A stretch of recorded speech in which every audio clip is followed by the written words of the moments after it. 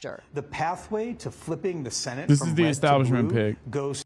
So this is the establishment pick, and in an effort to make himself seem a little bit more palatable to the Platner heads in Maine, he immediately was like, "Yeah, I'm willing to deny aid to Israel," like immediately.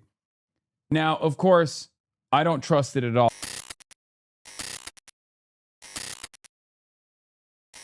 All right, well, we're gonna obviously get started on Democrats scrambling after Graham Platner drops out to for the out of the Senate race over the allegations.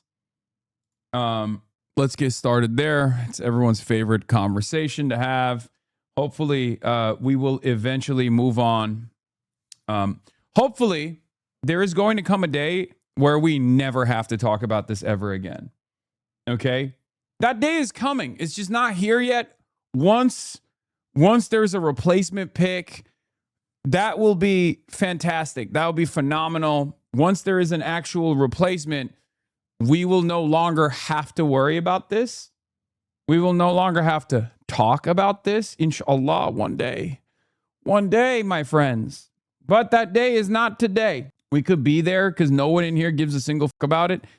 Yeah, except it's one of the biggest stories right now because, once again, the Senate majority hangs in the delicate balance of the decision-making of the main Democrats. It's not the U.S. attacking Iran now. The U.S. military is not behind the curtain.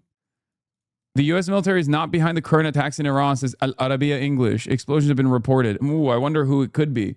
Oh, my God. Is Iran going to attack Israel while Clavicular is in Israel? That would be nuts. Oh my God, Clavicular is in Israel.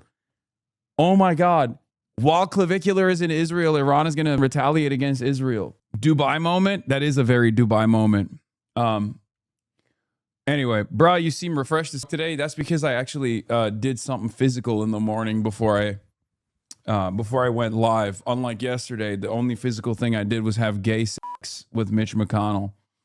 And it sucked the life force out of me. Mitch sucked the life force out of me, dude. What is this? Consider? I mean, this one makes more sense than the long hair that's blonde.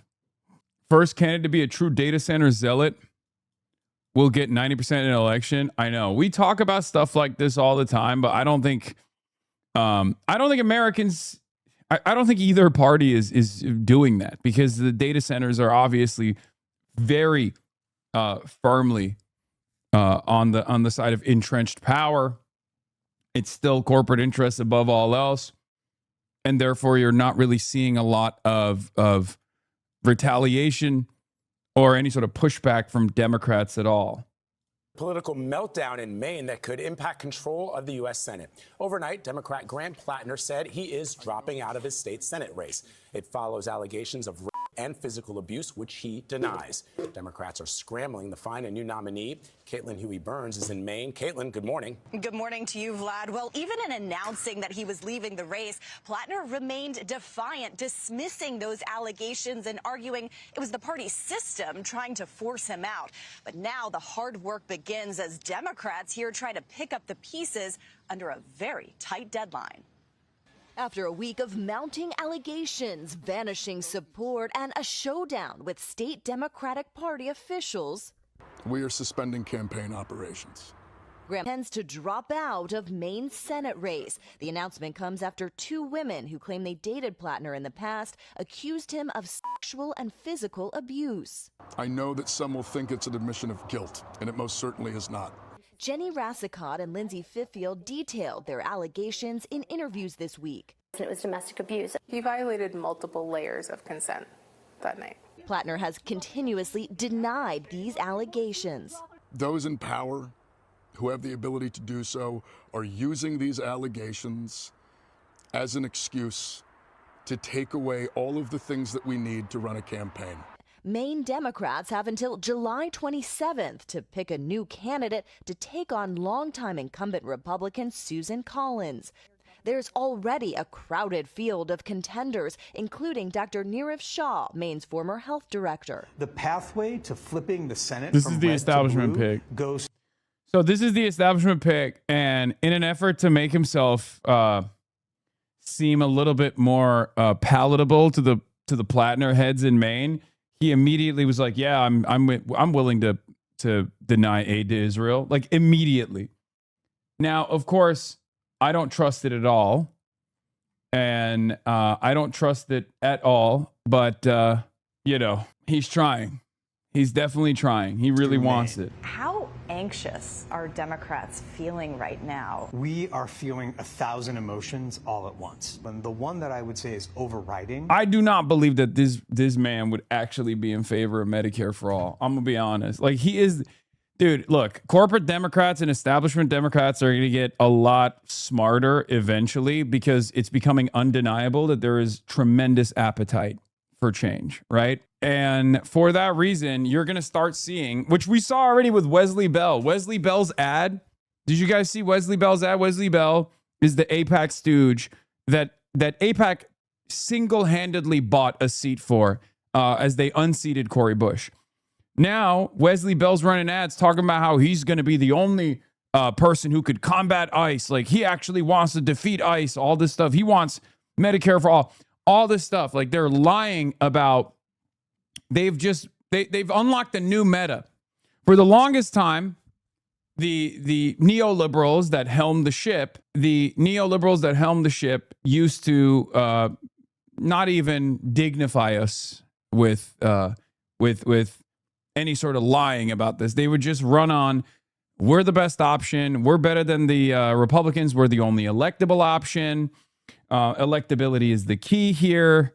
And better things are not possible. Shut the cup and vote for us. Now, they've actually unlocked something very important in their tool belt, which is called lying. Okay? Now they're using the Obama method. When you come out and you say, Medicare for all, I'm with it. Israel, I would love to punish it. Accountability for ICE, I'm there. They're not going to do it. They're not going to do it at all. And it's important for people to recognize that and sort that kind of stuff out quickly. He's what is this? Search Shaw and read from there for hard evidence on why Nirav isn't our guy. Why I won't rank Sean King. Polling in the governor's race has shown former Maine CDC Director Nirav Shah consistently in the lead. A Pan Atlantic research poll released on May 20th reported Shah ahead with 29. Following by Angus King III with 24%, Troy Jackson with 12%, Shanna Bellows with 10%, and Hannah Pingree with 9%.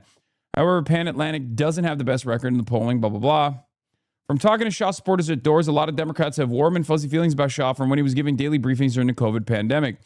He became a kind of a rock star to certain liberal-leaning Mainers for his calm, smooth demeanor and dad jokes. People like him because he's smart with both a law degree and a medical degree, even though he doesn't have any clinical experience. He just also seems like a very nice person. But I have some deep concerns. As far as his positions on economic policy, Shah has described himself as a University of Chicago guy, a strong believer in free markets. Adherents of the Chicago School staunchly believe in free market capitalism and reject Keynesian intervention in the economy to make it more fair for working people. That is as right-wing as you can get. That is neoliberalism through and through. That's Friedman, dude. Get out of here. There are folks in the Democratic Party for whom that's not their preferred means of economic delivery, but that's how I view the world, Shah said at one forum. Oof. Shah complained that Maine's taxes are too high and is hesitant to make tax code fair in terms of shifting some of the burden to the wealthiest taxpayers and ensuring working class people don't pay a higher rate of taxes than millionaires. Recently, the pro-Shah Super PAC 314 Action Fund released an ad funded by a PAC affiliated with Democrats for Education Reform, a New York-based school privatization group. Oh, no, he's a school privatization guy. Oh, no. Get your guy Edinger. This is his guy. Dude, he doesn't. I'm sorry. I don't think Edinger Mentum has done his due diligence on this stuff. Okay? I don't think he has. It's just not. There's no shot. Here's the reality. A lot of people are panicking, myself included. That's why I was like, bring out the Toyota. Bring out the Toyota, we all said. I mean, he's a lifelong logger. He's super pro-cop. He's, he used to be homophobic. Not exactly sure where he lands on LGBTQ-related issues nowadays. But like, I want to actually have a conversation with Troy. We're working on it. But like, The reason why I said deploy the Troy, bust out the Toyota, is because he is probably the closest to the Platner platform, the populist platform, and he also has an actual DSA endorsement, and he also there's got to be a reason for it, but outside of that, he's just very boring. He doesn't have the Graham Platner speech skills, unfortunately. In any case, the other problem with the other problem with the Toyota, Mr. Toyota, is that a gubernatorial race just took place and he kind of got cooked. It's crazy. You're more critical of Troy's experience and personality than fucking Platner. Dog, we're talking about a popularity contest. I'm already leaning into that. Hello? Just as I said, look, chatters, I need you to understand something, okay? I have to be able to conduct analysis without you guys fucking freaking out on me every time I say some shit that you don't fully subscribe to, okay? I will always say the positive qualities of a candidate. I will always match them up against their contest, against the rest of the field. And I will also then talk about their appeal to a broader base of support. You need to let me cook a little bit. This is just how it works. This is how I've always conducted my analysis too. It's not new. It's not different. You know, this ain't new. Are you telling a subscriber they shouldn't subscribe to you? What? No, I'm always telling people they should subscribe to me. In any case, let's continue. Is Maine, man, you don't need charisma like that. Just look at people who just want policy and beat Collins. We shall see. Like I said, there's an interesting balance here of like how much of Graham Platner's success is related to his charisma and his like oratory skills and how much of it is related to the platform. I think it's 30-70, 70 being the platform, 30 being the charisma. Right? So that's my assessment. But we shall see. We shall see. In any case, that's the one I'm the most positive about. Troy is the one that I'm the most positive on out of all of the potential candidates, but I'm open to others as well. In any case, there is one candidate that I'm not open to, and that's obviously Shah, right? This is even more information than my that basically confirms my suspicions that he is a school privatizer guy. I thought Troy was also a lobsterman. No, he's a loggerman. He's a lifelong loggerman. There's only two types of people in Maine. There's only two jobs in Maine. Okay? Lobster guy or oyster guy, same shit. Or log. He's a lumber guy. He's the second type of guy in Maine that's readily available.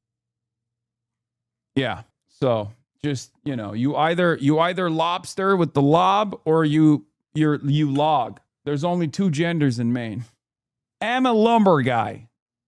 I know you really like the lumber. I know you like the lumber. There's trees all around the Maine state, and we got to cut it down. I'm a lumber guy. I like to cut the tree. What Kami says. Thank you for the 20 bones. All right. We're going to chat GPT it later, and we're going to grok it. We're going to chat GPT it. We're going to see what kind of logs we can get, what kind of saws we can be using, and what kind of log we can get in Maine. All right. I'm a lumber guy. Okay. Yeah, he wants to expand this group 314 wants to expand charter schools, which is terrible. Creating school voucher programs, also terrible. Mandating more standardized tests. This is another one of the most annoying things that Democrats actually advance.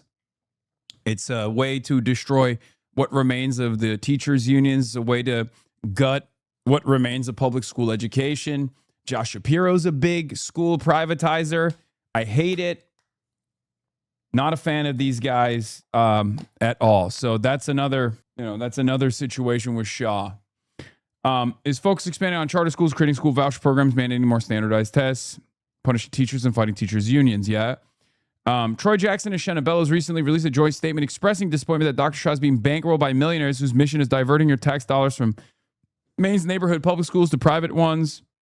The Maine Education Association endorsed Jackson and Bellows the first and second choices, and Shaw as his third choice. Shaw also worked as Illinois public health director in a right-wing Republican governor Bruce Ratner's administration. A dozen veterans died in a Legionnaire's outbreak at a veterans home after drinking bacteria-contaminated water. They weren't diagnosed or given antibiotics quickly enough. 11 families sued the state for negligence, and Senators Dick Durbin and Tammy Duckworth called on Shaw to resign. The senator said the Shaw deliberately withheld information that the veterans home was in violation of a health code. That's crazy. That's crazy. Okay. Where are you going? Where are you going? She's been farting up a storm up in here. Dick Derby, more like Turby Derby. Okay, so yeah. During Bruce Rauner's re-election campaign challenge, J.B. Pritzker ran emotional ads featuring family members of veterans who died to preventable diseases. Nirav Shah also said this. Landlords have been demonized. When I watched Shah's closing remarks where he said, Maine landlords have been demonized. I will stand shoulder to shoulder with you. God damn, dude. Unbelievable. For too long, landlords have been demonized. That's insanity. Landlords have been demonized. You have been seen as the source of our problems, not part of the solution to them. As governor, I pledge that that will change and that I will stand shoulder to shoulder with you rather than in opposition with you. Please help me make sure that man is not our governor. Yeah, by the way, he fucking, he cooked. Bro, did you see this from Scott Jennings, little ass bitch? Yeah, I did. He's like, time to sue. I said, Fox News' Rape TV is the pro-rape network. One of the rapist hosts is now the fucking Secretary of War. Pete Hegseth also has a Nazi tattoo on his motherfucking chest. He is such a prolific rapist that his own mother sent him an email begging him to stop raping.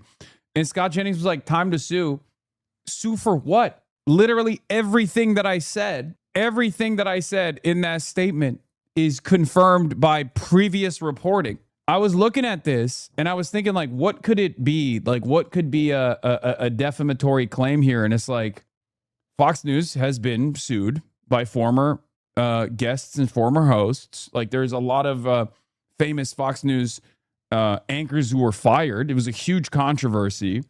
Pete Hegseth has been literally credibly accused of rape and covered it up by paying the victim, if I recall correctly. So yeah, I don't know what the fuck he's talking about, but I said, how many times have you defended Trump against rape allegations? How many times have you said something racist towards blacks on your streams? Don't worry, the full clip will be out soon. Guy who says blacks, guy who types out the word blacks is supposedly a defender of black people. Interesting. Yeah, this time it's going to work. Yeah, then he turns around and says, I'm black. Okay. So yeah, there's some issues with Shah, but let's get back into it. Is the eagerness and the commitment to defeating Susan Collins in the fall. Former State Senate President Troy Jackson and Maine Beer Company founder Dan Kleben also announced they're seeking their party's nomination. But a defiant Platner says the decision should come from voters. Decisions should not be made in back rooms by people in places of political power. Okay, so where does this all go from here? Well, the state Democratic Party here has now decided they'll hold a nominating convention by the end of the month, but they're still trying to figure out exactly what that would look like. So still a lot more work to do for Democrats here. Vlad. All right, Caitlin, thank you very much. Let's bring in CBS News political contributor and Democratic strategist Joel Payne. Joel, good morning. Good morning. So Grant Platner has categorically denied the allegations against him. He says he did nothing wrong. He seems, though, to be blaming the Democratic establishment for forcing him out. Joel, is that because party leaders concluded he was simply unelectable because Democrats feel that there's some kind of moral obligation here for a candidate facing an allegation like this to withdraw, regardless of whether or not it's been proven? And ultimately, shouldn't that judgment be... They're working overtime to clip you and frame it, endorsing Platner. I made a post adding context to one of the videos. Oh yeah, I know. I mean, it doesn't really matter. I don't know. I can't tell if it's coming from like the Neera Tandons of the world who are trying to associate Grant Platner with like Abdullah Sayed and all these other people, or if it's if it's the people who are like, we were right, we are the true anti-imperialists, Hasan is not real, he's fake, he's phony.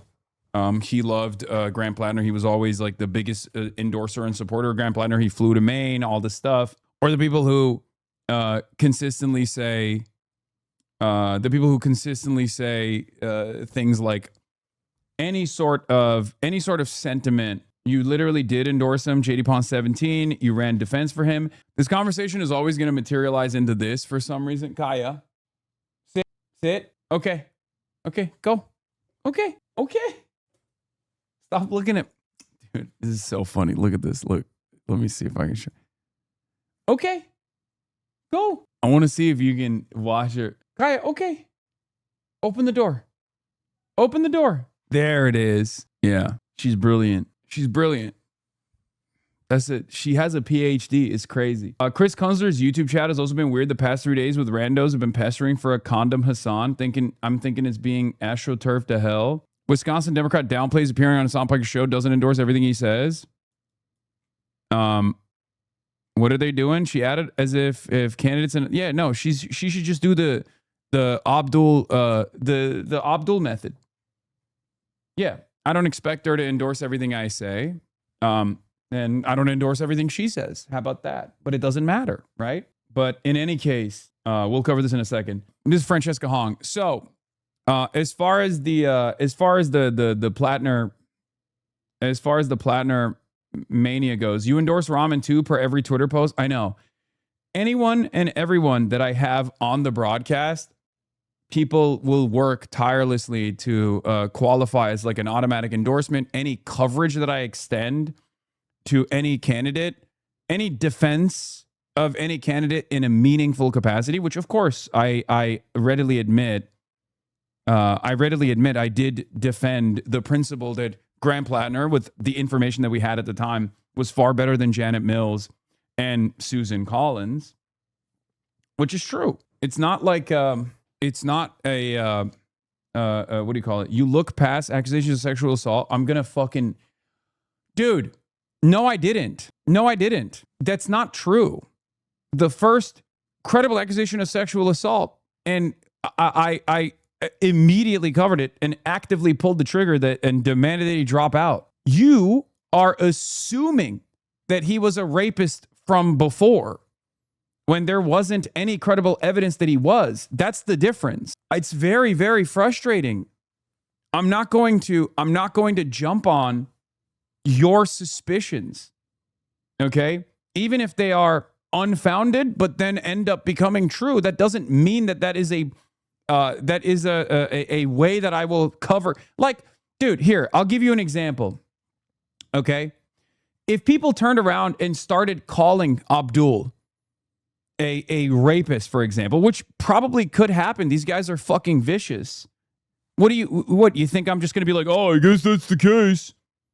Like, it's insane. That's insane. You should stop responding to these chatters that are obviously trying to bait you to clip you as supporting Platner. I know. A part of our coverage today is going to feature the exact method that they're trying to the exact method that they're trying to do right now. They're trying to portray Abdul al-Sayed aggressively. They're trying to portray Abdul al-Sayed as like the same as Grant Platner. It's fucking insane. Okay? It's insane. One of the things that I said in the New York Times initial reporting was that if there was, regardless of Lindsay Fifield's background, for example, if there was, I see so many cutoff clips trying to show you as defending Platner. You did, dude. Like, look at this. Look at this. If I was the LSAD campaign, I probably wouldn't want to be associated with Platner's advisors or previous push for Platner as a future for president, given that it sounds grotesque today. But then again, his campaign is all the same advisors, so maybe he will be next. This is one of the most insane insinuations that I have ever seen. It's disgusting. Okay? It's absolutely disgusting. And Neera Tanden is doing it right now. Okay? Neera Tanden, who is literally a Clinton acolyte, is doing this. It's not even a reach at that point. It's just straightforwardly nastiness. Trying to imply trying to deploy a heinous smear. Trying to deploy a fucking heinous smear against another left populist candidate because that's how terrified they are of someone who's critical of Israel and pro-Medicare for all and anti-corporate PAC spending. That is straight up what's going on.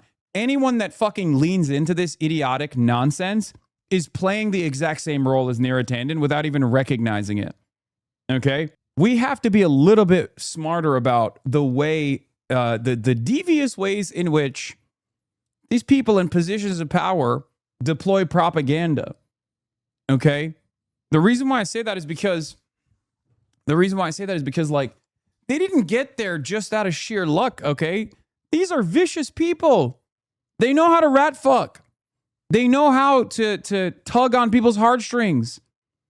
It's not, like, this is not, if you underestimate your ideological opponents, the centrist Democrats, the right-wing Democrats that have been at the center of power in the Democratic Party for decades now, you will always lose. We will always lose. You cannot underestimate what they're doing, okay? They love manufacturing narratives. They immediately started talking about how Abdul al-Sayed is misogynistic for running against Gretchen Whitmer and then running against two women. So I urge people who are at least on the left to not fall for this fucking nonsensical bullshit, okay? These people did not actually get to their position of power. These people did not get to their position of power by just like being dumb. They are very shrewd. They're very cunning. They're very manipulative, okay? They know exactly how to bake a narrative. They're cynical political operatives. You have to be a little bit more careful. Okay? They didn't get there by being nice. They didn't get there by having moral convictions. They got there by being manipulative, shrewd operators. Okay? Using credible rape allegations against a totally fucking random candidacy to tie it back to a properly vetted and not remotely connected to the main campaign is disgusting. And that's precisely the reason why many people immediately were like, this is DSA, this is the left, this is the left. Okay? They're doing that on purpose. Look, Caitlin Legacki says absolute smoke. The Republicans were going to drop something after this the July 13th date, so you couldn't replace him. But the fact of the matter is these are the same consultants that are bringing you Abdul al-Sayed in Michigan. They're the same people. They're not. They're not. What the fuck are we talking about? They're not. It's nasty business, man. This is fucking insane. What do you mean the same consultants? I think they hired the fight agents for one fucking ad, dude. One ad. Like a couple months ago. Abdul al-Sayed ran in 2018 on a pro-Medicare for all ticket. This is fucking bullshit. It's an ad agency. It's like saying Michael Lasher is basically Graham Platner, if that's the case. Why are they not bringing up Michael Lasher? Fight agency work with Michael Lasher too? Why are they not criticizing Michael Lasher? Was Michael Lasher a fight agency candidate? Is that what happened? It's fucking ridiculous. They're an ad agency. They make good ads. I will always stand by that. They have decent instincts on some of the stuff, but they're an ad agency nonetheless. The idea that like an ad agency is actually responsible for a real political movement in this country is fucking utterly ridiculous. Okay? No disrespect to the good people that work there. I'm not criticizing them on that front. They make great ads. They have decent instincts at times, but it's fucking ridiculous to look at a growing movement in this country, a growing political movement in this country, largely backed by the Democratic Socialists of America, largely revolving around DSA, with 120,000 plus dues paying members, and then attributing that to the fight agency is fucking crazy. Because a lot of these guys cannot comprehend actual political movements growing in this country. They're cynical. Their understanding of the world is just wheeling and dealing. There's only political movements that are designed in a lab. Right? There's no real political movements that can come from real people that have just a genuine disagreement with the way that the Democratic Party has operated for years, that want change, that demand that change. That can't happen. Okay? It's ridiculous. who are bringing you other candidates that are not vetted because they think that if you are online and you are popular online, that you are going to win people. And it is disgusting and gross. This person was bad from the beginning. I have said it for months. He has no business being in the Senate. He has no business being on a campaign. And the fact that the Democratic Party stood with him after the first allegations and the men of the Democratic Party stood with him is disgusting. And the women are the only ones that stood up to him. Something here. Abdul Sayed is not facing any kind of allegation of sexual abuse. And he's an unvetted, untested candidate. He is also a former. Yeah, thank you. Jesus Christ. It's fucking ridiculous. Dave Weigel says, El Sayed is definitely more vetted than Platner. He ran in 2018 and spent half the campaign answering residency qualification questions. There are new questions about his finances. He made dollars since 2018, and he's been knocked for overstating his public health record, but he's not a free-range candidate with no experience like Platner. Even that is like far too critical for the record. Neera Tandon turns around. The energy for Platner is going to move to El Sayed. They are very different people. Abdul El Sayed is a hack who doesn't drink and has 2 kids with his college sweetheart. But part of the fight oligarchy goal is electing stars who can change the conversation with a force of their ideas, gab, and charisma. The non-Bernie wing Dems realize this is happening. Years of elevating other young electeds who can be the face of the party, so it's not always AOC on your screen. The irony of this happening in Michigan is that Slotkin, with her economic war plan, is one of the candidates for this. The problem with the established Democrats is that Elisa Slotkin is their star. Okay, that's who they thought would be an AOC replacement to like bring excitement back to the establishment wing of the party. It's failed. Abigail Spanberger is another great example of this, where they were like, these are our stars. You have the right-wing forces within the Democratic Party, the right-wing Democrats, saying Elisa Slotkin, Abigail Spanberger, and the New Jersey governor. These are our young stars, right? They also, for a while, thought it could be Marisa Concentration Camp Perez. It didn't work because she's just too busy, like trying to club seals or something. I don't really understand what the fuck her deal is at all. But they built this. Star-studded team, right? That was their goal. Their goal is these are the new people, right? Eric Adams was a star for a little bit. We saw exactly how that worked out, right? Unbelievably corrupt, unbelievably right-wing. Yeah, Marie Meinkamp Perez. Richie Torres is another one of these guys, right? They're very frustrated. They're frustrated that like the organic talent with a lot of the grassroots mobilization capabilities is coming from the left. That's another real issue that they have, right? It's the Bernie-crats. It's the left populists that are actually capable of driving a tremendous turnout, especially youth turnout. So that's where we're at. There is this real battle brewing within the Democratic Party. And instead of the establishment Democrats stepping out of the way and allowing this change to take place, and maybe even leaning into it a little bit to be like, yeah, we are like that too, they are aggressively posturing against it. And the Center for American Progress, ironically named, with being helmed by Neera Tandon, is at the forefront of this. And so is Third Way. So are all of these different think tanks that are funded by these massive corporations that are actively trying to hold on to the center of power in the party. Okay? There is no comparison between Abdul El Sayed and Graham Platner. The only comparison you can make is one that I have made since November 2025, when we first found out that Graham Platner had a fucking Nazi tattoo on his chest. And that comparison was, see, look at all these people falling in love with Graham Platner in spite of those red flags because he's running on a left populist campaign. There's another guy who actually is a real one with an unvarnished track record that is not tarnished at all, no red flags whatsoever, stud through and through. And yet the Democrats, the establishment Democrats and the right-wing Democrats are treating him like he's just as bad as fucking Graham Platner was. Brother, we get it. Can you stop defending your record? No, this is not me defending my record. What are you talking about? This has nothing to do with me defending my record. The only comparison you can make is that establishment Democrats, right-wing Democrats, and right-wingers outside of the Democratic Party are treating Abdullah Sayed and Graham Platner as the same because of the policies. That's it. That's it. One's a doctor, a Rhodes Scholar, a person who worked in public health. Okay? Neither of which are socialist, right? Abdullah Sayed is not a socialist. He openly says it. We had that conversation together. when he first came on the broadcast. He was like, oh, I believe in, ethical capitalism or whatever. I don't agree with him on it, but who cares, right? And it's very frustrating. It's very frustrating that they're just like, one, they're saying, this guy is DSA, so is Graham Platner. Neither are DSA candidates, okay? And not only that, but also they are going to shit smear to the best of their ability. You say that people don't understand movement, and then Chatter thinks you're defending your record, showing that Chatter doesn't understand movement too. Platner's baggage was overlooked when they were pushing Platner, but now that baggage is being scrutinized and they're using it to attack Abdul. It's ridiculous. It's totally ridiculous. Adam Carlson also had some choice words on AOC, Neera Tanden had some choice words on AOC. Neera Tanden tried to literally package AOC with this. Why would you do that?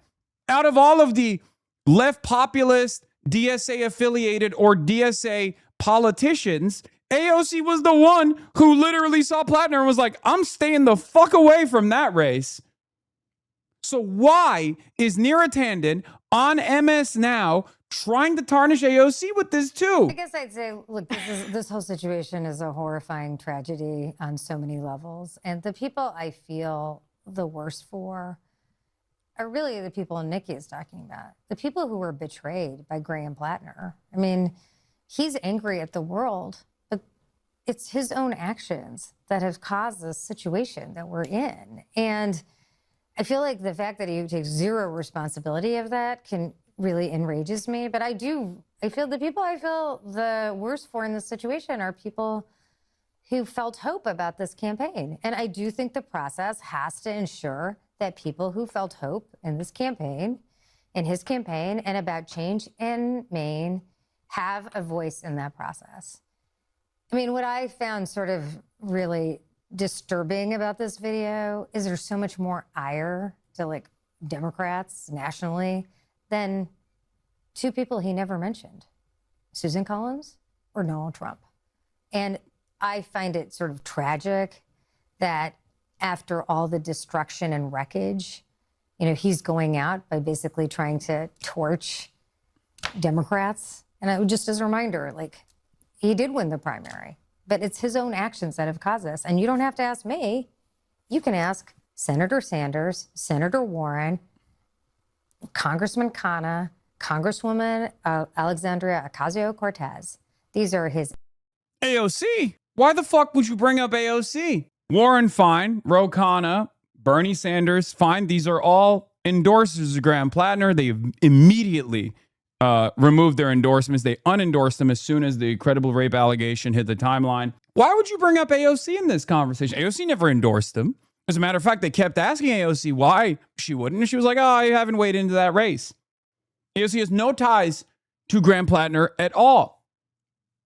Perhaps this has everything to do for cynical operators like Neera Tanden. They do not care about rape. I can say that with full confidence. You want to know why? Because Neera Tanden worked with Bill Clinton. Neera Tanden worked with both of the Clintons.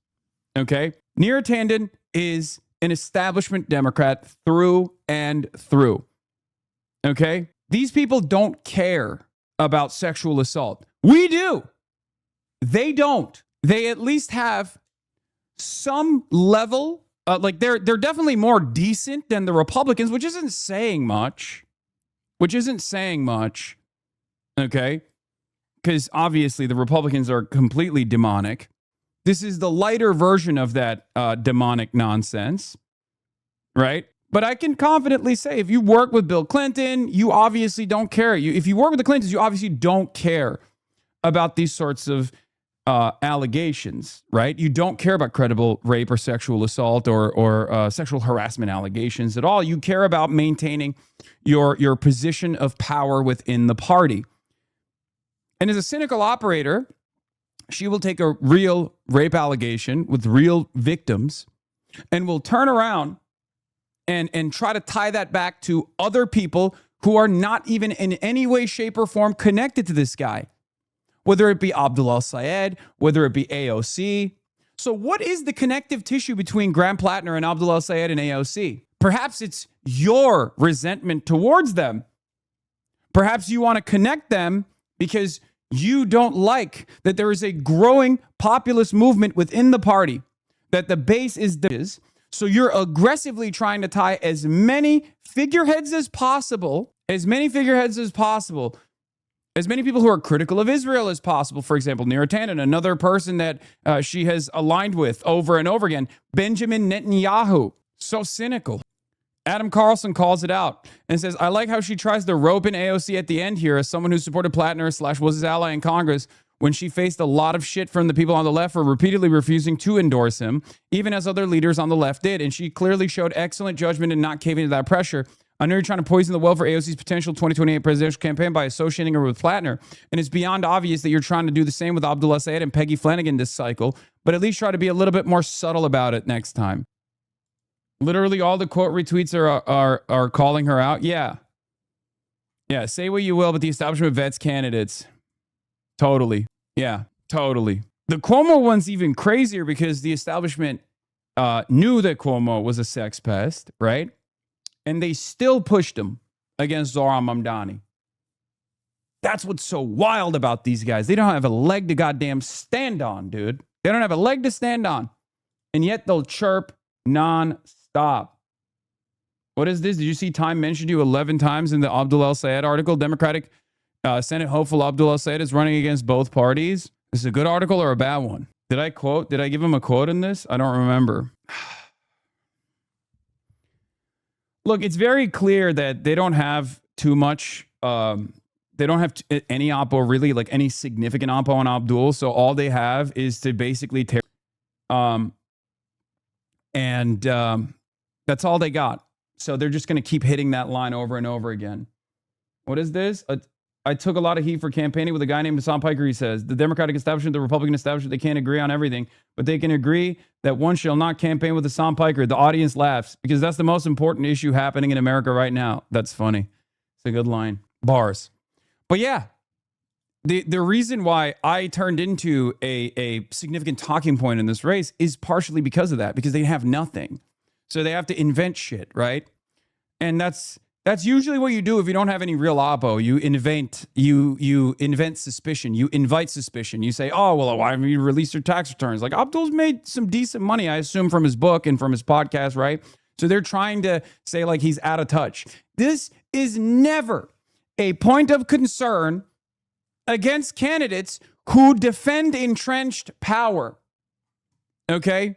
Never. I've never heard a single instance where any of these people, whether they be on the far right or whether they be on the center right of the Democratic Party, I've never heard them deploy this line of criticism against billionaires or millionaires. Only when someone says a better future is possible and I'm willing to fight for it, do people immediately deploy the, well, you're rich.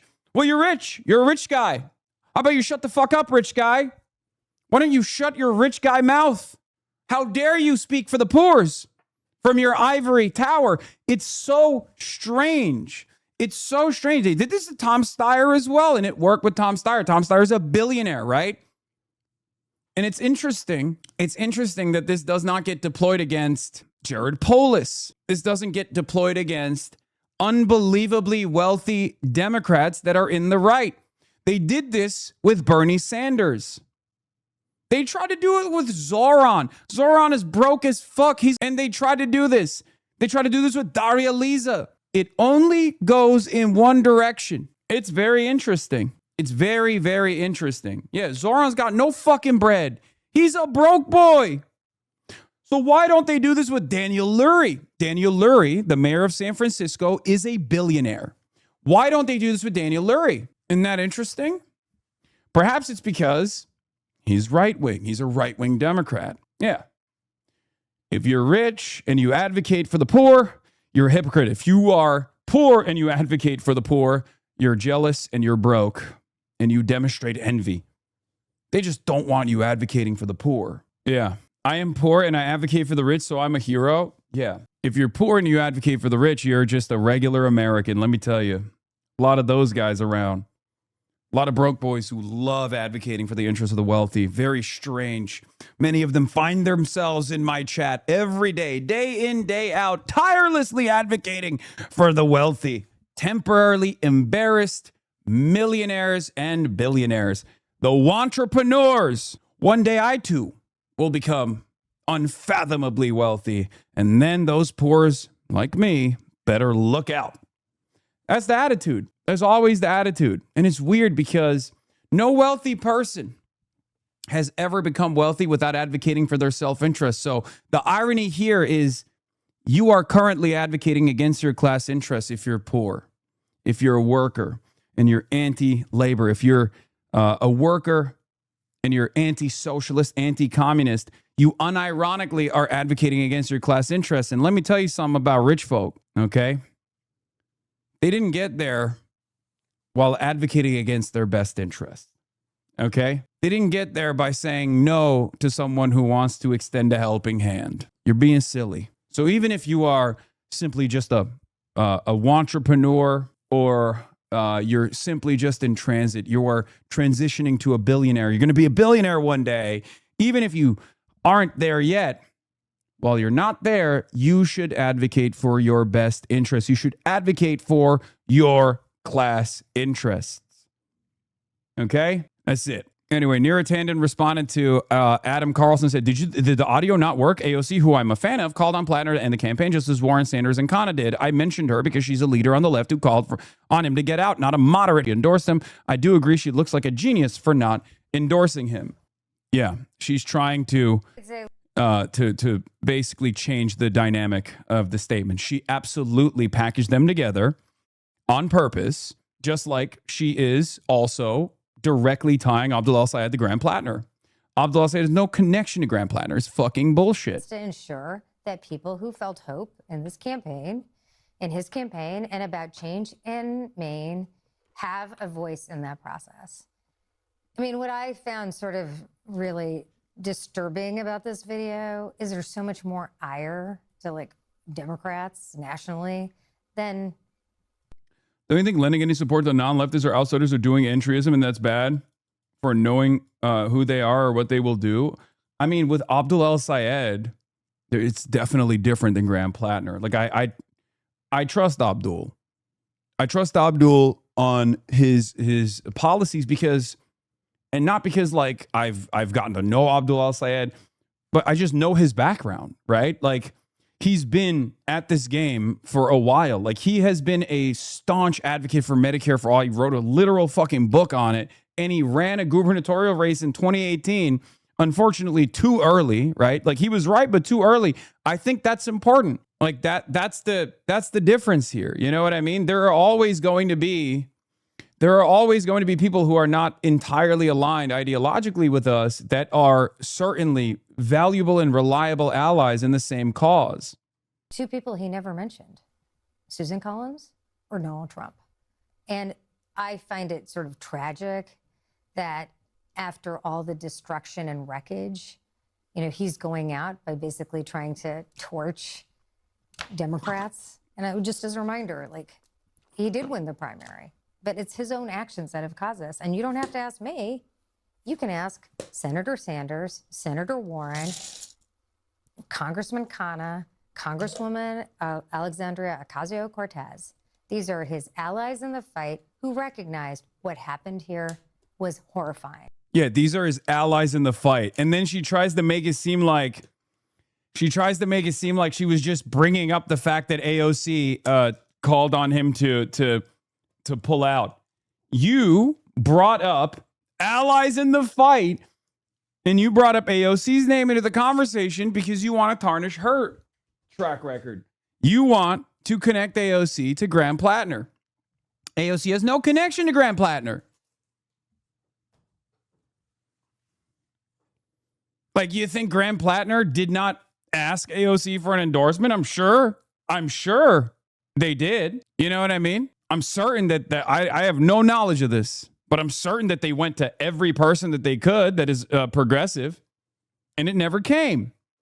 So the idea that you can try to connect these two in this circumstance is simply to connect this movement to Graham Platner. Since we know he's a known liar, do you think he's actually a Nazi because of that too? I don't know, man. I don't want to even think about that. Okay, I don't want to think about fucking Graham Platner. They didn't go to you. No, they did not. Platner this, Platner that. Guys, let's just agree Graham Fatner sucks ass and throw him to the loft. Graham Fatner. What is this? Lesson learned. Troy Jackson removes all mentions of Gaza from his campaign platform. Wait, what? No. Wait, hold on. Already planning to organize. I mean, everybody obviously is planning, but they're the ones that are the most organized, planning to go to these county committee meetings when they're scheduled and get behind a particular candidate. I suspect our reporting indicates that will be Troy Jackson. And then try to send a majority of their own delegates to the state committee and then nominate Troy Jackson. Troy Jackson put out a statement announcing that he is running for office on a platform of Medicare for all, taking on corporate power, standing up for working people. Conspicuously absent from his statement was the Gaza genocide, or an anti-war message. He opposes the genocide. He has called it out. He is an anti-war candidate. In the moment, he's like, you know, I don't think we're going to include that necessarily in the statement that we're putting out here. It's like a lesson learned type of situation. The New York Times working on a hit piece against Troy Jackson. Fortunately, there are several witnesses who could debunk the bottle story, but I wouldn't put it past the Times to try to take him down as the only Bernie endorsed candidate in the race.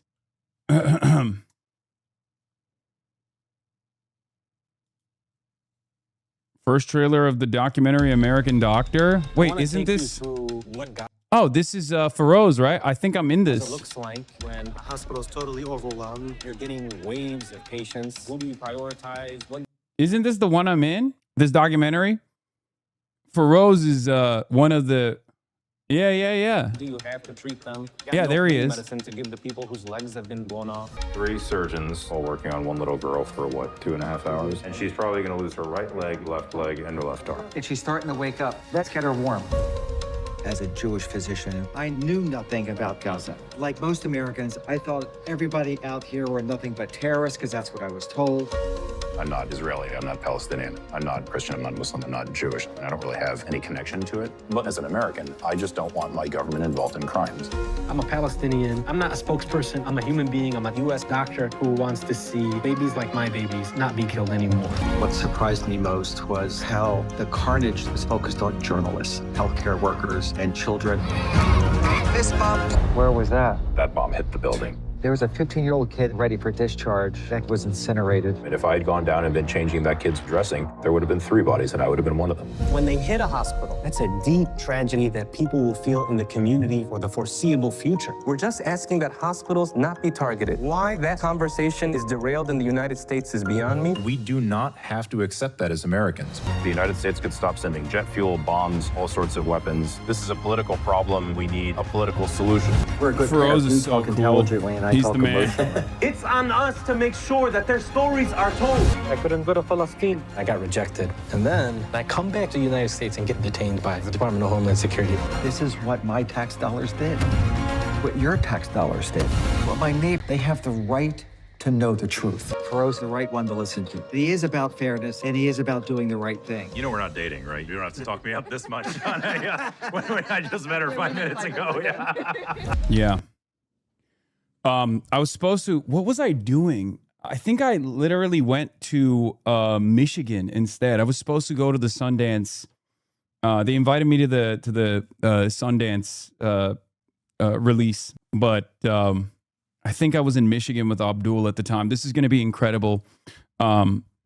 It's the premiere. Man, these are some unimpeachable heroes right here. Fucking really. Or no, I was in Minnesota. I wasn't in Michigan. I was in Minnesota for the ICE demonstrations. That's why I couldn't make it.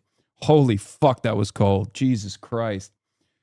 Yeah. First trailer for American Doctor. Documentary follows through physicians who work to save the lives of children in Gaza who were hit by Israeli bombs in select theaters starting from August 14th. I'm gonna be honest, dude. It's like, dude, this is...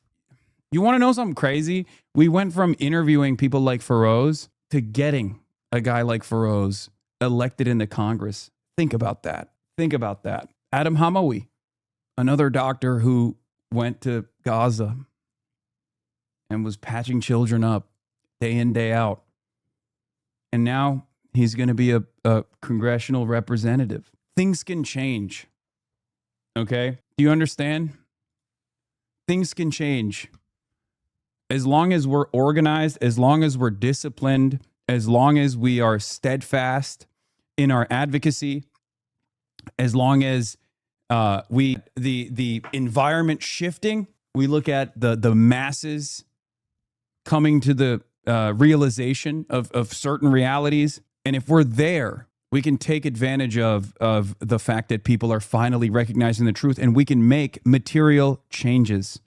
Okay? This is what I mean when I say little pockets of hope that you can lean into. Like, think about it. Think about it this way. Feroz Sidwa came here to my house and sat next to me for 2 hours, 3 hours. Okay? And that was 2 years ago. I love him. He's a wonderful guy. He's an incredibly brave person. Okay? We had a conversation. We talked about the horrifying things that Israel was doing in Gaza. Okay? Think about where we were collectively. Think about where American society was collectively back then. Okay? Let's take a look. When did I interview him? Which there is apparently some pieces of that interview in the documentary, which is, I mean, I'm honored to have even been mentioned in the documentary. Obviously, it's all right. So, yeah, I was invited to Sundance to go view the premiere, but unfortunately, I went to Minneapolis instead to the ICE demonstrations. This was June 6th, 2025. Wow, it's not even 2 years ago. It's 1 year ago. Almost exactly 1 year ago. When I had Feroz Sidwa on the broadcast, we had a 1 hour and 48-minute conversation. Okay? That was 1 year ago. Since then, this community has played a role in getting numerous anti-Zionist congresspersons elected, including a guy just like Feroz, who ran for office and won in New Jersey, Adam Hamawi. Think about that. Now understand, this is precisely the reason why there are a lot of people in positions of power who are terrified. There are a lot of people who are doing everything they can to chip away at the integrity of this movement, that are doing everything they can to tear down people who are kind people who simply want to make the changes that we all want to see. Okay? That's it. In any case, the reason why I'm bringing that up is because 1 year ago, this kind of changes, the kinds of changes that we've played a role in were unforeseeable, right? It was impossible to envision. I certainly didn't think that there would ever be a moment where we could get someone like Feroz Sidwa, Adam Hamawi, a doctor who went to Gaza, elected into Congress. That was 1 year ago. This is why I always say revolutions are not spontaneous. They don't happen out of nowhere. They don't happen because people come to terms with the reality or recognize their class position and immediately engage in disciplined organizing. It doesn't work that way. You have to be there. You have to have the organizational backbone to support people once they come to that conclusion. People only think about the successes. People only think about the successes of New York City, DSA, right? They only think about Zohran Mamdani, AOC, right? Now the DSA slate. They don't think about the 10 plus years of work that it took to get to that point. They never think about the failures that happened along the way. They don't realize, they just take it for granted. Do you understand? Once that moment of success comes, people go, wow, I guess we can recreate it here as well. I guess it was so easy. Yeah, there's no AOC without Bernie, and there's no Zohran without AOC and Bernie, and there's no DSA slate without Zohran, AOC, and Bernie. It builds on its own. It builds on top of victory after victory. Okay, this is also part of the reason why I'm endlessly gracious to certain people who I might have significant disagreements with on other issues, right? Some of the way they, the way that they carry themselves, or some of their opinions I might not agree with. They are not an impediment to progress as long as they are not playing the role of a hurdle in building a broader movement. Okay, then it's ridiculous. It's ridiculous to say, no, I demand purity. Now, of course, this doesn't mean that there aren't, red lines, right? There aren't red lines. Of course there are. Okay. This doesn't mean that we must make way for opportunists who come in. I mean, we just saw one version of that with Graham Platner. So obviously there are important lessons to be learned there. Okay. There are important lessons to be learned there with the Graham Platner failure, right? For sure. Having said that, it's a push and pull. It's a give and take. There's always going to be friction. There's always going to be some disagreements. We can't let certain disagreements get in the way of organizing. You're never going to, if you go out and you door knock, or if you go out and you organize for anything, tenant unions, for example, and there's plenty of wonderful people in this community that have done that, and they'll tell you, the number one thing that they'll tell you is like, they don't give a fuck about politics. They're singularly focused on making sure that people's needs are met. Same with labor unions. Not all the rank and filers are going to have the exact same political opinions. No one is monolithic, right? The goal here is not to create a monoculture or to have a monolithic approach. The goal here is to be singularly invested in making material changes in the positive direction for the working class. Okay? That's what we should be focusing on. That's what we should be working towards. It's that simple. Now let's get back to this fucking asshole.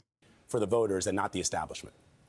Do you genuinely think we will get to socialism by voting? I've explained my theory of electoralism and using electoralism, wielding it as a weapon on numerous occasions. Chatter. Electoralism is not the end all be all. It's just one of the many readily available and perhaps a very viable option for change, especially in the interim. It's not, it's think about it like this. Okay. Someone's invading your home. Okay. Americans, they understand burger analogies and they understand home invasion. Someone's invading your home. In front of you, you have a hammer. Okay. And nothing else. Do you say, oh, I wish I had a gun here. I'm just going to let the home invader kill me because I don't have a gun. Or do you grab the hammer and use it? You use the hammer. You use whatever you can. It's Kautskyism, not using this as a slur or even a critique. That's the strategy that Kautsky proposed. It's one option out of many. If you look at the current material conditions, and if you look at the masses and mass politics, which is what socialism is. Socialism is mass politics. If you look at the way masses self-identify, and if you look at the biggest impediments to socialist organizing in this country, you have to recognize that the number one problem is class consciousness, or rather, a lack of class consciousness. Billionaires and millionaires, alone in class, are very class aware. The working class is not. We have to work to fix that. The way you do that is through agitative propaganda and political education. First, what, Hasan, you're very unpatriotic. How can you look at the state of the country and not see how Trump has delivered W after W for the working class? Patriot 250. I agree, sir. I love paying more. I love paying more for the pump. I love paying more at the pump, brother. You're right. Anyway, as I was saying, one of the biggest impediments to socialist organizing in this country is a lack of class consciousness in this country, right? So we got to fix that. And then after class consciousness comes political education. We can do both at the same time. One of the most viable routes of getting people educated is through organizations like the Democratic Socialists of America. Okay? First, we make people aware. Then we educate them. And then we motivate them to take action. That's it. That's my theory of change. And for that, I think electoralism is a good outlet, a great outlet to bring people into the fold. Electoral successes for the Democratic Socialists of America have yielded a tremendous number of new dues-paying members into the organization. And the Democratic Socialists of America have now reached 120,000 dues-paying members. It is now the largest socialist organization in U.S. history, okay? And if you look at the increase, the spikes in membership, you realize Bernie, AOC, and Zoran and the DSA slate in New York City played a major role, okay? It's not an accident. Elections are the great normalizer. It's a popularity contest where you can put your ideas to the test. Do you understand? It makes people reckon with the realities. It makes people reckon with a growing movement. Tom Piker talks about establishing re-education camps, Lamau. First of all, in the United States of America, in order for someone to go through the process of re-education, they would have had to have been educated to begin with. So, no need for re-education in this country. We just need education. Okay, so that's number one. If you have zero education already, then you don't need re-education. We already have concentration camps. It's just for black and brown people. We should eradicate them. We should destroy them. And we should open the fucking schools. Okay, so that's number one. Anyway, let's get back to the fucking Graham Platner situation now. Come on. That's where Platner went before announcing that he was suspending his campaign. He kind of, offered up very strong critique of the establishment because his campaign itself was a commentary on the establishment and the power that he hoped to rebalance between working people and between those in power.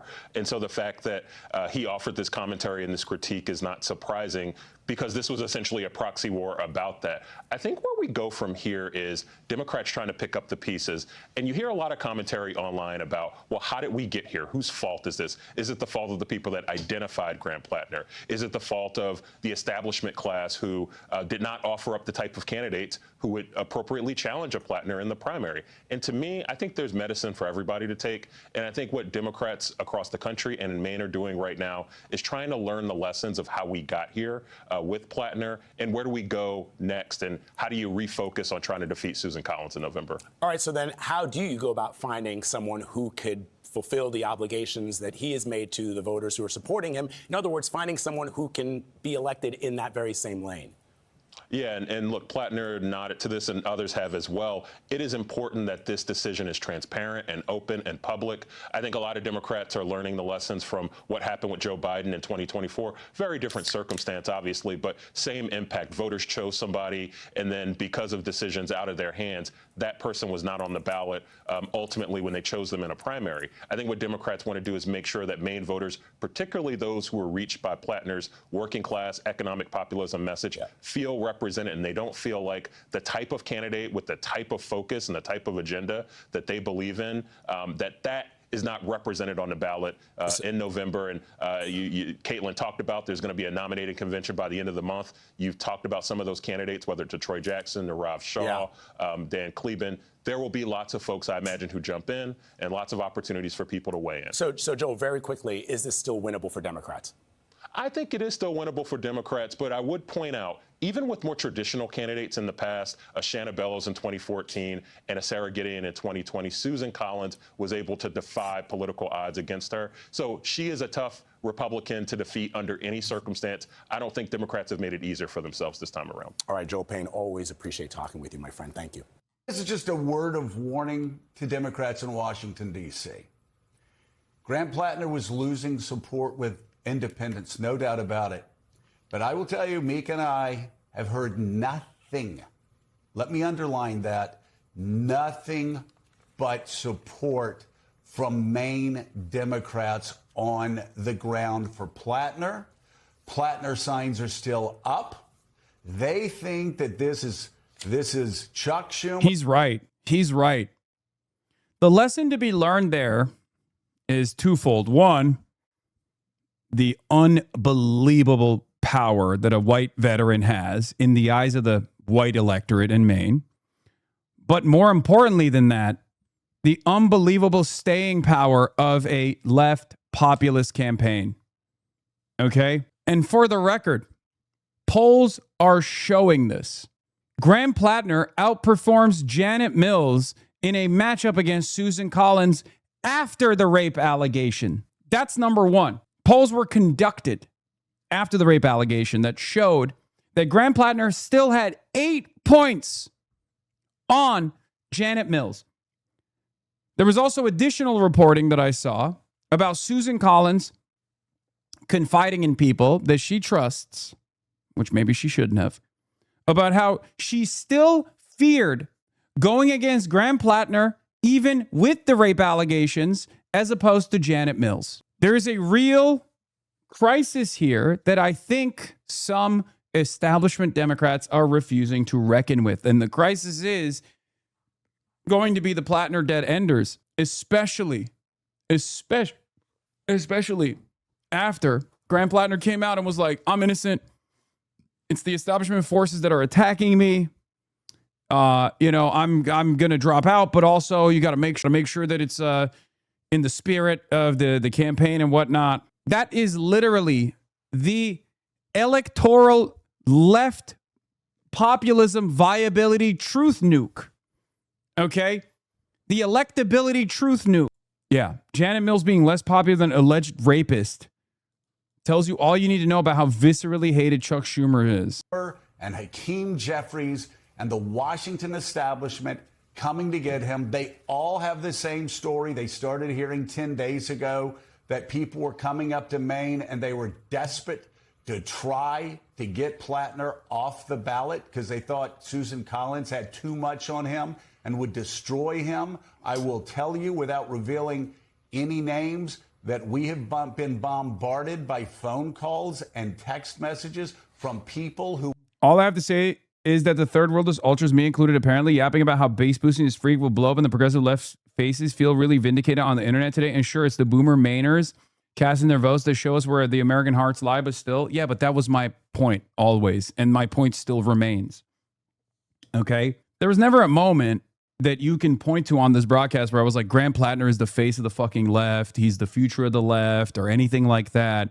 You can only point to me arguing against chatters who kept making ridiculous comparisons like, oh, would you fucking endorse Kamala Harris? I said, yes, I would endorse Kamala Harris if she was running on that platform. She was running on a pro-Medicare for all ticket. Israel committed a genocide and must get an arms embargo ticket. Like, yeah, of course, I would have been door knocking for Kamala Harris. Okay? My point is, my own personal assessment of Graham Platner with his red flags and everything else is entirely separate from grading him on a curve against the rest of Congress and against the rest of the people that were running in that specific race. Those are two separate realities. Okay? And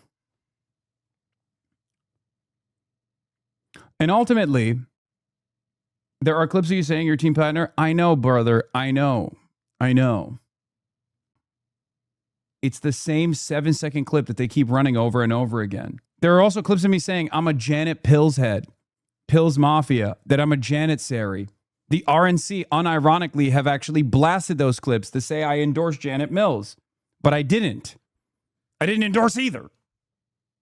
I simply said the truth, that Graham Platner's left populist platform is miles ahead and is seen as very favorably by Mainers. Yeah, look, see? And this is what happens when you get your shit from clips. I've also endorsed Turby Derby then for governor of South Dakota. I don't stream in 46-second increments. I don't stream in 7-second increments. I stream for 10 hours a day. It's time for you to admit you endorse both of them. Yes, I'm the chaos agent. It's true. I've endorsed all three. Turby Derby in South Dakota for governor, Janet Mills, and Graham Platner. Okay, not 10 hours a day, 7 hours a day. Therefore, this kind of stuff doesn't matter to me, okay? I've already made my most ethical voting decision in Maine. I understand that people can change, but he has not earned the benefit of the doubt. He hasn't properly renounced his service. He hasn't condemned Blackwater. He is Nazi Inc. He needs to show us that he's changed. You don't give people a chance like this as their first, second chance. You don't put them in positions of sweeping political power because there's a chance he's changed. I mean, that's why I feel like a lot of people don't have any argument to when I say, yeah, that's why I'm a Mills Mafia. This is precisely the reason why I am riding with Janet Mills, who has a track record that is clear. If those are the two options on the Democrat front, you know, if we're gonna be serious about it, then what do? Janet Mills all the way. I know it's not incumbent on you to rein in the silliness and inside jokes, but I fear this is part of the gig at this point. You're being taken seriously as a political entity, so some random normies who don't watch you regularly aren't going to get it when you meme around. I know. But it's fine. Who gives a shit? It is what it is. But do you see what I mean? Like if clips are how you arrive at like valid endorsements, if that's how we figure out whether I'm like fully in the tank and also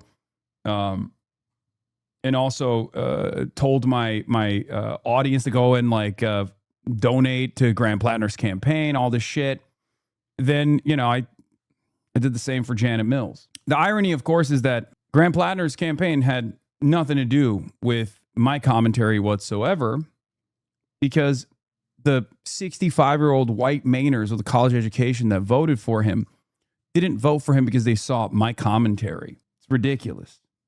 I don't even think your sarcasm is hard to understand. Most people are just willfully misconstruing your positions. Yeah. Anyway, but it's important. We have to identify what it was that made Mainers love the dude, okay? In spite of the fucking red flags. The Forward wrote about you regarding Platner and Troy. Whatever. All right, let's continue. Want Graham Platner off the ballot, who are high up in Maine politics, and we've been getting that for the last 2 weeks. So why do I say this? Because there's a conspiracy? No, not at all.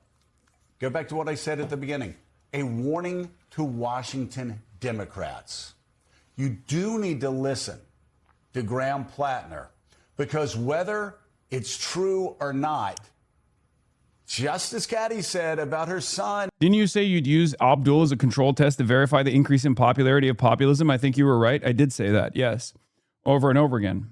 I would constantly contrast Graham Platner and his red flags, but his left populist candidacy and his charismatic delivery with Abdul al-Sayed, who also has charismatic delivery, who also has left populist tendencies and a similar platform with no red flags whatsoever, and a perfect track record, an incredible track record. From the perspective of the Neera Tanya's of the world and the right-wing force within the Democratic Party, they see no difference between Graham Platner and Abdul al-Sayed. They're scared of both just the same. They're using the credible rape allegations against Graham Platner to literally draw scrutiny to Abdul al-Sayed that he does not deserve at all.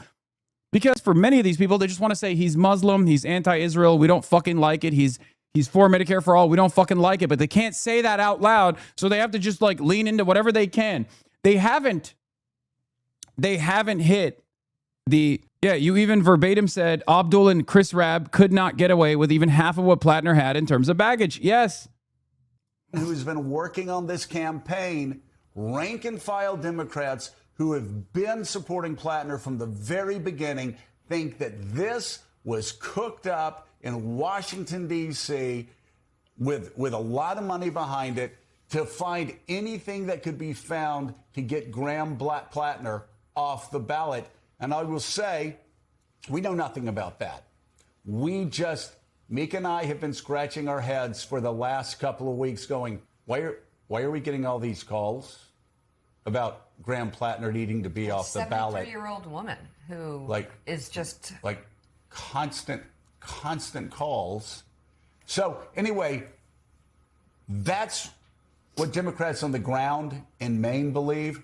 So Washington needs to stay out of this, and Maine Democrats need to figure out who is going to replace Graham Platner soon on the ballot. And if Washington thinks they can micromanage this and fix this, they need to listen to what Caddy's son said, because they're going to piss off their base, and their base won't come out and vote in the general election. They just won't.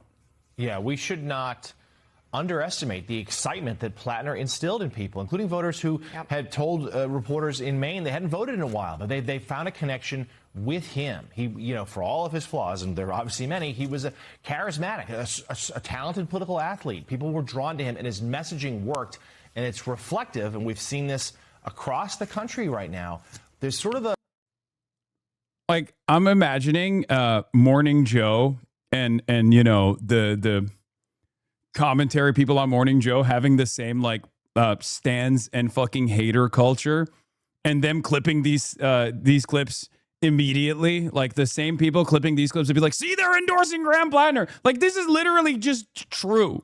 Okay, this is just correct political analysis, which is kind of shocking coming from Morning Joe to begin with. But that's all they're doing, right? Nobody thinks he's endorsing Graham Platner. Not a civil war, but a real debate in the Democratic Party and about which direction to go. And there's real energy on the progressive side, the anti-establishment side. We saw it in Colorado. We've seen it in New York. We've seen it in other races, saying we're tired of same old, same old. Some of it is about age and generation, but some of it is about charisma and energy and speaking to the issues that matter to voters, like charging up new voters, progressive voters. And there are some Democrats very nervous about that. And certainly, you're right. I received a lot of these same concerns. There was institutional opposition to Platner within the Democratic Party. Now, some of that is because they feared other scandals were coming, you know, and obviously that ended up being correct. But there was more to it. And there really is a Washington feels very isolated from the rest of the Democratic Party throughout the rest of the country right now. And I think as Maine looks to replace Platner, they're going to have to be careful, to your point, because they risk losing some voters. That if they think that the next nominee is just sort of handpicked from D.C. or someone, you know, who doesn't resemble Platner at all, there's a chance Platner will lose some of that support when Susan Collins does appear vulnerable at a moment when Democrats at least look like they've got a real chance to have a wave this November. Yeah, happening. Washington was scared. Washington was scared. And again, this has nothing to do with the allegations. And when It is pretty crazy because Joy-Ann Reid had the idea post her ouster from MSNBC, which she got kicked out for her takes on Gaza, by the way, allegedly. But it's wild that, like, you know, both former MSNBC anchors and current MSNBC anchors are finally coming to the same conclusion. they're true or not. And again, that is something that, you know, over time, people can sort through everything and figure it out. I will tell you, though, in all my years in politics, I have never once, when a candidate won a primary overwhelmingly, I've never once seen in a Senate race or a congressional race, I've never had people calling, I've never had people like 10 days, 2 weeks out, basically saying, we're going to try to get him off the ballot. We're like sending people up to Maine and basically we're going to go through all of Maine because we think there's more and we're going to find more. And we have 2 weeks or we have 10 days, we have 8 days to get him off the ballot. That's what they were saying before these allegations came out. Well, he's off the ballot. So if we've been hearing this as outsiders, imagine what Democrats on the ground in Maine have been hearing. So we'll see what happens. Yeah. So let's get. So here is Joy Reid's take on it too, which is very wild. I mean, Joy Reid has become a reliable left populist commentator. So is Don Lemon. Ironically enough, like on their independent platforms, I don't know if they have like a lot more like a lot less editorial control. That's obviously the case.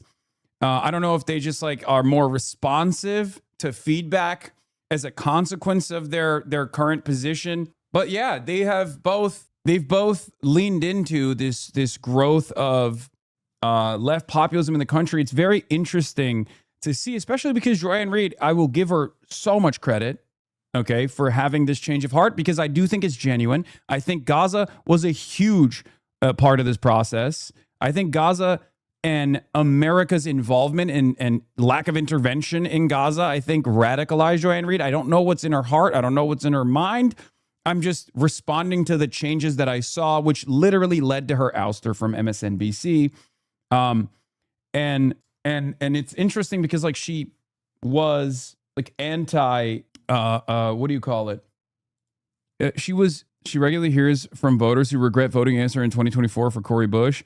A lot of people have said to me, Corey, I just didn't know. I didn't understand what was happening at the time, and now I know, and they're upset. on why the left thinks it'll be different for Missouri 1 this time around.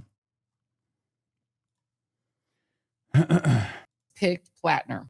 So you need to replace him with somebody who is ideologically the same, because that is what was decided. The people of Maine, the Democratic voters of Maine said, we want a progressive.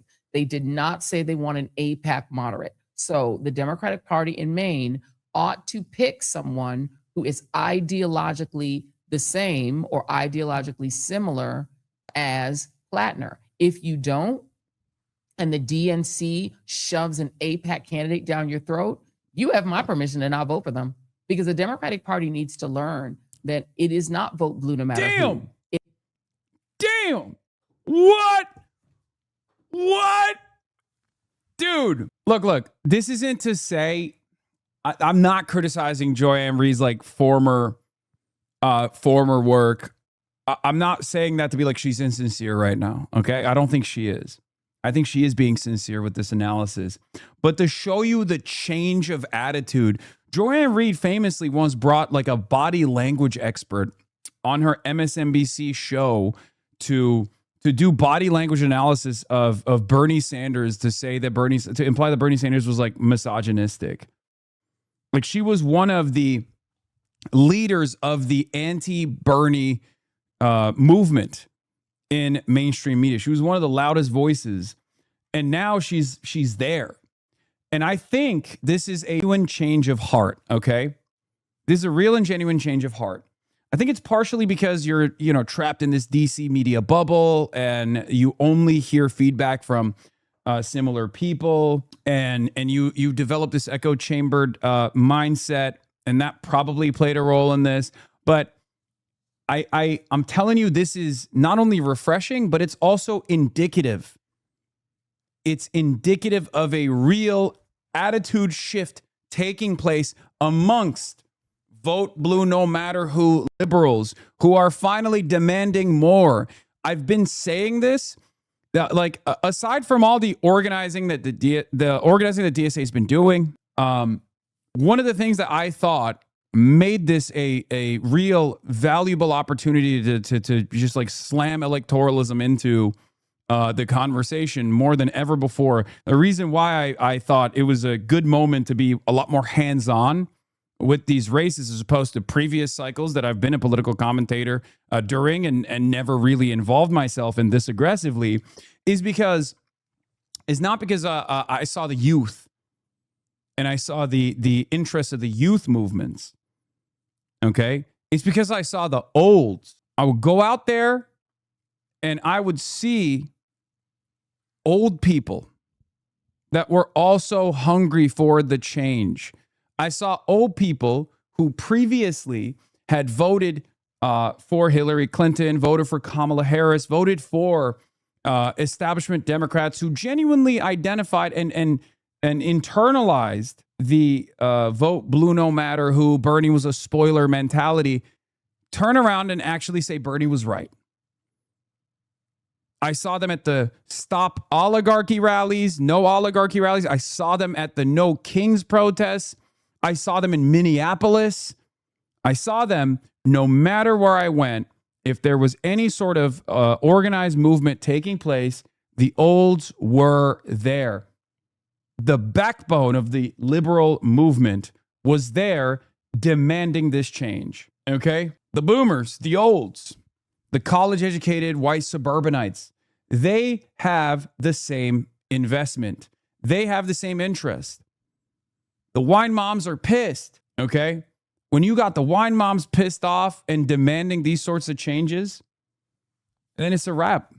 We'd be foolish not to seize on this opportunity. We'd be foolish not to take advantage of a lot of different demographics in American society that are also looking for this change.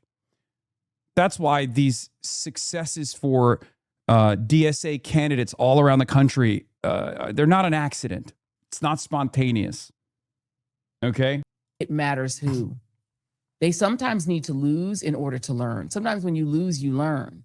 And I'm just telling you right now, if they put a little APAC send Israel all the bombs, give Saudi Arabia all the money, let the UAE run over us and give Trump another plane. If they put another AIPAC sellout moderate in place of Graham Platner, and they do not put somebody in who is his same ideology, you have my permission to stay your ass home.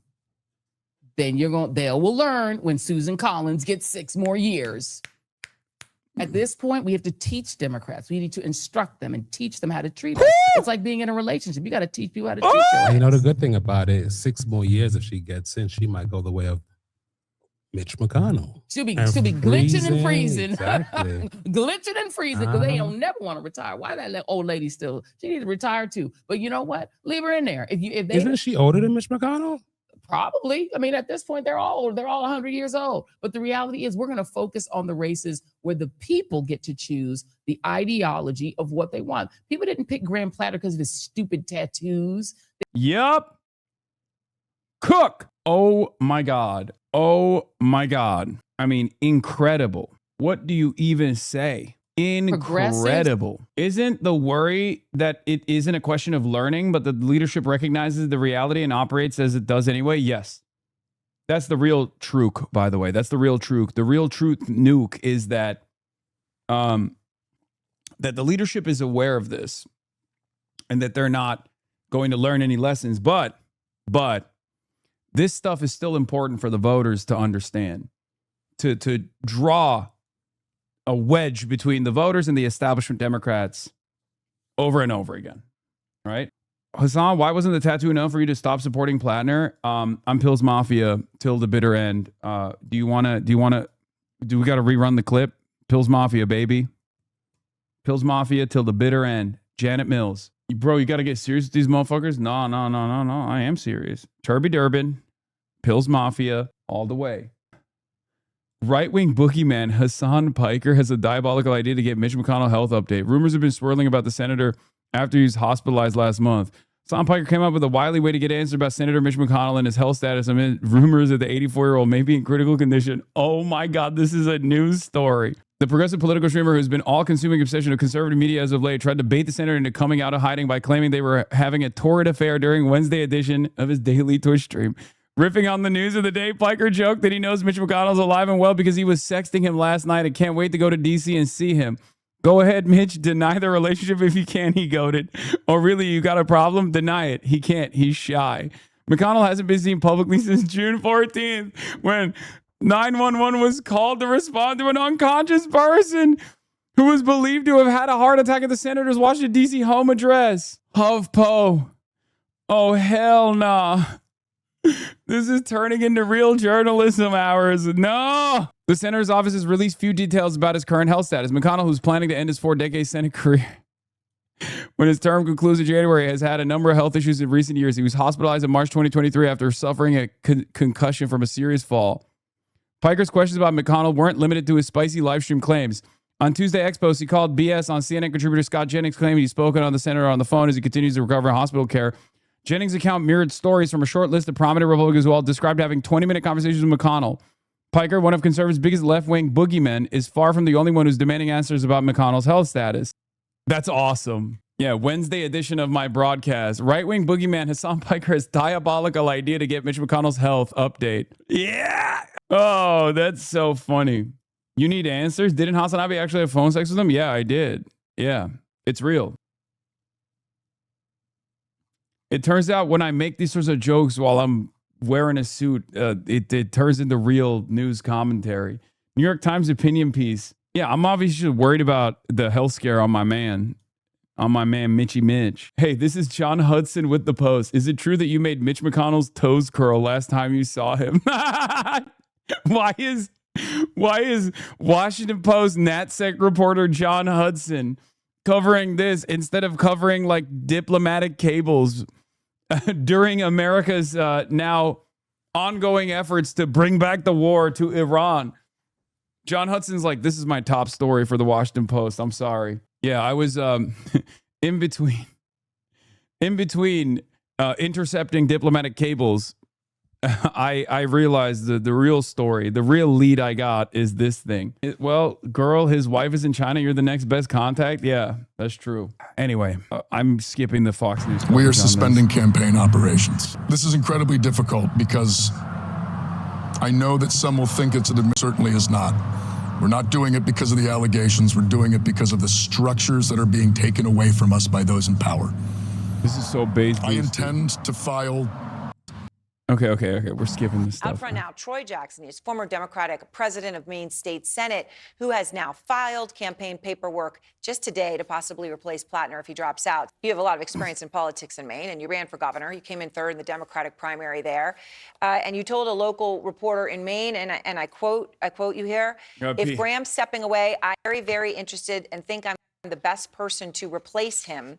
But as I mentioned, Troy, there's no known process to get anyone on the ballot whose name isn't Graham Platner at this point, right? It's an unknown.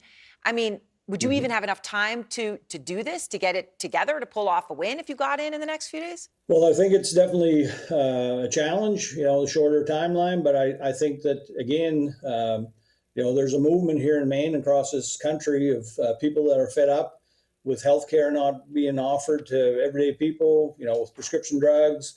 Workers' rights. I mean, and we're seeing that here in Maine, and I think that is going to carry whoever is a nominee to victory over Collins, because she doesn't offer any of that.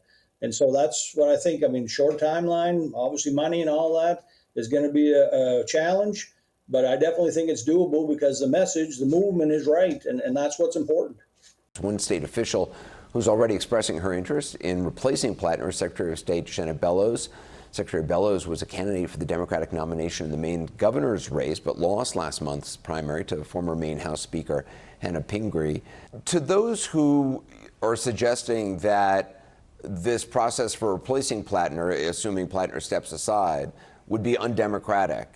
Some have compared it to Vice President Harris replacing President Biden in 2024 as being undemocratic. What do you say to criticism that if Platner drops out, the new Democratic nominee is going to be someone voters did not actually choose? So as Secretary of State, I can speak to the process. And Maine law is very clear that primary candidates can withdraw up to 5 p.m. on the second Tuesday in July.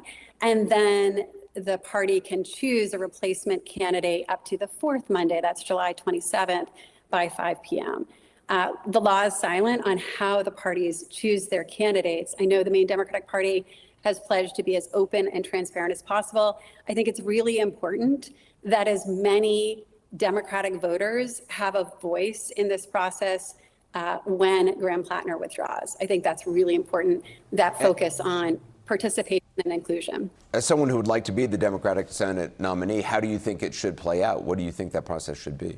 So to be clear, I'm still seriously considering it, but I think it's really important that whoever the nominee is able to unite Mainers and beat Susan Collins with just over 100 days to go, because the stakes are so high. Control of the U.S. Senate is at stake, accountable, and standing up and fighting for the working class over billionaires and massive corporations. Those ideals, that is incredibly important. And I think there's tremendous energy in Maine to beat Susan Collins and to win control of the U.S. Senate. And I think we can't lose sight of the fact that this was never about a person. It was a movement for change. He was a Graham Platner supporter. That was at least until yesterday. I want to hear from, well, first of all, we have a Mainer. We have a Mainer with a Shayna Bellows sticker who's ready to go. Okay. This position is for the seizing, for the taking. Okay. His name is Zoran Kwame Mamdani, responsible for the Students for Justice for Palestine chapter starting in Bowdoin College in Maine. Okay. Zoran Maine Dami. The problem, of course, is that back in 2014, Bellows got absolutely destroyed by Susan Collins. Okay. Interestingly enough, there's another Mainer who now lives in New York City. Her name, Miss Rachel. Miss Maine Rachel. May I suggest Zoran Maine Dami? So there are a lot of Mainers. They just don't live in Maine any longer. They've chosen to live in New York City instead. We are cursed with the crop of talent that we got. It is what it is. I don't think Ms. Rachel's audience can vote quite just yet. For months, the populist progressive energy inside the Democratic Party has been concentrated in blue cities. But now that movement is testing something bigger. Can a Democratic socialist win over voters in one of America's most competitive swing states? Does the energy in New York, LA, DC, and Denver translate in the Midwest? Progressive Democratic Senate candidate Abdul El Sayed of Michigan certainly thinks so. And in Wisconsin, Democratic Socialist Assemblywoman Francesca Hong is now leading the polls in the state's Democratic primary for governor. Assemblywoman Hong joins me now. It is great to see you this morning and to have you on. I want to start our conversation just digging in a little bit into your background, because it's different than the backgrounds of a lot of the politicians that we speak to. You're the child of Korean immigrants. At one point, you had to drop out of college to work. And who we rooting for in Wisconsin? Francesca Hong all the way, baby. What the f are you talking about? And one of the things that you will see in this interview that Fox News covered is the same thing that they're trying to do with Abdul. They're trying to hit her with the Abdul line. Why did you appear on Hasan Piker's stream? Don't you regret it? You were sued last year over credit card debts that you've since paid off, but that's something that many Americans can actually relate to, but maybe not too many governors or lawmakers. So tell me a bit about how your personal upbringing has informed your politics. Well, I'm interview mogging MSNBC, MSDNC. I asked this question way better. first of all, thank you so much, Antonio, for having me. And being a service industry worker means that, I am a hustler and I know what it means to work hard, like so many Wisconsinites across the state. And my lived experiences in the service. David Crowley dropped out and told everyone else to drop out and support Rodriguez's dog. Yeah. I know. They are aggressively trying to push the centrist line of support behind one candidate. They're trying to solidify centrist support behind Rodriguez right now. And the other side of the story, of course, is Mandela Barnes, who previously had who previously ran as a left flank candidate, and they dropped the National Party did not support him for that reason. So now Barnes is actually running a centrist candidacy himself, but he still has like a little bit of that progressive wing backing him as well. So Francesca actually has, even though she's the most popular and has been the most popular candidate in the primaries, there are a lot of forces. There are a lot of forces that are at play here that are trying to Francesca Hong's candidacy. Service industry, as a restaurant owner, and 5 years now in the state legislature, I think it gives me an opportunity to connect with voters in many different ways.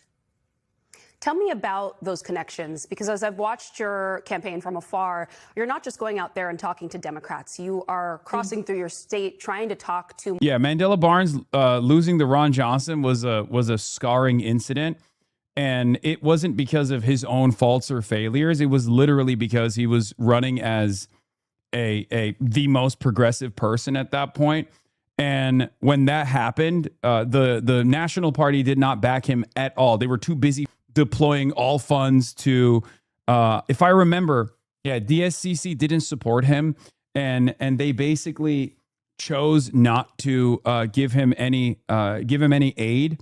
And the party was spending money elsewhere, like very foolish races, like, Val Demings and all these other foolish races. Whereas Mandela Barnes, like with a little bit of support, would have definitely actually defeated Ron Johnson. It was a huge deal back then, I remember.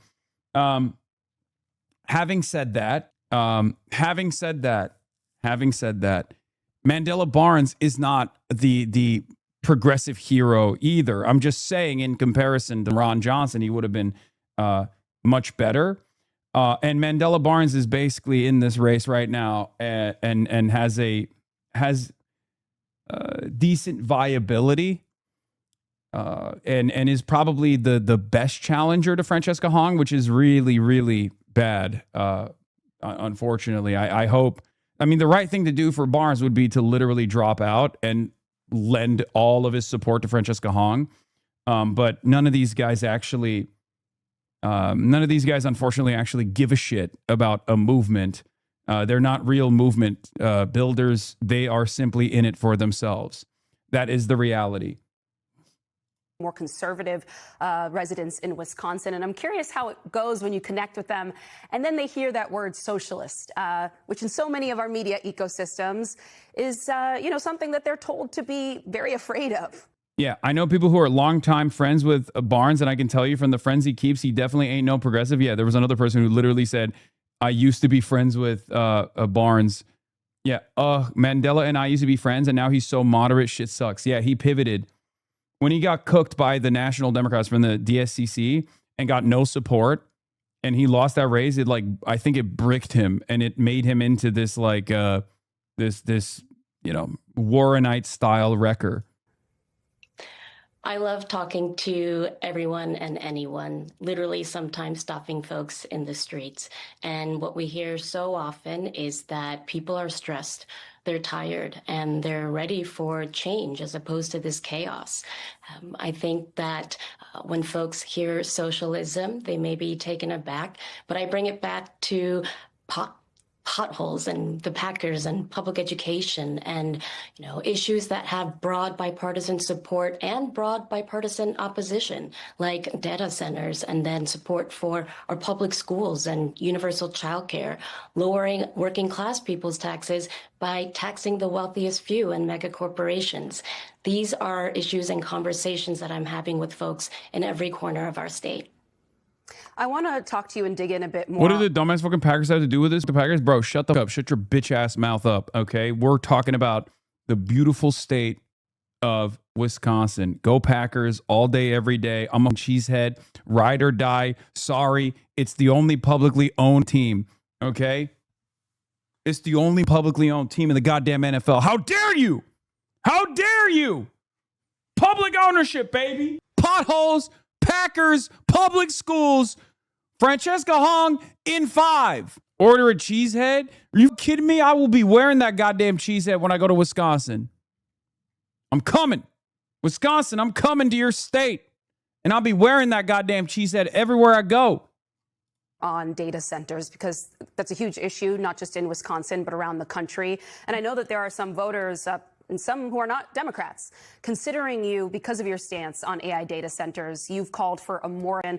Your state already has dozens of them, though. And I'm wondering what you think you can really deliver for voters with a moratorium, and if there's any risk of Wisconsin losing out if construction continues all across the country. These dozens of data centers across Wisconsin are exempt from sales and use tax, and the construction of more hyperscale AI data centers, the response has been that communities want community control, not NDAs and promises of jobs, but real concrete measures that will put regulations that preserve our natural resources, protect ratepayers from skyrocketing utility costs, and that we are thinking about our shared future for our kids where there's clean water, lower costs, and taxpayers aren't on the hook for what could happen when these data centers are no longer in use. I want to talk to you a bit about some of the debates and controversies that have also been a part of this race, because while we talked about socialism and sort of the labels coming from the right, the reality is that there are criticisms that have come on the left as well. You appeared on 2 controversial live streams, one with Hasan Piker, another with a guy called Mike from Pennsylvania. Former Democratic Wisconsin Elections Commissioner Ann Jacobs said of your appearances this: when you decide these are the sort of people you want to hang out with in order to raise money, you have made clear that you either 1, agree with them, or 2, can be bought, or 3, both. Fran Hong appears to be all. She is willing to sell out the Jews of Wisconsin for a few bucks. And I want to give you the opportunity to respond to that. I condemn hatred, discrimination, anti-Semitism, and Islamophobia, any sort of dehumanizing of communities. Being on these streams, it's important that we get our message out in places where campaign struggled to reach voters. Just because I am on a platform certainly does not mean that I endorse everything that has been said. MSNBC, by the way, MS Now, calling me and Michael from Pennsylvania controversial. This is the most liberal mainstream media network. All I'm going to say is this. I've never appeared on MS Now. I've never appeared on MS Now. Think. Jonathan Greenblatt, on the other hand, appears on MS Now all the time. Yeah. My dog Kyra says hello. She also says she's happy for not having an electric collar. Hell yeah. My dog Kyra is also happy for not having an electric collar. By either the hosts or other people who have gone on. And if candidates and elected officials who are speaking with more controversial hosts, if we are to be responsible for everything that they have ever said, I would point to the fact that Tom Tiffany. I like how everyone just concedes to the idea that you're anti-Semitic and a terrorist. They just say they don't agree with your beliefs. It's bullshit, to be honest. I don't care. I don't care because I don't want Abdul or Francesca to get bogged down defending the most negatively framed choice quotes that they're going to slam if they come across like they're endorsing everything that I've ever said. Okay? You have to be pragmatic. Obviously, if these people thought that I was a vicious anti-Semite, they wouldn't come on my broadcast, okay? If they thought that myself or Michael from Pennsylvania were like rabid anti-Semites, then they wouldn't do this. They wouldn't come on my podcast, my broadcast, or his, right? It's just a very effective way to deflate this bad faith smear, this bad faith attack, especially because it has nothing to do with policy, and these are policy-centered campaigns, okay? These are policy-centered campaigns. The best thing you can do in the circumstances is be like, look, I'm talking to a bunch of people that we have left behind. I'm not going to endorse what the critter has said, but having said that, of course I'm going to go there to talk to people. Of course I'm going to go to talk to people. I don't agree with everything you've said, but I'm here talking to your audience, right? And as governor of a swing state, what I'm doing every day is talking to Trump voters, right? Hey, young man, do you have some kind of resource illustrating how you're not anti-Semitic against these ADL third way websites, like a formal resource or something? I mean, not really. It's just my long, many years of advocacy. These elections aren't ego tests for you. If they need to shit on you to win, you don't give a shit. The reality is that those who you talk to, like Fran, Zoran, Abdul, understand that they don't have to shit on you to still be on the right side of issues. Exactly. If they were to turn around and be like, yeah, Hasan, I'm really sorry for going on his stream. Okay. I'm really sorry for going on his stream. He's really bad. He's really fucked up or whatever. That actually would not just like ruin their credibility, but that actually would be a massive mistake. Not because I'm like a super popular person, right? I'm not saying that at all. But it would be a mistake because then they would be admitting guilt when no such guilt needs to be admitted. Then they would say, oh, well, why did you go on a stream then? Are you stupid? Why did you do that? Like, so that would be a sign of weakness, and that would be weaponized against them. Okay? That would be weaponized against them endlessly. As a matter of fact, them refusing to back down on these appearances and also deflecting on these appearances, like being raised as an issue, is the smart thing to do, because they get to solidify not only their support for certain causes, right? But then also on top of that, they get to show that they're real fighters, that they're not going to back away from certain issues, like their moral convictions, right? On certain issues, especially on Israel, which is huge. And not only that, but they also get to reframe the conversation about how open-minded they are about, they get to reframe the conversation around like being able to talk to people where they are. Okay. the Republican likely nominee, has been on a radio show that has called for the execution of the governor of Minnesota. So I think it's important to recognize that when we are campaigning in areas where folks may not have. Are you going to talk about this? Dude, what's happening? You spammed the chat with bullshit. Yeah, I saw, man. I don't care. Yeah, she literally said she was wrong and apologized for it. The fuck do you want? What do you want? What do you want? Or who are you in the tank for?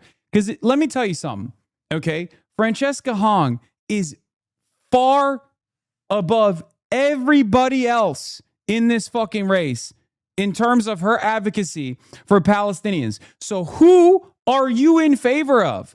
Who is your replacement? Who the fuck do you think is better on this issue? Yes, Francesca Hong apologized when she saw an effigy that she thought was anti-Semitic. Her constituents were calling her on it. She called 911 to be like, hey, can you guys take this down? Like, this looks like a hate crime. Okay? This was in 2023. Do you feel like this is a valid critique? Like, she apologized for it. She literally said she regrets the decision, that she was wrong about it, that she's sorry for it. Do you feel like this is a relevant point? She's over here literally fucking defending, going on my stream, going on Michael from Pennsylvania's stream, saying like we got to go on these different places. So what is it? Why are you bringing this up? Yeah, people tricked her by cropping photos, and she introduced the bill at the suggestion of the artist. 33% of your chat left your community for less. Yes, I know. She lied about it. She's flip-flopping. Yes, this is very concerning about her judgment. Who are you invested in this race? Tell me right now. I will endorse them instead. Who's your guy or gal? Come on, go ahead. We're waiting. We're waiting. I want to hear. Who's your person? She called it a genocide a week after October 7th. She was a leader in the uncommitted movement in Wisconsin. She has done the fucking laps. She has the legitimacy. This is not only a fuck up, certainly, okay, but it's an explainable one. Tell me who your guy is. Following since 38 minutes ago, 40 minutes ago.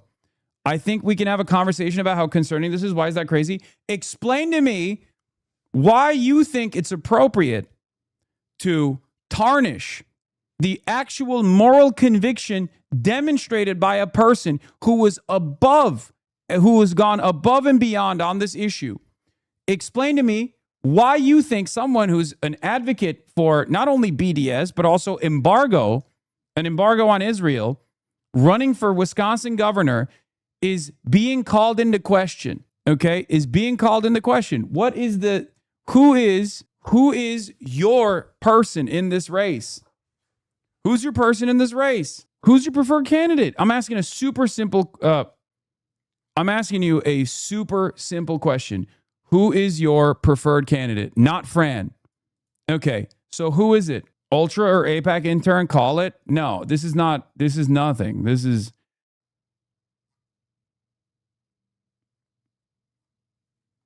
Who's your preferred candidate? Carlos Dixon.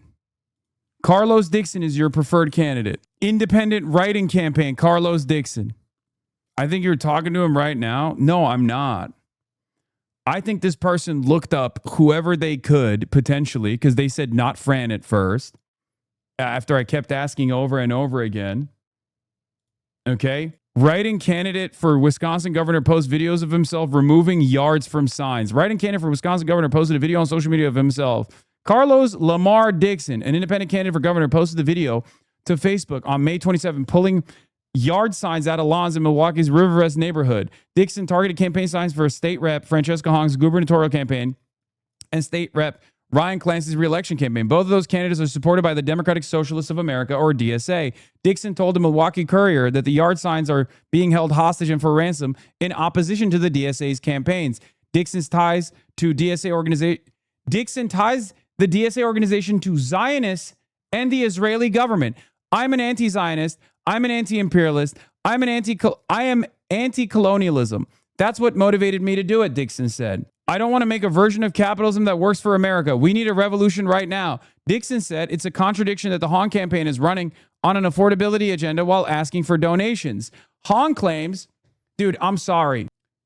Every damn day that I have to fucking deal with another like spiritual Spartacist is another damn day where I get closer and closer to certain excesses and certain political concepts that I never thought I would be understanding of, never thought I would be sympathetic to. Okay? Oh my fucking God. No, this is not an ultra.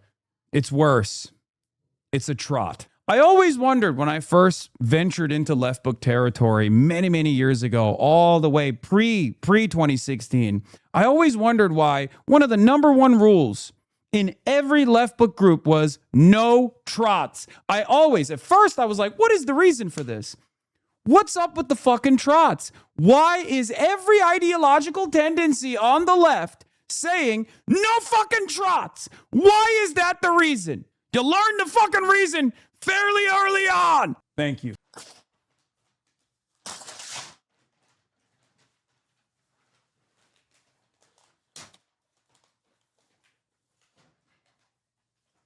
Yeah. Pie in the sky idealism. A revolution that never came. A demand against pragmatism every single step of the way. And then turning into a fucking neocon later down the line. Telltale markers of a... Never mind. I don't even want to move into this any longer. Okay? Yeah. One of the most famous former Spartacists is Jim Cramer. Mad Money Jim Cramer. Always remember that. Look, there are plenty of instances where MLs will get mad at me and will yell about my destructive behavior of the revolutionary tendency, a bastardization of Lenin's writings. Well, I guess trots do that too, because they also will talk about Lenin on great terms. Thank you for this, chatter. This guy isn't a trot. He's just very mentally ill. Well, a Milwaukee man running for governor of Wisconsin is stealing political campaign signs around town and posting videos about it on social media. Even though it's illegal, he says he won't stop doing it. Check this out. So you're running for governor, but it appears you're breaking laws every day. Why should Wisconsinites trust you? I mean, am I breaking any laws? I'll have that. Carlos Lamar Dixon all day long has spent this past week recording himself. Enjoy your Ring doorbell camera. Stealing campaign signs of Democratic gubernatorial candidate Francesca Hong. Not this bull right here, though. And 19th District Representative Ryan Clancy. Dixon, who says he's an independent write-in candidate for governor, filmed this video Thursday in Milwaukee's River West neighborhood and posted it to Facebook. When was the first time you've done this? Is this new? It is new. I think it was yesterday. Dixon says he's not stealing the signs. Instead, taking signs for ransom as hostage. I am anti-capitalism. I am anti-establishment. I am anti-Zionism. So whoever falls under those categories can feel the wrath of my political dissent. On Thursday, Dixon insisted 12 News interview him. Interesting that he's only going after Democratic Socialist candidates, though. Interesting. In front of a Milwaukee police station. If I do get arrested, I'll get out and I'll try to find some more signs. So you're not concerned about being? Not concerned at all. We asked Milwaukee police if they're aware of the Facebook videos. The department said they did not have any calls for service regarding them. Dixon also posted on Facebook Thursday, writing, quote, "Politicians should be grateful that all I want is yard signs and not their heads." Was that a threat? Was it a threat? I'm asking you a question. Was it a threat? I'm asking you. Was it a threat? I'm asking you. Was it a threat? Dixon says his sign stealing will cross political lines and target a GOP gubernatorial candidate too. I see some Tom Tiffany signs out there. I'm going to go snatch those up if I get the chance. He doesn't know how many signs he's taken, but claims they're all at his home. This is the candidate of this guy's choosing who was like, Francesca Hong is bad. Have already heard our message. It's important to let them know. Campaign lawn signs are a vehicle of bourgeois capitalist and imperialist oppression on the proletariat of the world. If you really think about it, it's true. It's funny, the deeper you go into like leftist movements, the more experience you have in these spaces, the more you will see these people over and over again. They always prop up know that we are a campaign that is fighting for working class people, and it's important that folks are staying engaged on our elections here in Wisconsin. I want to ask you about how Israel and Gaza have also reshaped this race. It's reshaped the Democratic Party all across the country. It's not just the case in Wisconsin. You have made very clear, you've said that you believe Israel has committed genocide in Gaza. And there's also been this debate in your state over an incident from 2023 in which you called the police twice to report an anti-Israel protest display of some kind on behalf of constituents who told you at that time that they believed that it was anti-Semitic. You've since apologized for doing that. Can you explain why? I was unaware that this was an act of see the words ceasefire now, and I was responding to community members and my constituents that had expressed deep concern over that display. And so I was responding to people's fear and pain, and I always will choose. There's trots in the DSA too, by the way. I'm not talking about all of them, all right? Talking about a very specific type. To make sure that communities feel safe. And as a democratic socialist, it means that my values are rooted in democracy, fairness, and human rights. And whether it's here or across different parts of the country or across the world, it's important that we denounce genocide and call it for what it is, and vow to protect communities and ensure that everyone feels safe in practicing their faith. With our final seconds here, can you just tell me? They followed 40 minutes ago, subbed the post, and then deactivated their account, by the way. I'm willing to bet that is actually him. At first, I didn't think that was the case, but low-key, that is definitely him. It's either him or a federal agent at this point. This guy's on my feed every day. I hate him. I'm from Milwaukee. He constantly hates on Hong and calls you out. By the way, that was him earlier. Respect. That was definitely him. What is this? Look at my communist dog. Oh, dude, come on. Stop. We're not doing that. No, that's bait. I don't want to touch that right now. Stop it. Bit about how you plan to build on the legacy of Tony Evers in the state. Because that's like twofold. Look, I just did the Socialist Worker Party Marxist conference, okay? I don't want to get into this right now. That's a trot organization, is it not? Someone that many Democrats still have immense affection for there, and maybe wondering sort of how your policies, your process may build on his. We will carry forward the governor's passion for public education, ensuring that we are fully funding our public schools and public universities, that our governor has been forced to govern by defense, and Democrats now have an opportunity to win back the trifecta and ensure that we are delivering for Wisconsinites on healthcare, on public schools, on environmentalism. Our Wisconsin progressive roots run deep, and this is a state where so many progressive ideals and policies have come from, and we're ready to move those forward and deliver for Wisconsinites. Francesca Hong, so good to have you on MS Now. Thank you. Thanks so much for having me, Antonia. Look, all you need to know about some of the trot tendencies is that if Democrats, they get the benefit of leaning into a profoundly important participation of the revolution who never actually seized power afterwards. So they never had to deal with all of the issues of governance. Okay? That's it. That's the nicest, most charitable interpretation of people who love Trotsky and believe that he would have done a better job than Stalin. Okay? The problem is there's one element of Trotsky, who was a fantastic writer for the record. There's one element of Trotsky that some trots carry the flame on, which is being unparalleled in being a nuisance. Okay? Down to Frida Kahlo, the encounters. The encounters show the history. have any hope of winning control of the Senate this November, virtually every path involves holding each seat that they currently control while flipping 4 Republican-held seats. The most vulnerable of the states that they are currently defending is now Michigan, which MS Now rates as a toss-up. With the Democratic primary now less than a month away, the latest poll shows a statistical dead heat. Congresswoman Haley Stevens, a four-term moderate, has the support of 42% of voters. Not Haley Stevens carrying the flame. I mean, we do it too, so let's be real. We do it too here, folks. Folks!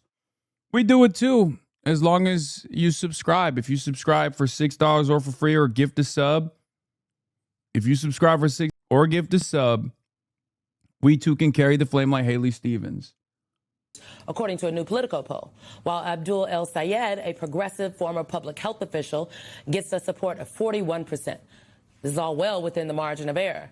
And it is important to note that a full 18% in this survey say they are not sure who they'll support, which means this is a race that could flip at any moment. We have extended invitations to both of the Democratic candidates, and one of them joins me now, Abdul El Sayed, Democratic candidate for the United States Senate in Michigan. Abdul, thank you for joining us. I just laid out some of the polls, and I think a lot of people know that you had been leading.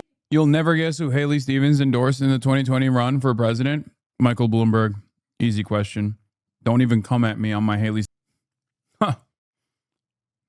You think I'm not the king of Haley Stevens trivia? What do you mean? By the way, between Abdul and Haley, only one literally took out a dude who's not only Jewish, but is like a prominent fixture in the Jewish community, Andy Levin. It's so funny. Haley Stevens did something objectively more anti-Semitic than Abdul El Sayed ever could do, which was go after a candidate that was like somewhat critical of Israel, or pretty critical of Israel at the time, and take him out at the behest of AIPAC. In the polls when it was a three-person race. But then after Mallory McMorrow dropped, Haley Stevens has closed in on you. So how are you going to win? Level 3 hype train. If you want me to carry the flame, if you want, what gives? If you want me to carry the flame, subscribe or gift a sub. What gives? Level 5 hype train. Just ignore me. Thank you. What Tommy says? What Tommy says? Thank you for the 50 subs.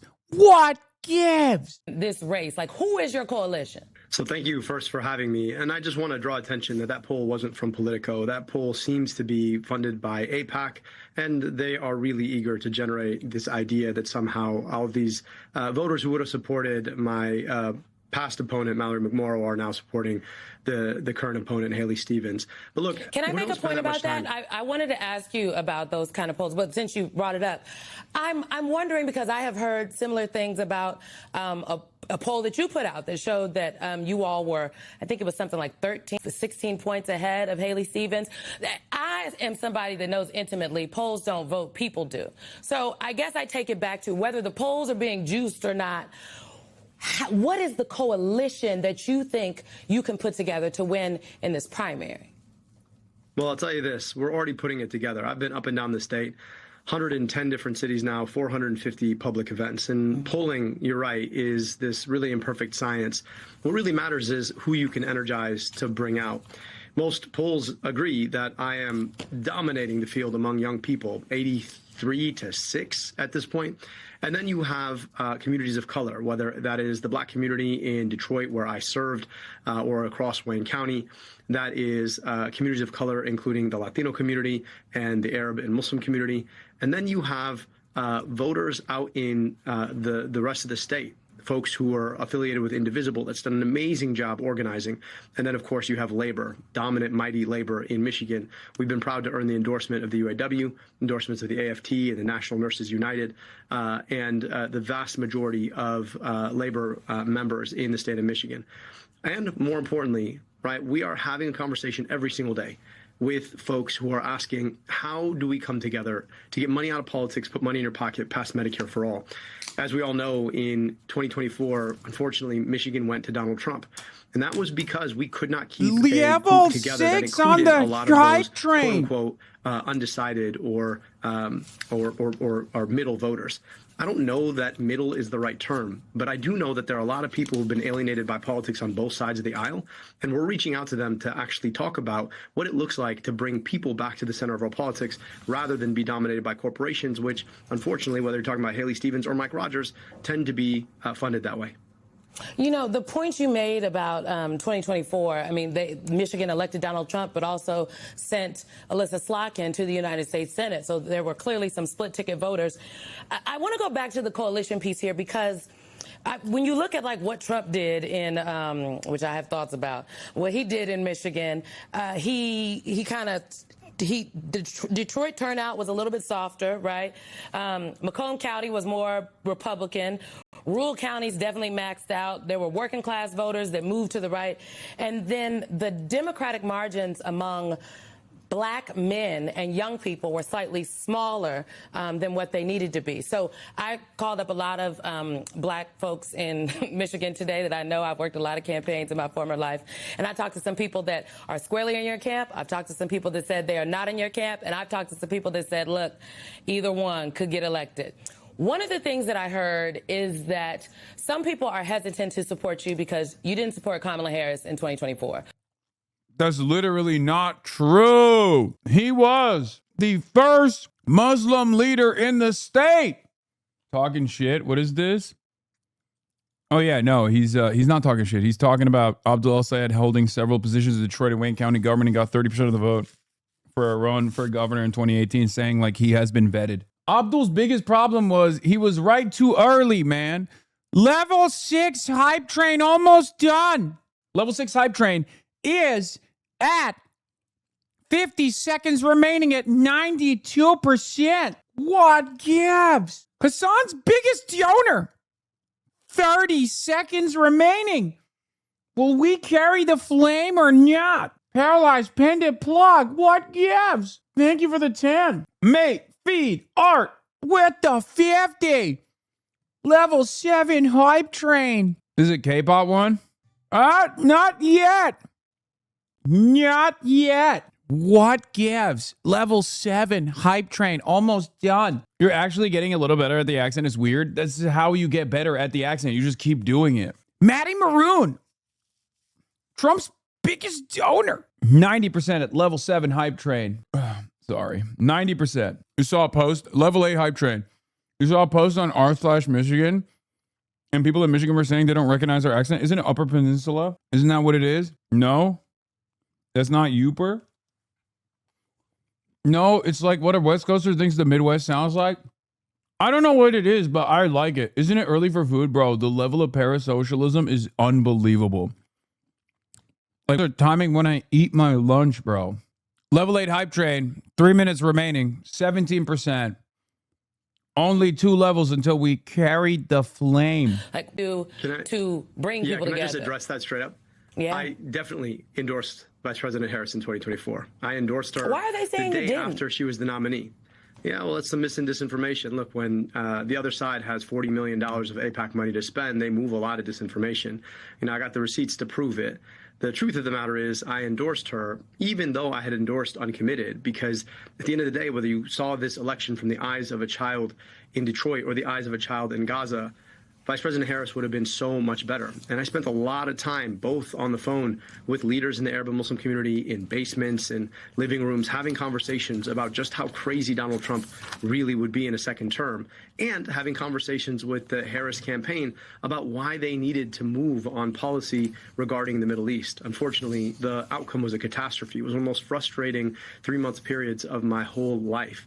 I learned a lot in that period, and I bring that to this work. I think anybody who wants to divide us about what happened in the past is missing the opportunity to bring us together.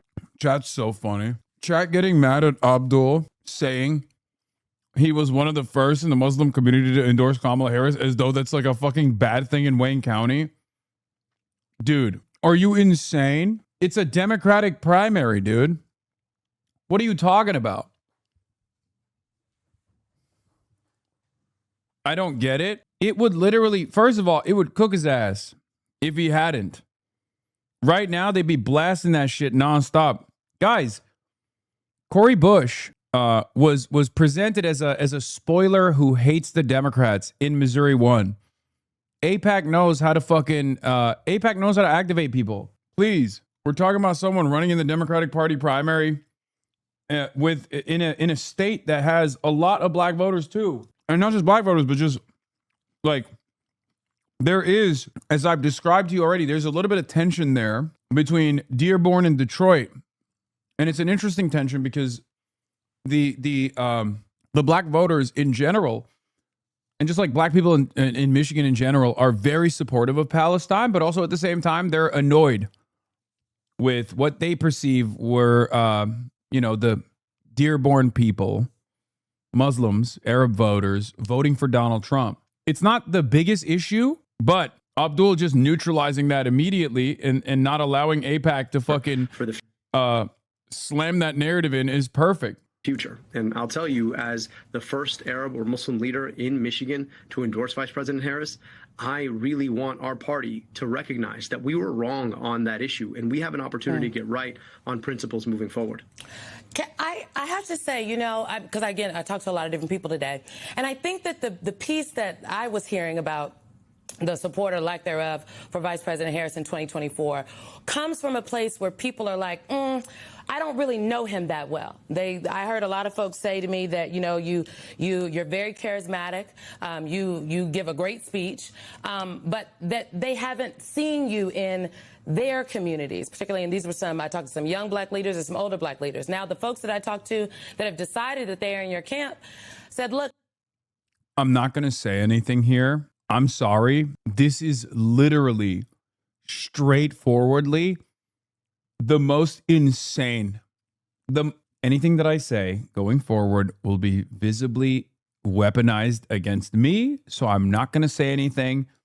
But I don't think this is a fair interpretation of a person who worked in Wayne County in public health, specifically in Detroit.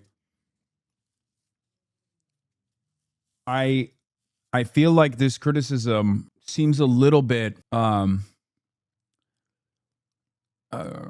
don't know. I don't know how to say this without coming across as I'm just not going to say anything. I don't know if this criticism is valid.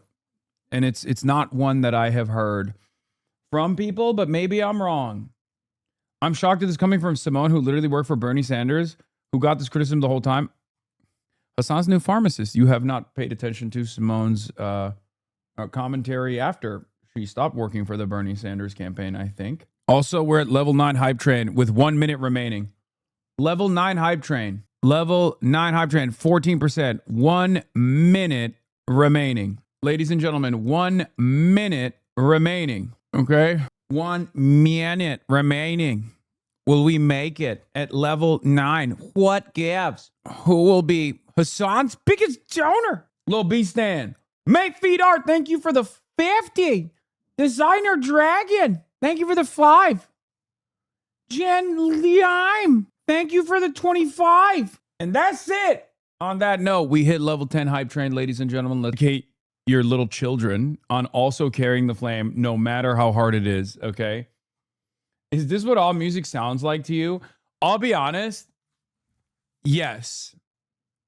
But I think it's because this is the only music I listen to. And I mean that sincerely.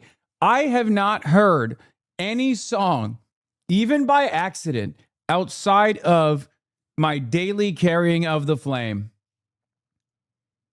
in like the last couple of months. Is that crazy? Yeah, Chatter, you should disown your children for making fun of you. Making fun of you like that. It's unbelievable. How dare they? They like what you are talking about. So it seems to me that you are cobbling together an important coalition, but is this a coalition you think that can make the difference in this primary race? That 18, I know we cited that one poll, but there are a lot of people that still haven't made up their mind, and a month is a very long time.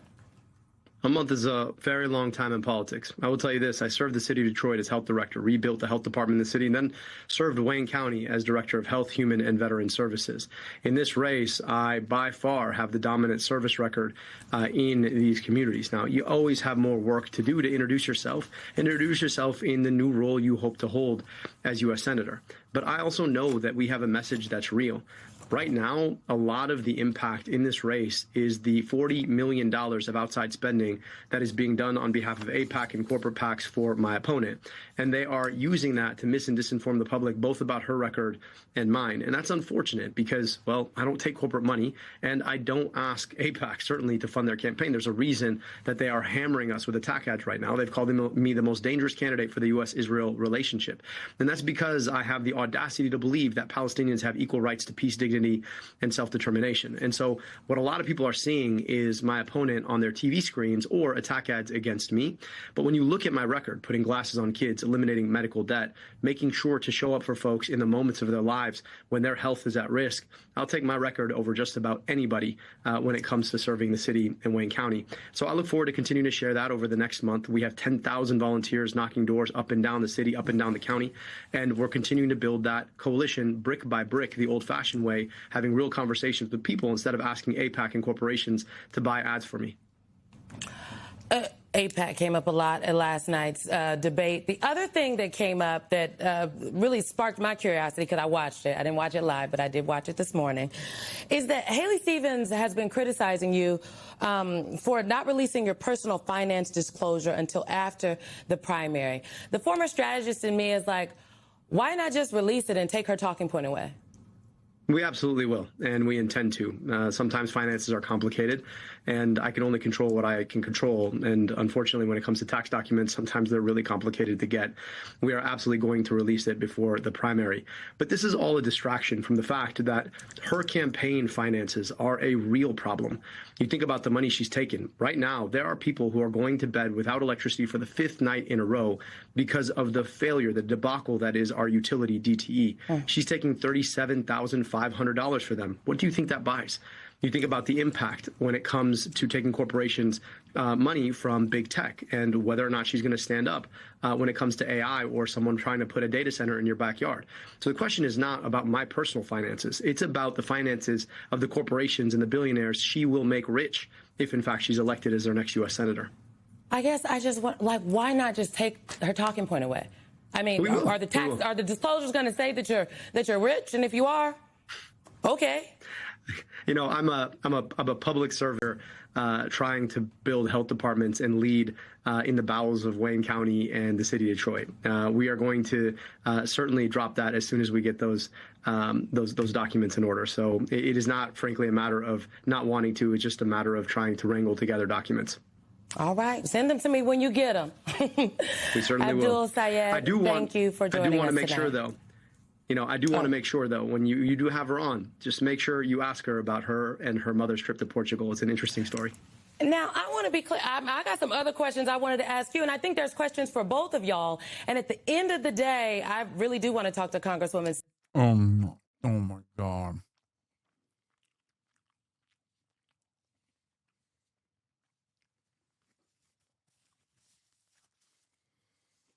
God, I'm not going to say anything. Simone Sanders, I wish she was a little bit. We begin with. I wish she was a little bit nicer.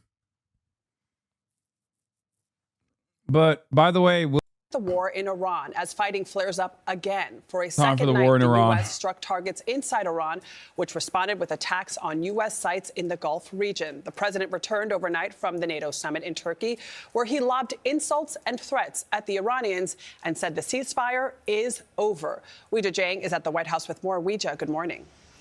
Good morning, Adriana. Good morning to everybody. President Trump is calling the latest U.S. strikes retribution for recent Iranian aggression in the Strait of Hormuz, a flashpoint that could send gas prices rising again.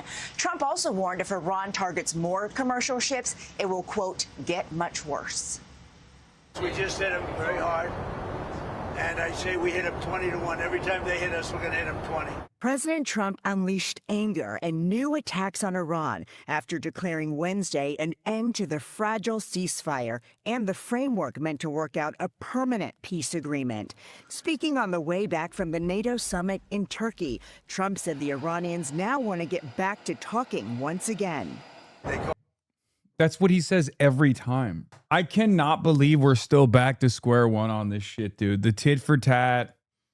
Will the war continue? The war is going to end. The Iranians are begging me to stop. I cannot believe it. Like there was just like a brief moment, like a 2-week long moment where we're like, oh my God, maybe something different can happen. It's been 3 hours since projectiles targeted 2 coastal provinces in Iran, and it's still unclear who actually conducted the attacks. Flight data certainly suggests at least American involvement, but U.S. officials have denied carrying out the strikes. There are lots of rumors circulating, but I'm waiting for either a preliminary Iranian investigation or for a party to claim responsibility. The very unusual statement from U.S. officials in the limited scale of the strikes indicates to me that it's very likely a Gulf state or multiple, especially considering what we know about their involvement in the 40-day war. Oh my God, they're going to sick the GCC on Iran so that Iran just deploys all of their munitions on the GCC instead of Israel. And the dump over at the Gulf states are stupid enough to do that. That's crazy. Yeah. Back to military pressure in an attempt to get concessions out of Iran, which literally failed. You look rough, you feeling okay? I'm feeling great. A little while ago, they want to make a deal so badly. I just don't know if they're worthy of making a deal. I don't know that they're going to honor the deal. That deal now appearing as elusive as ever as the U.S. launched a second night of strikes on Iran, hitting at least 90 Iranian military targets after retaliating with more than 80 strikes Tuesday, following Iranian attacks on commercial ships in the Strait of Hormuz earlier this week. Iran responded by hitting U.S. military targets in Bahrain and Kuwait and threatened to completely close the strait. Vice President J.D. Vance, who has been deeply involved in talks with the Iranians, vowed retaliation should that happen. If they try to close it down, there's going to be a response for the American military. It's that simple. But Iran is standing firm. The Speaker of Parliament posted on X, "The era of bullying and extortion is over. We don't fold." Before returning to the U.S., Trump tried to cool concerns of a prolonged war after oil prices spiked and stocks tumbled. I think anything that happens is going to be over very quickly. And will only... Dude, I can't believe how easy it is to just manipulate the stock market if you're the president of the United States. It's crazy. Like, people go to school for this shit, man. How is this possible? Imagine being a commodity trader who spent their entire lives, okay, trying to game this shit out. And then you got a president who's like, war is back on. And then boom, all of a sudden, prices go up. Only waiting for the next moment for the same president to turn around and be like, war is actually going to end any moment now. Like, why learn anything? It doesn't make any sense. These people have goldfish memory, bro. Yeah, Israel's very astute at knowing the exact moment to play with Trump's psychology. Israel shared new intelligence with the U.S. that it said it indicated a fresh Iranian plan to kill President Trump. People familiar with the matter said Iran for years have vowed openly to retaliate against Trump for the of Qasem Soleimani.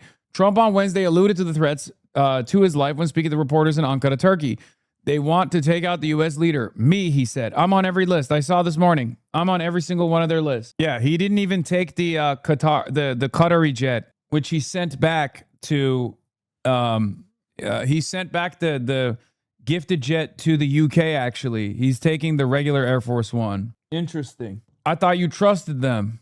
What is this? Did you see this? Is definitely Trump or Pete. A U.S. official said the current escalation could last a day or two, a week or a month, depending on whether Iran continues attacking ships in the Strait of Hormuz.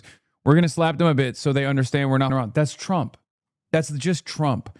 A U.S. official is just Trump. That's Donald Trump. Why won't you just say it's Donald Trump? Who else talks like that, man? It's my understanding that the Qatari jet wasn't outfitted with an ECM and anti-missiles type shit. Yes, your understanding is correct. You want to know why? The runway to build Air Force One is infinitely longer than the amount of time it took to retrofit the Qatari jet and turn it into Air Force One. Which means that they didn't spend a decade of development to ensure that it had the anti-missile systems, and not only that, but also like the refueling capabilities. It's not even that they cut corners, guys. They just changed the paint and they looked for bugs. That's it. That's it. Which, you know, if you're not the biggest fan of Trump, you're probably like, who gives a shit, right? Well, clearly, at least this dumbass was finally smart enough to recognize that he would be in great danger if he continued flying around with that plane that he demanded he receive in like a matter of months. For the record, I'm telling you right now, this is one area where I have at least a little bit of knowledge on, okay? It takes a decade to build these goddamn planes. There's so much important shit in these planes. Like, you can't just like retrofit a random civilian plane in a matter of months. All they did was check it for bugs and change the paint. That's it. Yeah, you can't just hang ECM and a refueling nozzle on a civilian plane. I could, but I'm different. Well, I guess you're not Boeing. Yeah, same Israeli intelligence who convinced Trump that Iran didn't have the stones to shut down the Hormuz, that assassinating Khamenei would lead to civil war and regime change, has now informed the president that Iran wanted to him. Do I think that's the main reason as to why Donald Trump is behaving this way? No. I think Trita Parsi is maybe a little wrong. I just don't agree with Trita Parsi's assessment. He thinks that Israel is applying pressure in a moment where Trump is the weakest, and that's the reason why Trump is reacting this way, this aggressively. What is this? I think it got repossessed. What got repoed? No, the Qatari jet did not get repoed. He just can't fly with it because he's scared. If Qatar, imagine Qatar being like, hey, we need the plane back, you piece of shit. Scared of what? I'm willing to bet Israel told Trump. I'm willing to bet Israel told Donald Trump that Iran was going to hit their plane. Iran was going to hit Air Force One. Anyway, there has to be an explanation for why Trump got so angry yesterday. It wasn't a few tankers getting shot. There's speculation Americans were killed or a carrier group ship struck. Trump deploying the Islamic Japan decoyed the fact that there were 110 anti-ship missiles shot. I don't think that he's smart enough to say Islamic Republic of Japan when explaining that 110 anti-ship missiles were struck. But I do agree with the first part of that. I will admit, though, it's quite difficult to figure out what the Trump is saying and doing. You know, it's virtually impossible to comprehend why he's saying certain things and why he's doing certain things. I don't think Trump knows why he says and does certain shit. A production facility is an interesting way to put it. In the U.S., there are over a dozen different production facilities for Patriot interceptors alone, each producing only a subset of components or handling final assembly, with hundreds of suppliers involved in the production chain. This is the Trump Patriot plan for Ukraine's defenses. It's been allowing Ukraine to build Patriot missile systems on Ukrainian soil. Okay. A major component of a PAC-3 MSE interceptors are radar seeker, guidance electronics, altitude control section, solid rocket motor, lethality enhancer, fragmentation ring, airframe, control surfaces, launch canister, and missile uplink. Someone's going to have to make each of those things. If it's going to be Ukraine, and if they want to bypass the glacial rate of interceptor production elsewhere, they'll need production lines for all of them, and those don't exist right now. They would never dream of building one giant facility to handle all of this because it would be immediately destroyed. Yeah. It's hard to convey how difficult it would be to spin up full production of Patriot interceptors. So here are some concrete examples. It took 7 years for Poland to construct a production facility responsible for making only altitude control motors for the PAC-3 MSE. It took 3 years just to expand a final assembly facility in Camden, even though that facility already existed and was actively in use. Boeing's Seeker production line expansion in Huntsville is also projected to complete its expansion after 3 years. Japan's PAC-3 facility only took 2, but it produces 20 interceptors a year and relies heavily on important components from the U.S. Not only is it going to take a tremendous amount of time, there's also going to be an additional amount of time to train the workers on the facility so they can actually build these components. And then also on top of that, the entire time you're building these facilities, you're going to have to be evading Russian munitions, Russian ballistic munitions. You're going to have to evade Russian drone strikes. I don't know how they're going to get away with this I don't know what year the facility will finally be fully in production. I just don't know what the fuck they're thinking. Never bet against Ukraine. Fair. I just don't think that this is the same as being able to create a robust drone building, like a decentralized and fairly robust drone building system inside of Ukraine, because building drones inside of your kitchen is very different than building Patriot missiles in a factory. The components are far more complex. The parts that you need and the assembly is a far more complex process than the assembly of a drone, which in many circumstances, the difference between a commercial drone and for civilian usage and a commercial drone for military usage is nothing. It's just one extra component that you can buy off the fucking TikTok shop that you assemble by hand that allows the drone to carry munitions, to carry grenades. So, very different process here than these complex missile systems. So, yeah.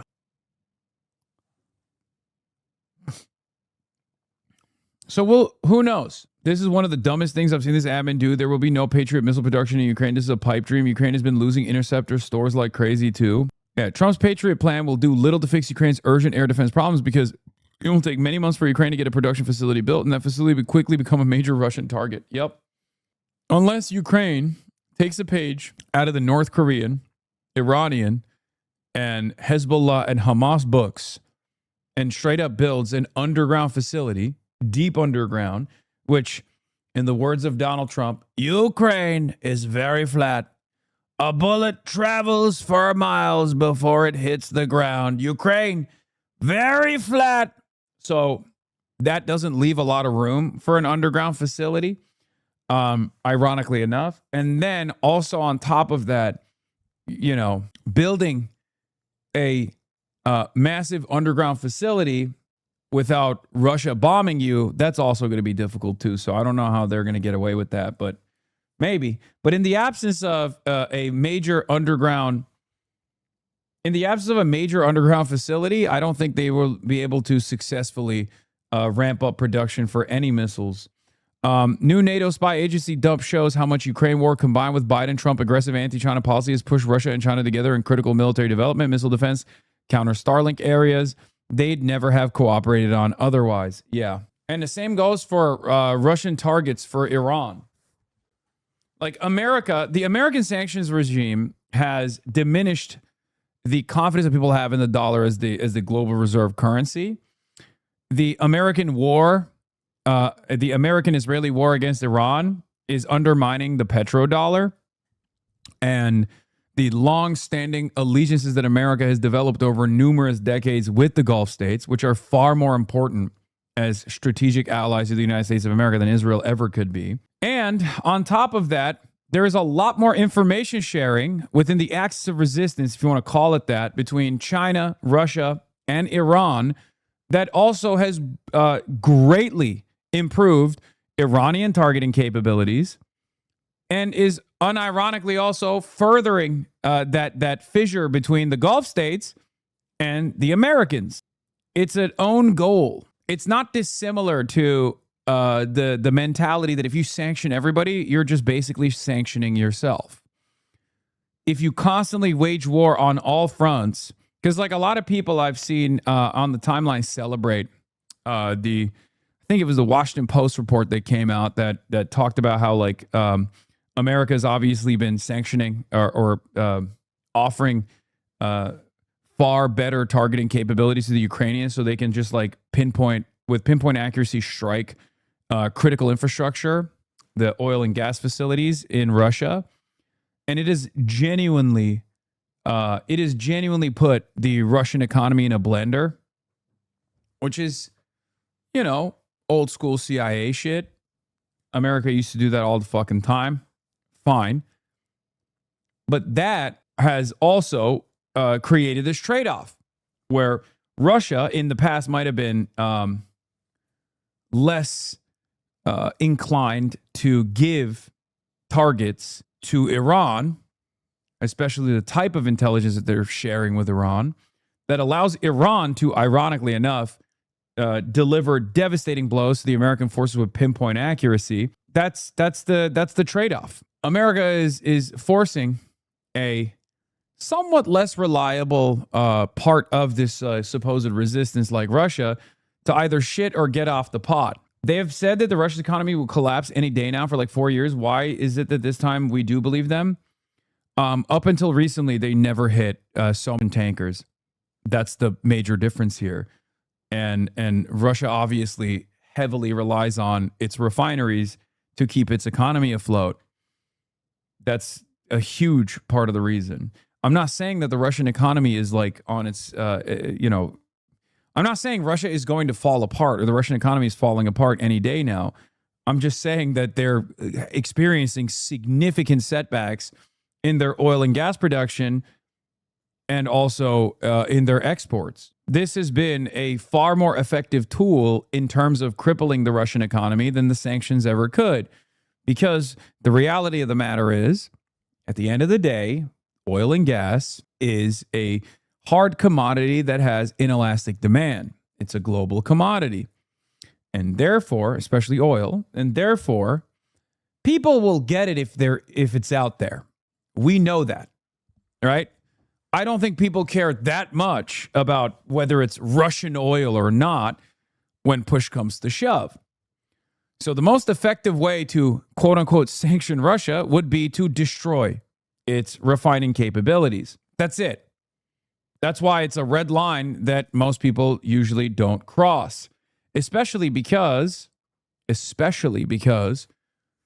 when you do cross that red line, you actually end up harming the global market. And in the absence of alternatives, alternatives that can keep up with the additional demand with extra supply, you could potentially be staring down the barrel of complete economic collapse.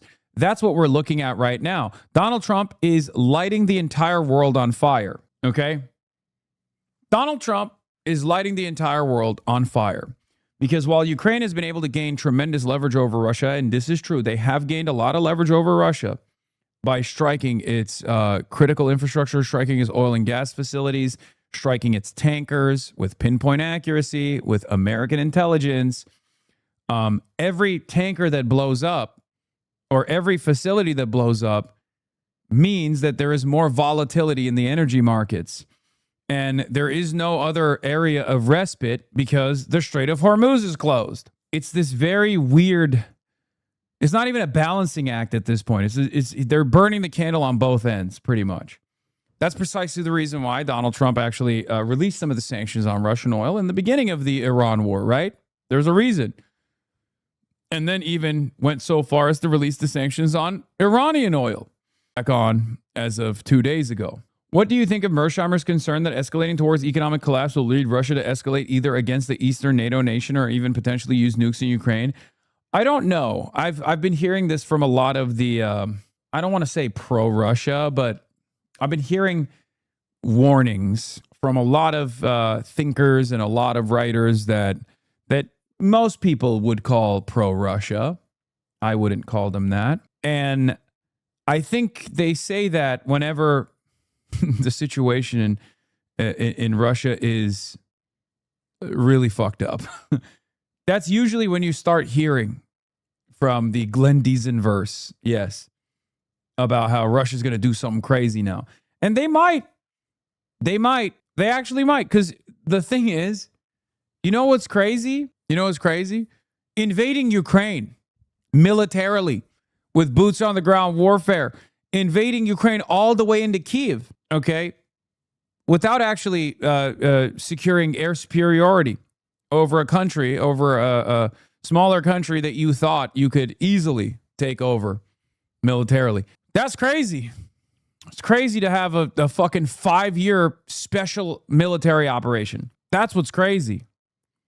So who knows? Yes, I know Sachs and Mersheimer are saying that Russia is preparing to hit EU with conventional weapons because Russia thinks no way Ukraine can hit them the way they are without NATO help. I don't know. I mean, that's the active. Okay, by the way, all of that speculation, once again, all of that speculation, once again, proves what I've been saying.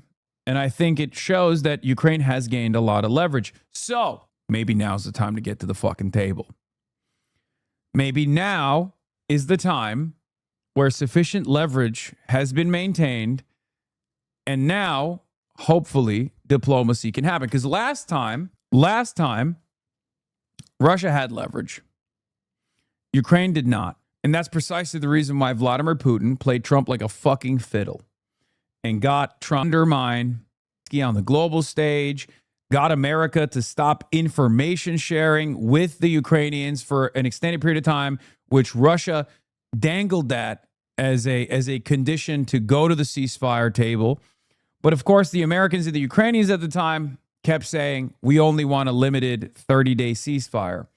But because Russia had all the leverage at that point, they didn't want to abide by a 30-day ceasefire, or they said, we want a complete ceasefire. We don't want a 30-day ceasefire where you can re-up and rearm and continue this battle, right? Russia also had so much leverage at that point. That they thought that they could make even more territorial gains. Okay? They could make even more territorial gains if they were to undermine the security relationship between Ukraine and the United States of America, which worked. Okay? Trump did that shit. Trump straight up was like, oh, Vladimir Putin loves me. He respects me. He's my best friend. We have phone sex. I'm going to undermine Zelensky. I'm going to publicly humiliate him. I'm going to tell the world that Zelensky's the one who's undermining the negotiations. It was actually Trump. And Vladimir Putin. Okay, straight up. And it seemed at the time, because of the leverage that Russia had, or at least they perceived they had, that they would continue pushing. That they didn't want a real ceasefire. Okay, that was stupid. That was very stupid of Vladimir Putin to not take all the leverage it had at that moment. If we're thinking about this from the perspective of Putin, like what's the best way to try to find a manageable conclusion to this? Demands of additional territorial acquisition that you have not annexed militarily, fucking ridiculous. Demands that Ukraine can't have a standing military, fucking ridiculous. Okay? If he had dropped those two things, I suspect that, they could come to some kind of reasonable conclusion, but they didn't do that. And the reason why they didn't do that is because they wanted to continue fighting. Because they thought that they could make additional territorial gains. So the next time there's a conversation about a ceasefire, Russia could then turn around and say, well, we won those territories. Those territories are also going to be annexed. Okay? It was dumb. It was dumb as fuck. And now he's suffering the consequences. Okay? He's eating dick and balls right now. Let's be real. Ukraine, by way of drone warfare through autonomous units, has not necessarily been able to regain any of the lost territory, but they've done a pretty solid job of cutting Russian positions off of supply chains. Okay. And then on top of that, they've actually done a pretty good job of destroying, well, not destroying, but at least impeding Russian oil and gas, the Russian oil and gas industry. Yeah. You could even call it a kinetic oil sanction, because oil sanctions were obviously fucking ineffective, right? It just made it more costly for Europe, but it still reached Europe. Now it can't reach Europe because it's getting blown up. And now Russia's not making money. Is he reading his script? No, I am not reading a script. I'm reading chat while I'm telling you what my opinion is off the top dome. So yeah, why can't you make the dumbass connection that we're making the rest of the world depend on our oil, so we have the petrodollar in place? I mean, I have said that. That's my that's my assessment, but it's just I've said that over and over again. That's part of the reason why we took over the Venezuelan the Venezuelan oil refineries. We took over Venezuela the largest known natural reserves. It's a different type of oil, but it doesn't matter. Yes. Here's the thing, though. Will we be able to... What the fuck? It's bullshit. That's a crazy stray. That's crazy. Yeah. Let's be real. It's kind of funny that the majority of people on this thumbnail, are literally woke, or at least woke adjacent.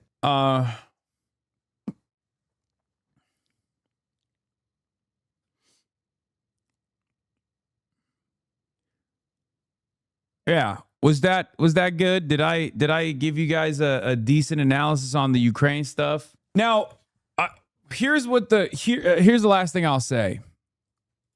Anytime there's conversation about Russia potentially expanding on the conflict and maybe even striking the European Union, trying to threaten, trying to see if Article 5 will be triggered, like testing the boundaries of what that NATO alliance actually looks like. Anytime Russia does that, okay, understand that Russia's doing that because they're losing the battle, okay? They're not having a good time. If they were, they would just focus their efforts on Ukraine, right? But it's clear that the Oreshniks hitting civilian territory, all that stuff is not enough, all right? So they're obviously not having a good time currently. It's obvious that Ukraine has also been able to strike the Crimean territories fairly well as well. Yeah, Crimean Peninsula is having a real hard time with little fuel and major power outages. The mass exodus of Russians there would hurt Putin big time. Exactly. I forgot to even mention the Crimea side of this. So they're not having a good time. They're having a very bad time, simply put. This is the opportunity that Ukraine has to actually draw Russia to a permanent ceasefire. I made this. I listen, people will get mad at me, as they did way back during the Antalya summit, or the summit that took place in Turkey, where I said, Ukraine, you have maximum leverage that you will never have going forward. Please use it. And everyone at the time said that I was in the pocket of Vladimir Putin, and they said that I was wrong. They said Ukraine is going to purge the Russian orcs from their territorial boundaries down to the last Russian. Please do not repeat this mistake. You have successfully attrited the Russian economy. If they had listened to you, they wouldn't now, though. More leverage? Are you fucking insane? What leverage are we talking about in comparison to back then, where Russia had not hardened their defenses and basically de facto annexed 25%, 18% of the country? So many people died. Entire cities reduced to rubble. What are we talking about? They don't have more leverage now. That's crazy. They have more leverage in comparison to what they had, 6 months ago. They have more leverage in comparison to 6 months ago, but they don't have leverage in comparison to 6 months in after the Russian invasion. That's when they had far more leverage, and they could have actually nipped this in the bud. Now, that is, of course, if Russia was willing to do that. Okay? At the time. And perhaps Russia was not willing to do that back then. Who knows? I'm not, clearly I've made wrong predictions on this Russia stuff. I'm simply saying what I say all the time: give peace a try. Okay? Give peace a shot. There is no harm in this. All wars end with treaties. Okay?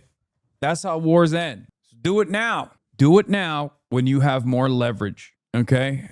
This is what I have to say. Not war, not war, not war. Just peace, just peace, just peace. Give peace a try. Capitulate to Russian imperialism. Oh my God. It's happening again. Oh my God. It's happening again. I'm going to die. It's happening again. This is literally what this is what the people said during the Turkey summit.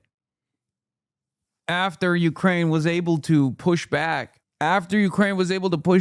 successfully the Russian forces out of their capital, The situation has gotten far worse since then. Please. You assume Vladdy Poo-Poo would go for peace right now. I do generally agree with your analysis so far, but Putin is not so, but so.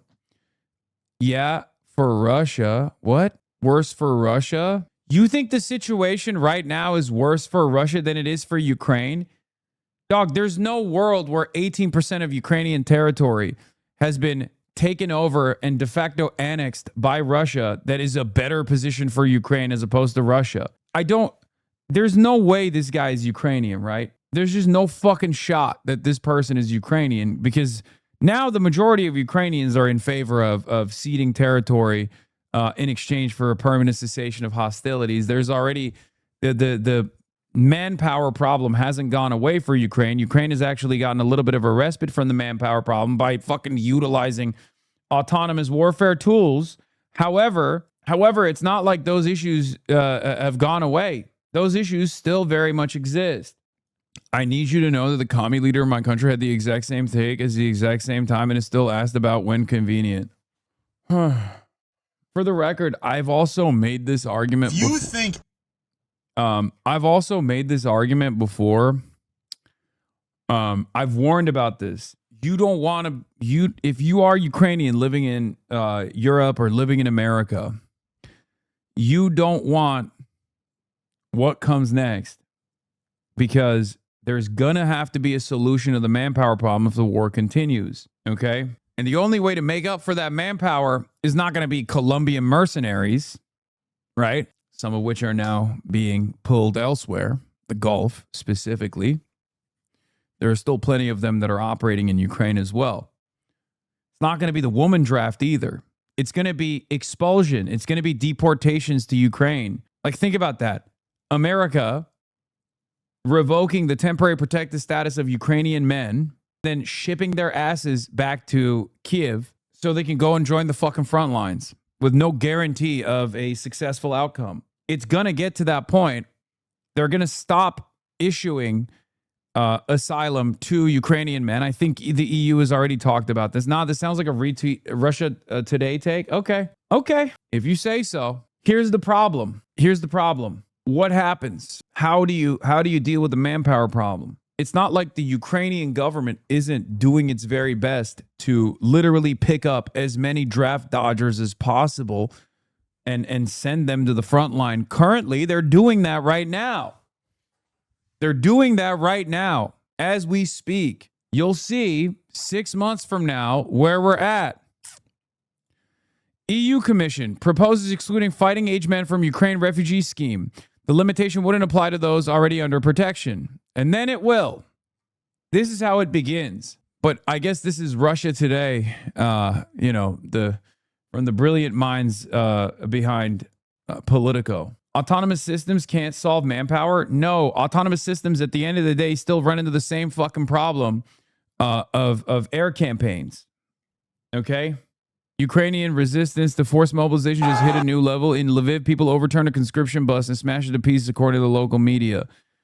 Yeah, I'm telling you, it's the more the public sentiment against the continuation of the war grows sour, the more aggressive the Ukrainian government has to get to force people into the front lines. Like, it's just not. This is the ultimate problem. This is the ultimate problem you have to solve for, which is manpower. Just say Ukraine is the responsible party, therefore they have to make the hard decisions. What do you mean?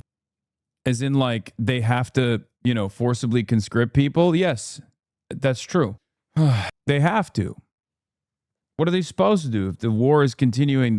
If they are continuing to wage this war, they need manpower. Dude, the suit works. I got told by a friend that their Kirkified conservative mom is always up to date on everything related to you, even keeping up with your tweets, and that's the suit. She wants to look away, but handsome man in suit draws her back in. Hell yeah. That's what I'm talking about.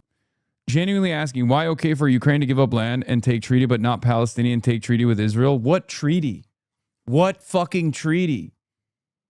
Dude, what are you talking about? Dude, like, Israelis want to literally just wipe every fucking Palestinian off their ancestral homelands. Okay? There is no treaty. There is no real two-state solution, for example. They already control it. They already have complete control in ways that Russia never could over Ukraine.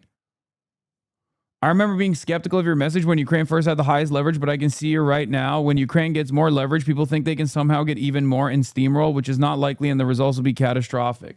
Also, with Israel, Russia is a sovereign country. Israel technically is not. Israel is just an extension of Western imperialism. Russia is doing its own shit. Okay? Like, there's perhaps no better example of how Israel operates than the fact that Hamas has already foregone its governing powers as of like yesterday.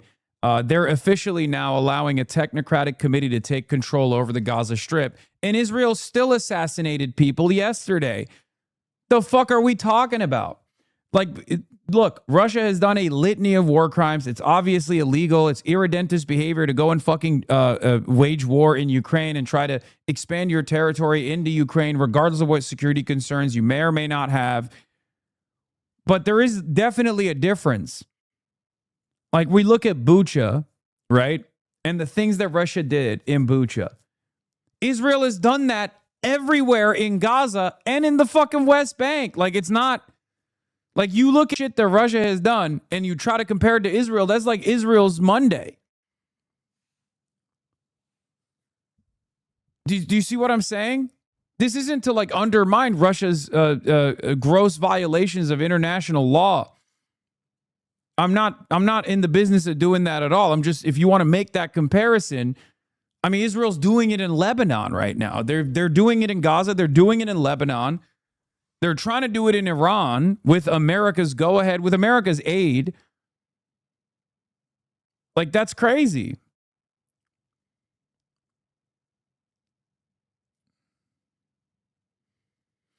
The thing that always bothers me is that Ukraine is a martial law, so no election, so they have conscription regime that now doesn't give anyone the ability to do electorally change policy. That's a dictatorship. However, I completely condemn Russia for its illegal invasion. I mean, I get why...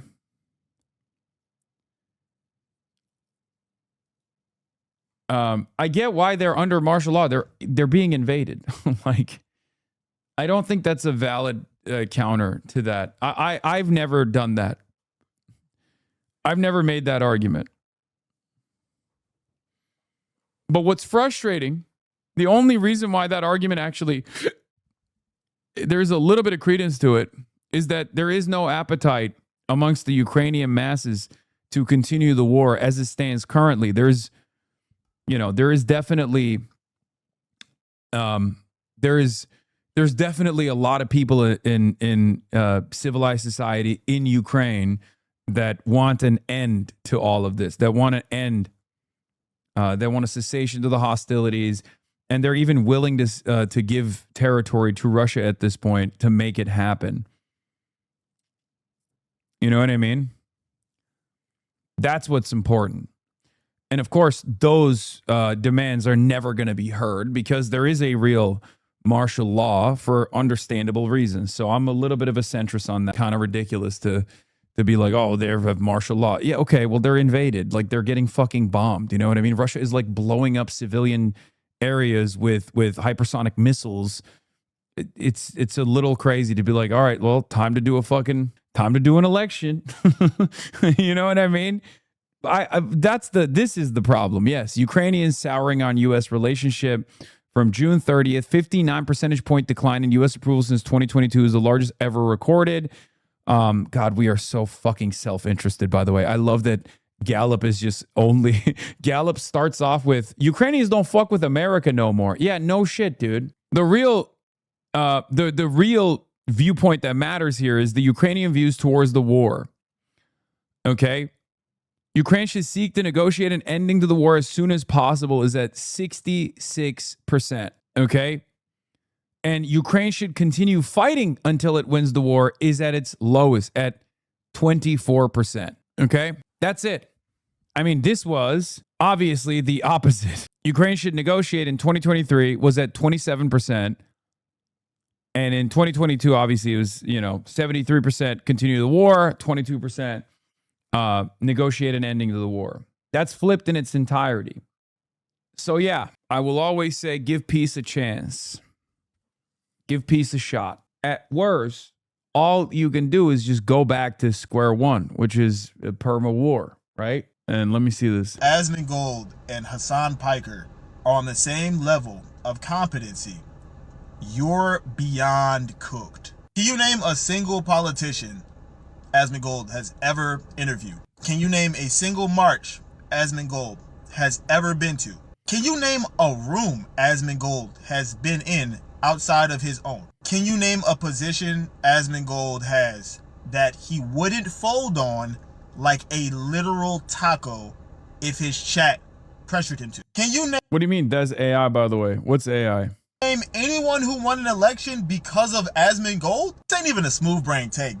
I don't really watch either of these two people take. Because if you had to sit and watch an Asmongold stream with your phone out and Google search everything that he says, the only person you'd find more incorrect statements from is literally Joe Rogan. But if you did the same thing with Leftist caping for the neo-Nazi state of Ukraine and its fascist politics? Nah, this is crazy. Hasan, how can you fancy yourself some kind of leftist and you're like, oh, it's cool they canceled elections, they got rid of all the left-leaning parties? Okay, first of all, you're adding some shit in there that I'm not in agreement with. I never said it was appropriate for them to do that. And I never said that Ukraine is like a fucking perfect democracy in any way, shape, or form. Okay? You think I'm oblivious to the nationalists growing in power and influence and prominence and rising through the ranks of the military as well? What do you think fucking happens when you get illegally invaded? That was my day one take, ironically enough. The second part of my very famous take when I said Vladimir Putin is bad, not mad. He would never invade Ukraine, especially to quote unquote denazify Ukraine, because all of the neo-Nazi and nationalist elements, once a country is invaded, are seen as the most significant emancipatory forces. Lo and behold, that's where we're at. I am aware of this. This is part of the reason why they fucking said I was a Vladimir Putin Z pusher the whole time, because I was talking about Azov Battalion and the nationalist forces. It's Russia's fault that Ukraine is neo-Nazified? Yes. What? Yes, dude. What are you talking about? Yeah. 100%. Are you fucking insane? Yes, dude. Yes. Yes. No shit. Are you nuts? I am very sane. Of course. Dog, what do you think happens? You cannot be serious? No, that is the one argument that I will not stand by at all. That is, you are denying every aspect of history. You are denying every aspect of history. The most fundamentalist, the most fascist, the most nationalist forces are the ones who are willing to pick up their fucking arms and fight back. America also played a role in this. Obviously, we armed the fucking Azov Battalion and shit. And we played a decent role in fomenting some of these forces. That much is true.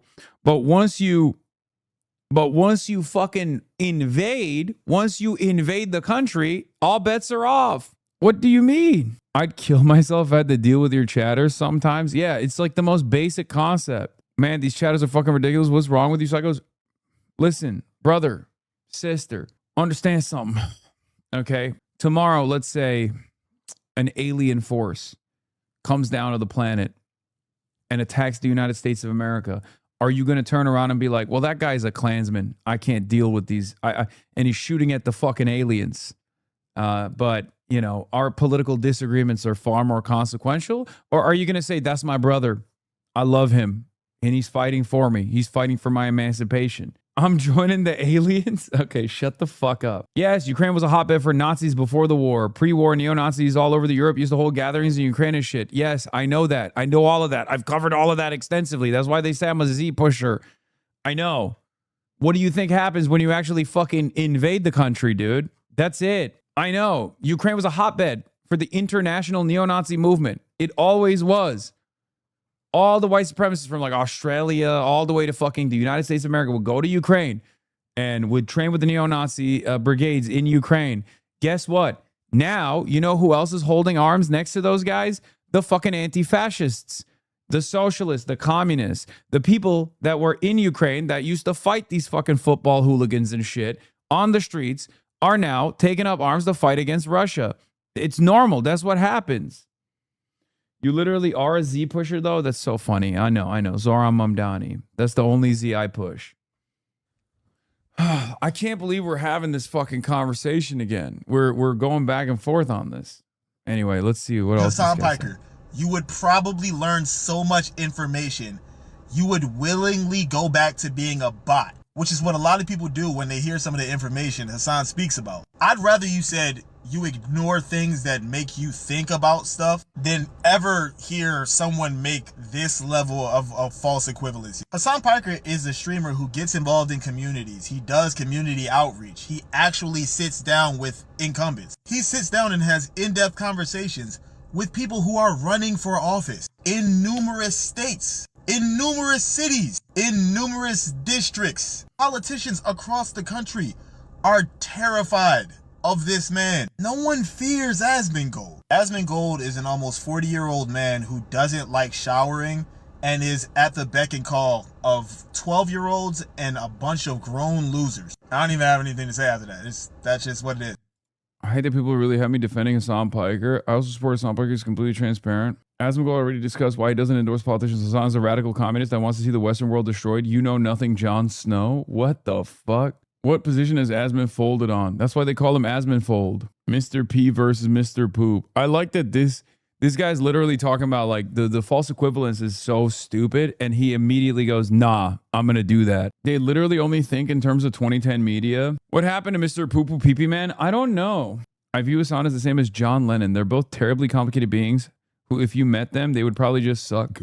Both performative, but also actually did things for their cause. Dude, there are so many motherfuckers out there that just like, that have seen, I guess, the other people hating on me. So they're like, I can't have like a normal take on this motherfucker. I have to find some reason for why this dude is actually bad. It's very strange. Here's some good news, by the way. Since the Abdul El-Sayed race, El-Sayed Senate campaign, since the debate, El-Sayed Senate campaign brings in 150 grand since the debate and 1.25 million in the last 10 days. Matt Zaitlin says, in an older media and fundraising environment, Platner would have blown up on the runway just from the Reddit post, tattoo, and early staff defections. But with Act Blue, Bernie, podcast, partisan cable, you can completely sidestep an older set of gatekeepers. I just don't really think you can discount the fact that Janet Mills was 1, not popular, no Roy Cooper, 2, old, 3, did not campaign in a way that debunked age concerns, left got lucky with their opponent and wanted to claim it was all about Platner's message. Oh my God, Matt, even when you're right, you're wrong. It's incredible. Even when Matt Iglesias is technically not wrong, he still finds a way to be wrong. A lot of these things are correct, okay? He's always stuck between border, but he's stuck between the border of wrong and more wrong. Like, left got lucky with their opponent and wanted to claim it was all about Platner's message. Dog, it was all about Platner's message. Just give it up. You will. We know you will. You are going to give it up eventually. Windsock. You're a professional windsock, Matt Iglesias.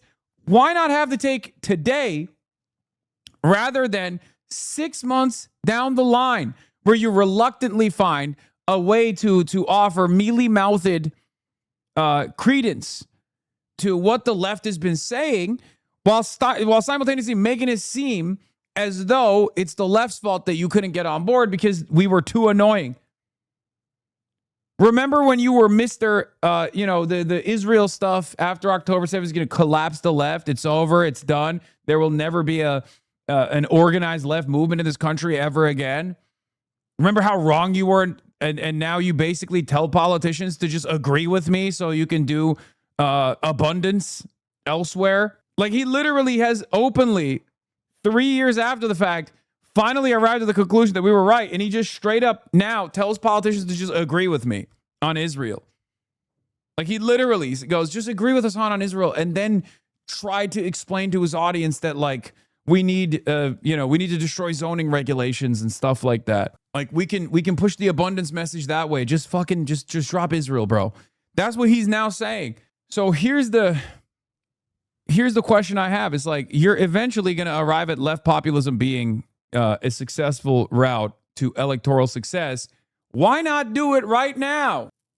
Why not do it right now? He can't. He can't do it right now. He just has to arrive at the wrong point. Anyway, the left got lucky with their opponent is fucking bullshit. I guess we just keep getting lucky with our opponents everywhere. Yes, I saw, by the way, everyone kept spamming the Troy Jackson thing. I know. He said, this is unconscionable. Anybody with eyes and a heart knows the Israeli government is committing a genocide in Gaza. It has to end, and we as Americans have the power to end it. When I'm in the Senate, I'll never vote in favor of U.S. taxpayer-funded military aid to Israel. We want to hear an embargo from you, Troy. No weapons transfers to Israel. Deploy the Troy. Main candidate Nirav Shah at a May event comparing the scars he saw as he worked in Cambodia to the genocide in Gaza. After every single genocide, the world says the very same thing, never again. But when it comes to Gaza, he says, it's not being upheld. Okay, maybe Nirav Shah is actually anti-genocide. Will you vote to send aid to Israel? No. Do you think it's genocide? Yes, he did say that. I still think he's phony. He's Mr. I'm defending the landlords. Anyway, you're in the new Reckless Ben Lego video, by the way? Okay, we'll watch it later. I talked about a lot on my stream, but the problem we've had until this year, there wasn't sufficiently developed DSA to run in all the opportunities that gave the sloppulous progressives opportunities that we should have had from DSA. After this year, it's very clear that we can win anywhere. DSA must grow and develop fast for 2028. I agree. That's what I see as well. There will come a day when I won't even have to endorse people who aren't democratic socialists. There will come not there yet, but we're getting there. $25 million from AIPAC now spent in the Michigan primary, the most one organization has ever spent in a congressional primary in U.S. history, beating its own record against Bowman 2 years ago. And there's still a month to go. Yeah. AIPAC's United Democracy Project and Super PAC, A Stronger Michigan, file over $5 million in anti-Abdul al-Sayed ads, literally 1 minute apart from each other. Heck yeah, can't wait for your right-wing arc. What do you mean? Shaw is very bad. I know. I read all that. He said he's a University of Chicago guy, took millions from 314, got a lot of money for the Kochs for school privatization. I know. I read all of that. I warned against that. He also said he thinks landlords are the most maligned people in American society and he'll stand with them. I do not trust Shaw. What is this? Post serious shit like this. Post serious shit, 7K likes. Post joke, 57K likes. Do you have a new message for Mitch, sir? Yeah, this is... I cannot believe how viral this went. I went to college with Haley Stevens, and let me tell you, it's really important that Michigan elects Abdul el-Sayed. She ran for student government president while she was secretly applying for a study abroad program at Oxford, won and got into the program at Oxford, then resigned as student government president. That's awesome. What gives? Anyway. And will only make it safer, including for oil. Gas prices had been coming down on the heels of the ceasefire in Iran after hitting a peak of more than $4.50 back in May. But as the conflict heats back up, some analysts warn the national average could soon push toward $4 again. Adriana. All right, Weija, thank you so much. We are now joined by CBS News national security analyst Aaron McLean. He is also the host of the School of War podcast. Aaron, we're so glad you're here this morning because, as you know, when the Memorandum of Understanding was announced, there was so much relief. But yet we are here again. How did this happen? Yeah, that relief may have been misplaced. How it happened is that the MOU itself, frankly, was poorly designed in some regards, including over the key issue of who controls the Strait of Hormuz. The Americans, President Trump, said that the MOU means that the strait is open, but the Iranians interpreted the same language in the MOU as meaning they control the strait. And for them, controlling the strait means they get to shoot at ships that aren't complying with their instructions. And that's exactly how we found ourselves where we are now. The U.S. says that its attacks have been in response to Iran shooting at ships in the Strait of Hormuz. Tell us what the status of the strait is right now. Traffic's crashed out pretty badly. I mean, we were at a point a couple of weeks ago where we saw numbers on the order of 60, 70 ships a day going through. Those are not pre-war numbers. That's about half of the pre-war average, but it was healthier by far than what we've seen of late. As of the last 24, 36 hours, things have slowed to a crawl, as you might expect, given the amount of violence both in the strait and on the Iranian coast adjacent to it. Aaron, with all this back and forth, it seems, this is a constant vicious cycle once again. Where do you expect this to go in the coming days? All right, so this is where I sort of regret the next thing, which is it's certainly possible that peace could break out in our time and there be a deal. It's possible that there be massive escalation and we see a return to the kind of conflict we had in March and April. But I actually think a middle course right now is also likely and worth considering, that what we are looking at. Isn't it kind of weird the media is being honest about Iran's understanding of the MOU instead of just blaming him for breaking it? No, because we've already gone above the line. I think Donald Trump gave a moment of respite to the world with the MOU, and everyone was like, oh, fuck, okay, like, we're chill. Like, things are going to get back to normal. So now, violating the memorandum of understanding and then going back to tit-for-tat strikes, all of a sudden, the crisis grows, right? Again, it's the only crowd that is benefiting from this will be the Israel crowd. That's it. That's it. Europe wants this to be done. Europe wants America to abide by the memorandum of understanding. The Asian markets certainly want that. The only country on the planet that doesn't want this to continue, that wants this to continue, is Israel. Americans don't want this to continue either, but they're too busy being Americans and not giving a shit about anything until they finally are forced to reckon with the negative consequences of continuing this war and dumping into the critical line in our strategic reserves. Right now, these intermittent eruptions of violence, this constant back and forth in the strait itself, this general disagreement, this mid-grade war, that this may be the new normal and we may see this persist for some time. Yeah. All right. Aaron McLean, thank you so much. Here we go again. It's definitely not peace, but it's not quite all-out war. A second night of American strikes on Iran, destroying air defense systems and missile launch sites, sending oil prices rising again. Iran predictably responding with its own attacks, targeting, it said, US military sites in Kuwait and Bahrain. President Trump talking both of possible negotiations and further fighting. We just hit them very hard, and I say we hit them 20-1. Every time they hit us, we're going to hit them 20. They called a little while ago. They want to make a deal so badly. I just don't know if they're worthy of making a deal. I don't know that they're going to honor the deal. That's the problem. The clashes center on control of the Strait of Hormuz, a fifth of the world's oil and gas supply used to peacefully pass through here before the war. A memorandum of understanding between the US and Iran last month saw ships finally begin to move once again, but left control of the strait, never previously an issue, still to be discussed. Tit-for-tat military strikes resumed this week after Iranian forces targeted several tankers transiting without their permission. Iran wants all ships passing through the Strait of Hormuz to take this route along its coast, while the US has encouraged them to transit near the coast of Oman. Since the MOU was signed, 917 commercial vessels have passed through the strait, according to data from leading global trade intelligence firm Kepler. 290 of them along the Iranian route, but just over 300 along the Omani coast. Another 326 turned their locators off to avoid Why did Iran do this? Wasn't it a good deal for Iran? No. Iran has bled and fought for new leverage that they're not going to give up. The leverage being that they get to control who transits through the Strait of Hormuz. They don't, like, they're not going to stop ships from transiting. They just want to be able to control it. And it's important because it's a security guarantee. It's existential for Iran. Now they no longer have to go and engage in the process of enriching uranium. Right? Protection by Iran, most likely traveling close to Oman.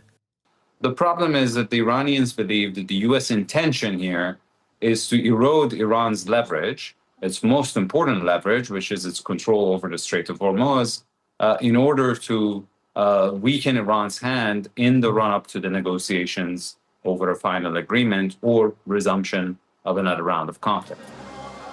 Inside Iran, massive crowds for the final day of the funeral of the country's slain supreme leader, Ali Khamenei, replete with a massive sign threatening to take revenge on Trump. Oh, that's awesome. Trump belligerent rhetoric is a given at these state-sponsored rallies. But behind the scenes, there is said to be a division between hardline and more moderate factions of the regime. Only the deaths of Trump and Netanyahu will satisfy us. We must not compromise Yeah, what did they mean by that? under any circumstances, as we have no reason to compromise with the US and Israel. This might be the list Trump was talking about. I mean, yeah, of course they want to fucking kill him, dude. What do you mean? Like, Iran clearly feels it has emerged from this war with the upper hand, as foreign dignitaries from around the Middle East paid their respects to the assassinated supreme leader and his family. Wait, hold on. Let's go to the TikTok comments. Mourners carry signs threatening Trump during former Ayatollah Khamenei's funeral procession. I'm tired of being teased. What is taking so long? Dang, what's taking so damn long? They have full rights to be upset. Promise? Our hopes and prayers are with you. He plays golf in Florida. My heart goes out to the mourners and their wishes. Okay, listen, I disavow. But it's there's like one comment in disagreement with the Iranians, man. We do not like this. I disavow this. I would never. I am not. I hate. Yeah, this is what Donald Trump meant when he said, I'm #1 on TikTok. What he meant was he's the #1 hated. I'm the #1 hated on TikTok. There were pointed chapters from the Quran recited. This one, during the visit of Saudi officials, commemorates a historic battle between a Muslim army and a far greater force of unbelievers. Allah supports with victory whom He wills, goes the verse. Neither Iran nor the US want to return to full-scale war. But this is looking dangerously like it could be the new normal. Sporadic strikes, significant economic disruption, unless somehow negotiations and diplomacy produce a sudden breakthrough. Well, Arsenio Dominguez is the Secretary General of the International Maritime Organization, and he joins us now. Do you have a view on who is right and who is wrong, or are they both wrong? Well, at this stage, what we're actually looking is to, first of all, uphold the principles of international law, international strait for navigation. It is important that the two parties in the conflict clarify their views in relation to the Memorandum of Understanding. But for us, it's very clear at the International Maritime Organization that the littoral states surrounding the Strait of Hormuz have the duties and the responsibilities of managing the strait. That doesn't include impositions of who transits through the strait, but providing the necessary assistance, safety requirements, as well as navigations. So this is why it's so important that the negotiations continue, and we also can bring the knowledge and know-how in relation to the operations that have been going through the Strait of Hormuz for many decades. But we know there's a basic disagreement. Iran believes the agreement at the moment means that it should administer every vessel passing through the Strait of Hormuz. The Americans are trying to encourage people to use the other side of the water, the Omani side of the water, which the Iranians are desperate to stop because it would weaken them in future negotiations. So what should ships do today if they want to try and cross? Well, at present, the reality is that I have reiterated my message that whilst there's no clarity on the safety of the seafarers, and in particular those innocents that have been trapped for many months now in the Strait of Hormuz, we should not take any risks. It is important also to recognize that during a conflict, there's a lot of statements that will be made that not necessarily will follow the actions that we take here at the organizations when we have the negotiations. So what we're working on is on the relationships between, in particularly Iran and Oman, how we can reinstate the usage of the traffic separation scheme that was adopted by IMO back in 1968, and before the conflict was operated jointly by Oman and Iran.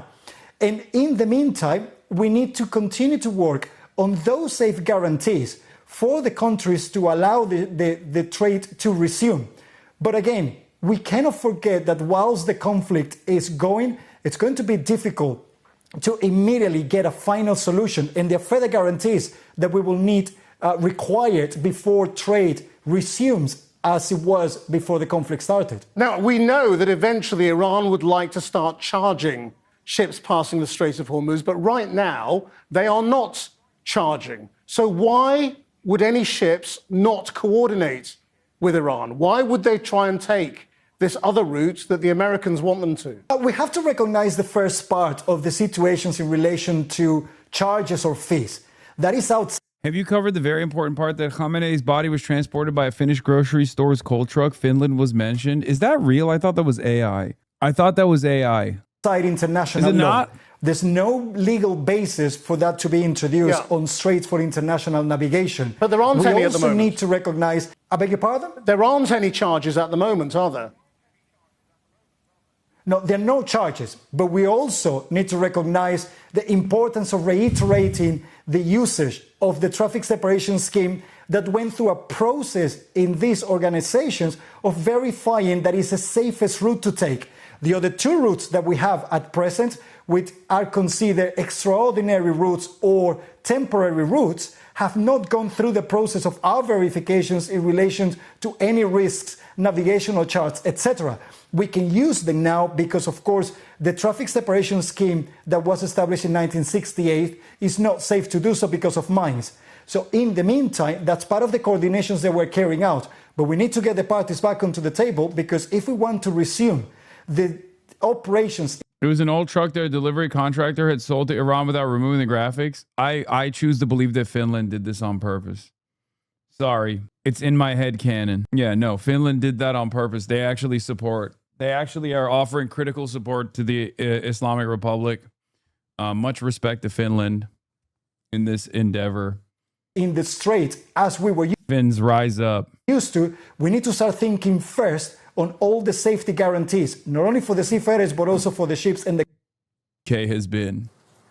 That's what it is. It's just like shocks me. Anyway, we're back to the Kirkification, the ultimate Kirkification, which is the Charlie Kirk trial. See it! Robinson's ex-lover seen on video for the first time. This meeting is to use your statement here instead of your testimony at a preliminary hearing. You understand that? Mm-hmm. Okay, so in order to do that, I need to place you under oath and also give you an admonition about false statements, okay? First... what percentage are we sure Tyler did it? Every day it lowers. Every day the percentage goes down for me. You do solemnly swear or affirm that the evidence you shall give in this issue shall be the truth, the whole truth, and nothing but the truth, so help you God? Yes. I also need to notify you that you are notified that statements you are about to make may be presented to a magistrate or a judge in lieu of your sworn testimony at a preliminary examination. Any false statement you make and that you do not believe to be true may subject you to criminal punishment as a Class A misdemeanor. You understand that? Yes. It potentially could be used as for punishment as a higher offense as obstruction of justice. Make sure that first, we're going to cover some of the things that you've already talked about, but to make it as part of this record. First, what's your name? Full name with middle name, or just first and last? First and last is fine. Okay, my name is Lance Twiggs. Do you know Tyler Robinson? Yes, I do. Yeah, I do. And this is the same Tyler Robinson that's been charged with the shooting of Charlie Kirk? Yes. And would you say when you first met Tyler? I think it was 2023. I've known him longer than that, though. That was, I think, the first time I met him in person. Okay. I don't get it. What's going on here? Like, I don't want to come across as insensitive, but what's happening here? Bro, go tase your dog, you liberal yellow belly. You can't say that, man. That's our word. So, okay, you guys need to explain something to me. You guys need to explain something to me. And I don't want to come across as insensitive. Are they a trans person? Like, are they a trans woman? Did they detransition? Are they what do they say? Boy modding? Like, what's going on? Are they MB? Because like the way the media covered it, the way the media was covering this is like, this is a trans woman who's a furry, blah, blah, blah, all this shit. Now, I'm not expecting them to be in court in a furry outfit. Boy moding, sorry, not modding. I'm so stupid. I'm sorry. Yes, I meant boy. Doesn't that sound right though? Like boy modding? Like a mod? Like, no? You just put the mod on for the day. Like it's you installed the boy mod, like a mod pack.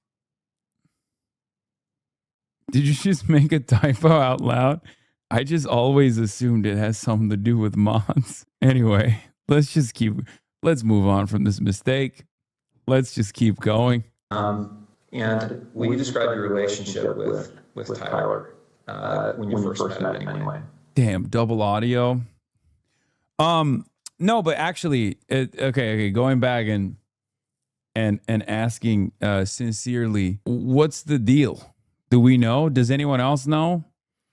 This is one of the fucking, obviously there's a million different problems with like transphobia that is so normalized in mainstream media, but like, I can't even get like a normal answer, not even from this community, but like, I can't get a normal answer from reading mainstream reporting because they all do it wrong. You know what I mean? They're never going to cover, like, this is sincerely one of the issues with the way that like mainstream media refuses to add, like, to update their style guides to make sure that they're not like engaging in transphobic stuff, not out of wokeness even, but just like purely out of, you know, how your primary job here should be to cover things correctly. You know what I mean? This is precisely the reason why, like, you can't even get accurate information, certainly not on Fox, but not even on like Guardian or the BBC or the New York Times, on whether or not this person is like a trans person. Are they not an out trans person? You know what I mean? Like, it's just because the way that the media covered the story initially was with the FBI revelations that this was like a trans woman. You sound like my grandpa. No, I'm trying. No, guys, come on. I'm being sincere. Why does it matter? Well, I'm trying to establish whether or not the FBI was lying or not. You know what I mean? That's what it is. And I also don't want to misgender them. When I first met him, I didn't know him super well. He was just a new roommate. So I knew he knew my friend group, and I knew he liked playing games, but that's about it when we first, See, I'm trans and confused as well. Check logs for response. Not all trans women take hormones or have surgery. They just dress and present in a way that feels feminine. We will commonly dress according to assigned birth, agenda for quarter, family, weddings, etc. No, but that's what I'm saying. Is that what's going on here? You know what I mean? Like, is that what's going on here? That was simply the question I had. Which, by the way, again, I suspected that's what could be the case here. But do you see the broader point that I was making about like the media never really properly addressing trans related things at all, and therefore it's virtually impossible to understand, like, it's virtually impossible to arrive at like accuracy in their coverage. It's another way that like wanting to or being careless about trans existence or being reluctant to address trans existence ends up fucking up your coverage. Wow, I came here to listen to HasanAbi, but I seem to have stumbled across J.K. Rowling's Torch channel. Turf much? Okay, stop. I first moved in. Okay. Before we go on, I realized my mic was muted at the outset. Was yours on, your microphone? No, okay. I'm going to repeat those admonitions just to make sure we got it recorded. Okay, so again, I place you under oath. Just to make a record, I'm going to do it again. You do solemnly swear that the evidence you shall give in this issue shall be the truth, the whole truth, and nothing but the truth, so help you God. Yes. And again, I'm going to give you the false statement admonition. Sorry, hold on. They're saying that it's echoing, so I think this one's mic is on. Okay, sorry. Okay, you know what? I'll mute my mic. That's fine. Okay. Okay, so we should be good. All right. fucking boomers, man. For roommates? Yeah. Okay. And then at some point, your relationship progressed to something more than just roommates. Is that right? Mm-hmm. When was that? Just asking questions. I wasn't. I think we started dating 2 or 3 months after he moved in. Okay. And where did you live at that time? St. George, in an apartment complex.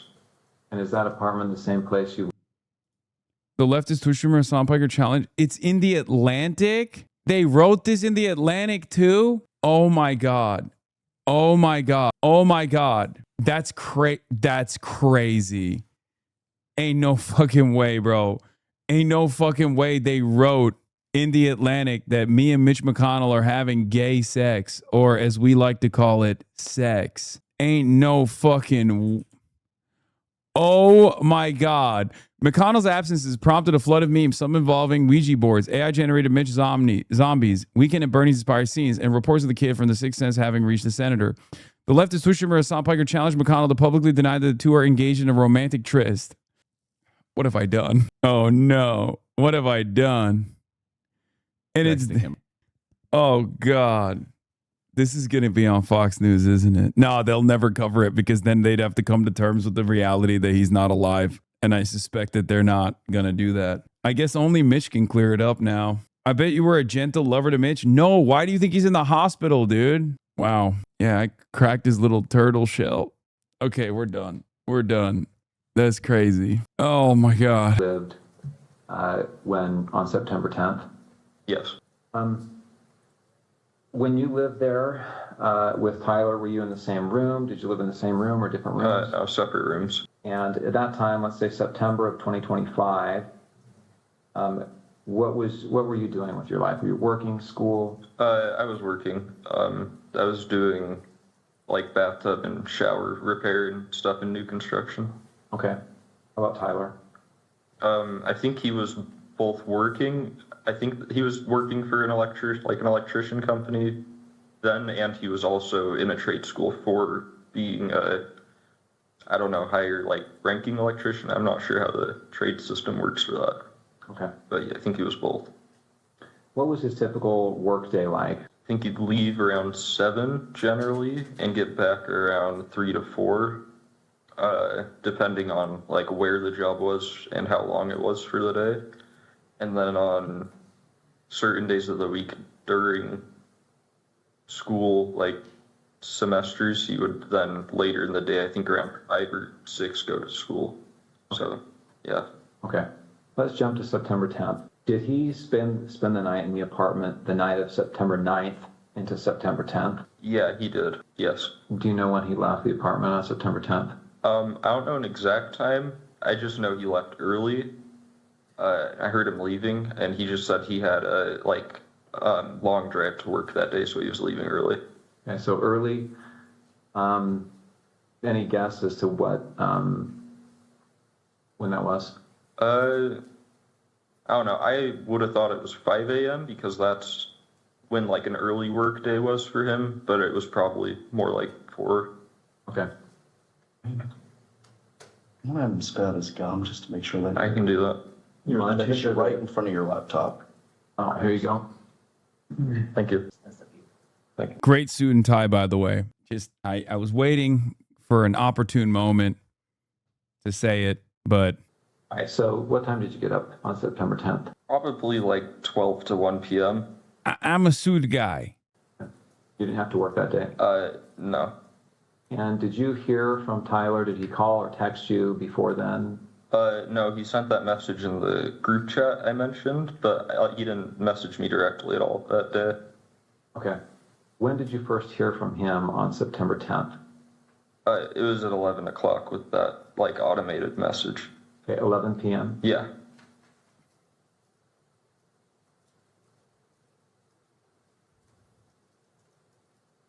Dude, what the fuck is going on?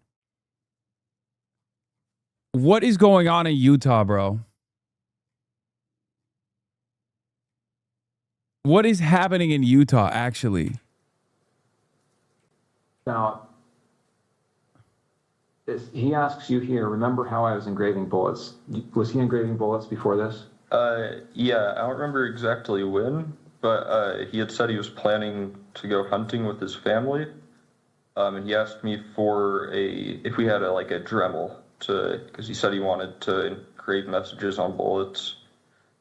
And I just told him where our Dremel was and told him to make sure he doesn't set off a bullet on accident in the house. But I didn't really think about it until then. How long before September 10th was this that he asked about the Dremel? I don't remember because he'd been talking about the hunting/camping trip for a couple months. But I don't remember when he was specifically asking to engrave the bullets. So are we talking like a year before? Oh no, not that long. It would have been I'd say at most a month before this was when he was asking. Okay.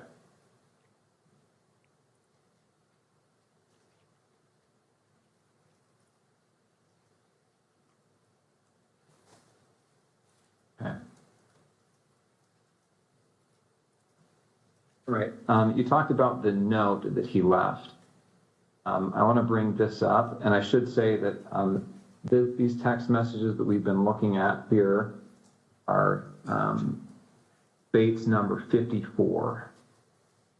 Okay, the notes have been titled 16.3 with a note, and this is Bates number 58. Do you recognize that on the screen there? Yeah. What do you recognize it as? That was the note under his keyboard that he was referring to in the first text of that chain. Okay, so where did you find this? On his desk underneath his computer keyboard.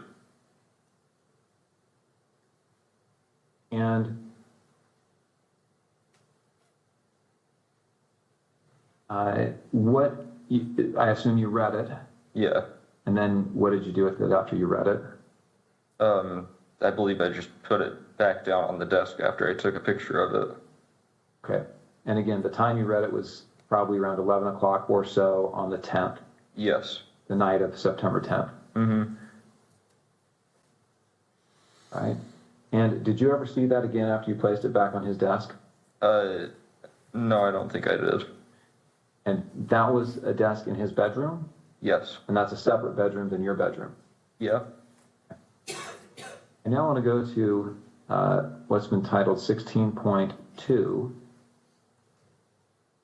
And do you recognize this series of messages here?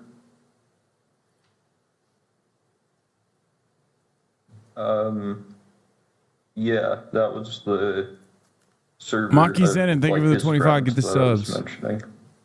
Okay, and this is your phone again? Yeah.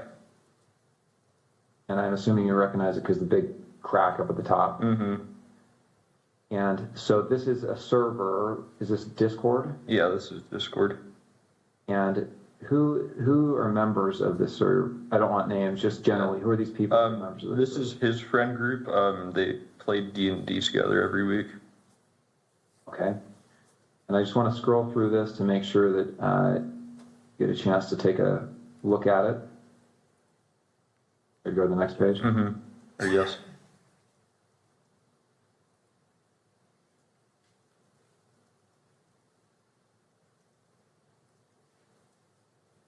So Tyler Icom, who's that? That's Tyler Robinson. And these other people are just others that are members of the server? Yes. Jug, Barnaby, Marina, DM. Mm-hmm. Yes. Yeah, DM means Dungeon Master. So these are most of them are names they're using. They gain more than HasanAbi, I bet. Yeah, okay. Well, so does Zoran Mamdani.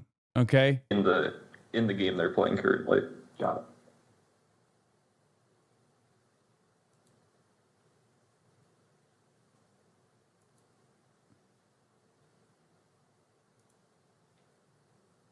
Yeah, it looks like the last text from Tyler looks like it's 8 p.m. And do you know what day this would have been? 8 p.m. on the 10th or the 11th? I would think that would be the 11th. Because at least I think so, because I don't think on the 10th that he messaged anyone before me at 11. So. And he turned himself in on the 11th, right? I thought so, yeah. Okay. So again, we're just going to go through this so that we have a record of the messages.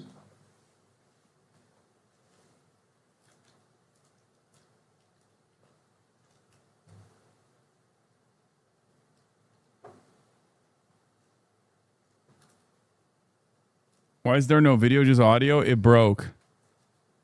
It's Utah, man. Is that an accurate recording of that thread? To my knowledge, yes. And that was sent, looks like between September 10th and September 12th. Looks like the last day on this is September 12th. Screen? Yes. They spent like 4 hours yesterday talking about redactions of audio video for inadmissible evidence in this exhibit. These are the edits they agreed on. The lover is selling him out. I mean, what do you mean? They had nothing to do with this. Why the fuck would they go to prison? What? Plus, you don't know. You don't know if it was actually, you don't know if it was actually Tyler Robinson that sent those text messages. Just saying. Also, he turned himself in.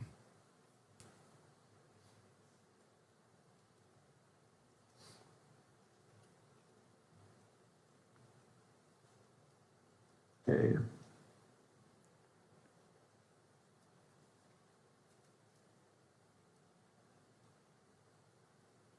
All right, so again, those messages covered from September 10th to the evening of September 11th. Now, September 11th, what time did you see Tyler on September 11th? Yes. When did like I said, he was up and around doing a lot of stuff around the house. And then I think I saw him after that message where I said I'll come home and say I'm doing laundry, because I didn't want him going to my parents' house right then when he said there was probably cops outside. So I went back home, and it was just him there, and I said bye to him, and then he drove off. So I just went back to my parents' house. Can we please watch Candace on Sean Ryan's show? Because she goes over just about all the stuff in the investigation that has gone wrong and her theory. Personally, I think she's pretty spot on. Oh my God. Guys, you're not supposed to be, this can't be sincere, okay?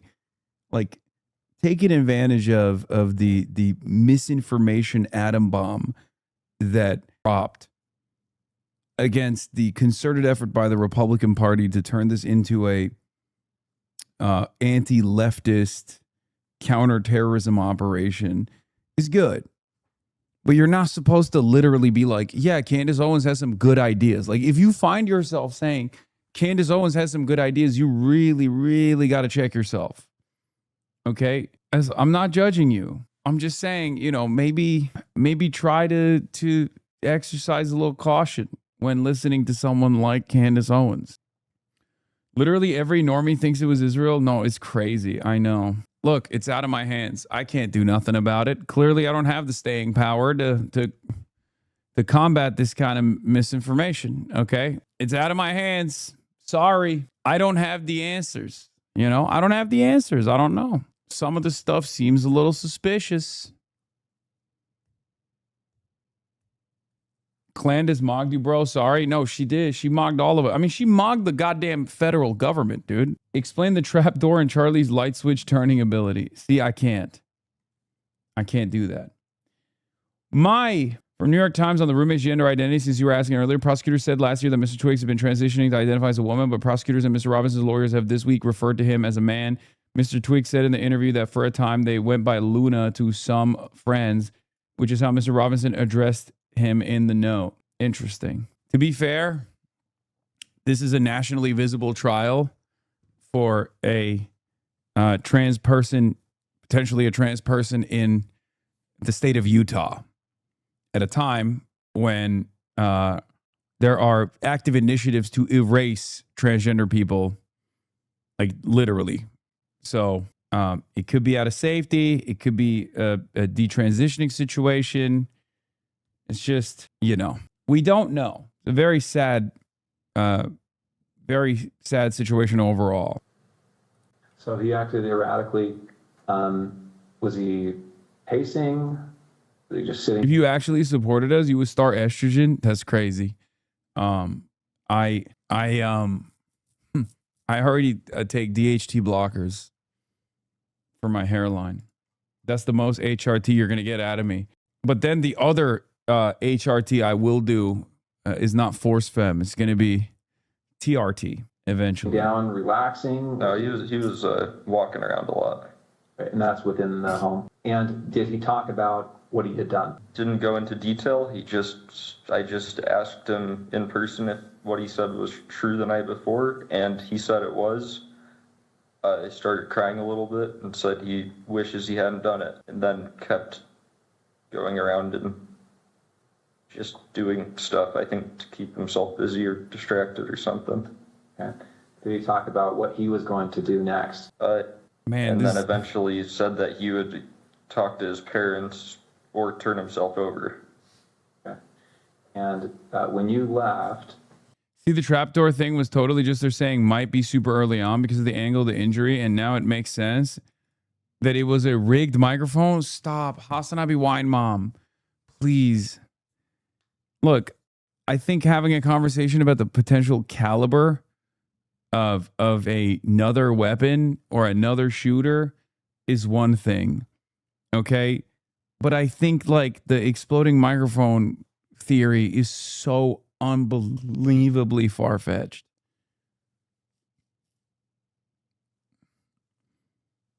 Like, I get it.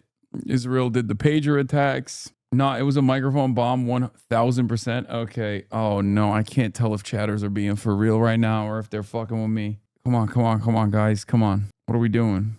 Was that how you left understanding that he was going to turn himself in or go to his parents' house? Yeah, and I didn't really want to be at our apartment while any of that was happening, regardless of what went down. Okay. Okay. Before he came home, had you seen the press releases, any of the media on this? I'd seen one Instagram link a friend of mine had sent in our group chat, but I hadn't really looked into it at all. And had you seen the images that were released of the suspect? I did the next day. I don't think I saw any on the 10th. I'm going to show you a couple of those images. Okay, I'm on the FBI's website. You can see the URL there at the top. This is some press release about this event. And here on the screen, you see these, looks like there's 2 rows of 3 images. Do you recognize the person in these images? I wouldn't say it with 100% certainty just because of camera quality, but that looks like him in terms of the shoes he's wearing, the sunglasses. I don't think I'd specifically seen him wearing that hat, but he was usually wearing a hat, and then jeans. So it definitely, especially the bottom, the last 2, definitely do look like him. They do look like Tyler Robinson. And you talked about that with your friends, right? This is like him. Yeah, his friends. Yeah, I don't know if I don't remember if I talked about it with any of my friends. And then since I didn't have my phone after that for a while, and I still am not using social media, I don't know on my friends' end. Okay. All right, I want to back up a little bit now. We've talked about September 10th, but let me get a little bit of context here. So, did you game with Tyler? Yeah. What kind of games? We played some just kind of party games together, like anything that would be multiplayer with a Friend slop? Group of friends. There was one game he really liked called Sea of Thieves, where you play as like a pirate, and you can fight against people, but most of it's just like fishing, fighting sharks, skeletons kind of stuff. We played some co-op games where it's like you both have to work together to win in whatever way. Way back when I was just out of high school, when I first knew him online, we played some shooting games together, but I didn't know him very well, so that was just when we had a full friend group on to play, and he was someone that my friends invited. Okay. Did you and he ever talk about politics? He did more than me. I don't really keep up with politics very much. He'd usually talk about stuff he heard on the radio on his drive to work in like their work car, since it sounds like their whole crew went in the same car most of the time. But I wouldn't say super consistently because it wasn't a topic I really contributed much on. What about Charlie Kirk? Did you ever talk about Charlie Kirk? I personally had never heard him talk about Charlie Kirk before specifically. Okay. How about... Damn, even Tyler Robinson games more than you? Yeah, guess what, dude? I'm not in fucking prison right now, at least for the time being, okay? The moment I start gaming, the moment the administration comes after me, this is for self-preservation. Look at this first clip. The outline of Israel is literally on the ground. I know. Oh my God. Oh my God. Oh my God. Dude, what the fuck? That's it. That's it. You clocked it. We clocked it. And that and the menorah, Israel did it confirmed. Political issues. So did you ever talk about gender identity issues and LGBTQ rights? No, not really. Usually if he did talk about politics stuff, it was relating to Trump or current like policy. This kind of stuff also doesn't make sense. This reminds me of the Thomas Crook situation, right? Where it's like, you have a guy who's like not that involved in politics doing something so wild. Like, what the fuck is happening? It's just like none of that makes sense. None of this makes sense. Okay. I don't understand it. You like this guy is not even like seemingly all that involved in the realm of politics. Like doesn't necessarily give that much of a shit. Very important thing about both text messages, Discord messages, that they have timestamps. The exception is the death penalty case against Tyler Robinson, where text messages and Discord messages no longer have timestamps for some reason. I mean, this is a mock-up and recreation of the text message exchange. It has the timestamps. 4:33, 1:15 p.m. Wednesday, 4:33 p.m. Wednesday, 11 p.m. Drop what you're doing. Look under my keyboard. What? You're joking, right? Fuck, I tried to delete that. I did crime. Incredible OPSEC? Yeah, there is none. There is no OPSEC. Less involved in politics equals don't know how to engage in politics normally equals think killing is how to do politics. Worked in the same place. He's being like issued or voted on, I think. But yeah. FD described it in the video about Charlie, and instead of wanting to do a crime of mass violence like a school shooting, they would instead want to make a mass spectacle of violence, like a targeted shooting and assassination. Yeah, but even then it's like, does this dude fit the profile of someone who was suicidal? You know what I mean?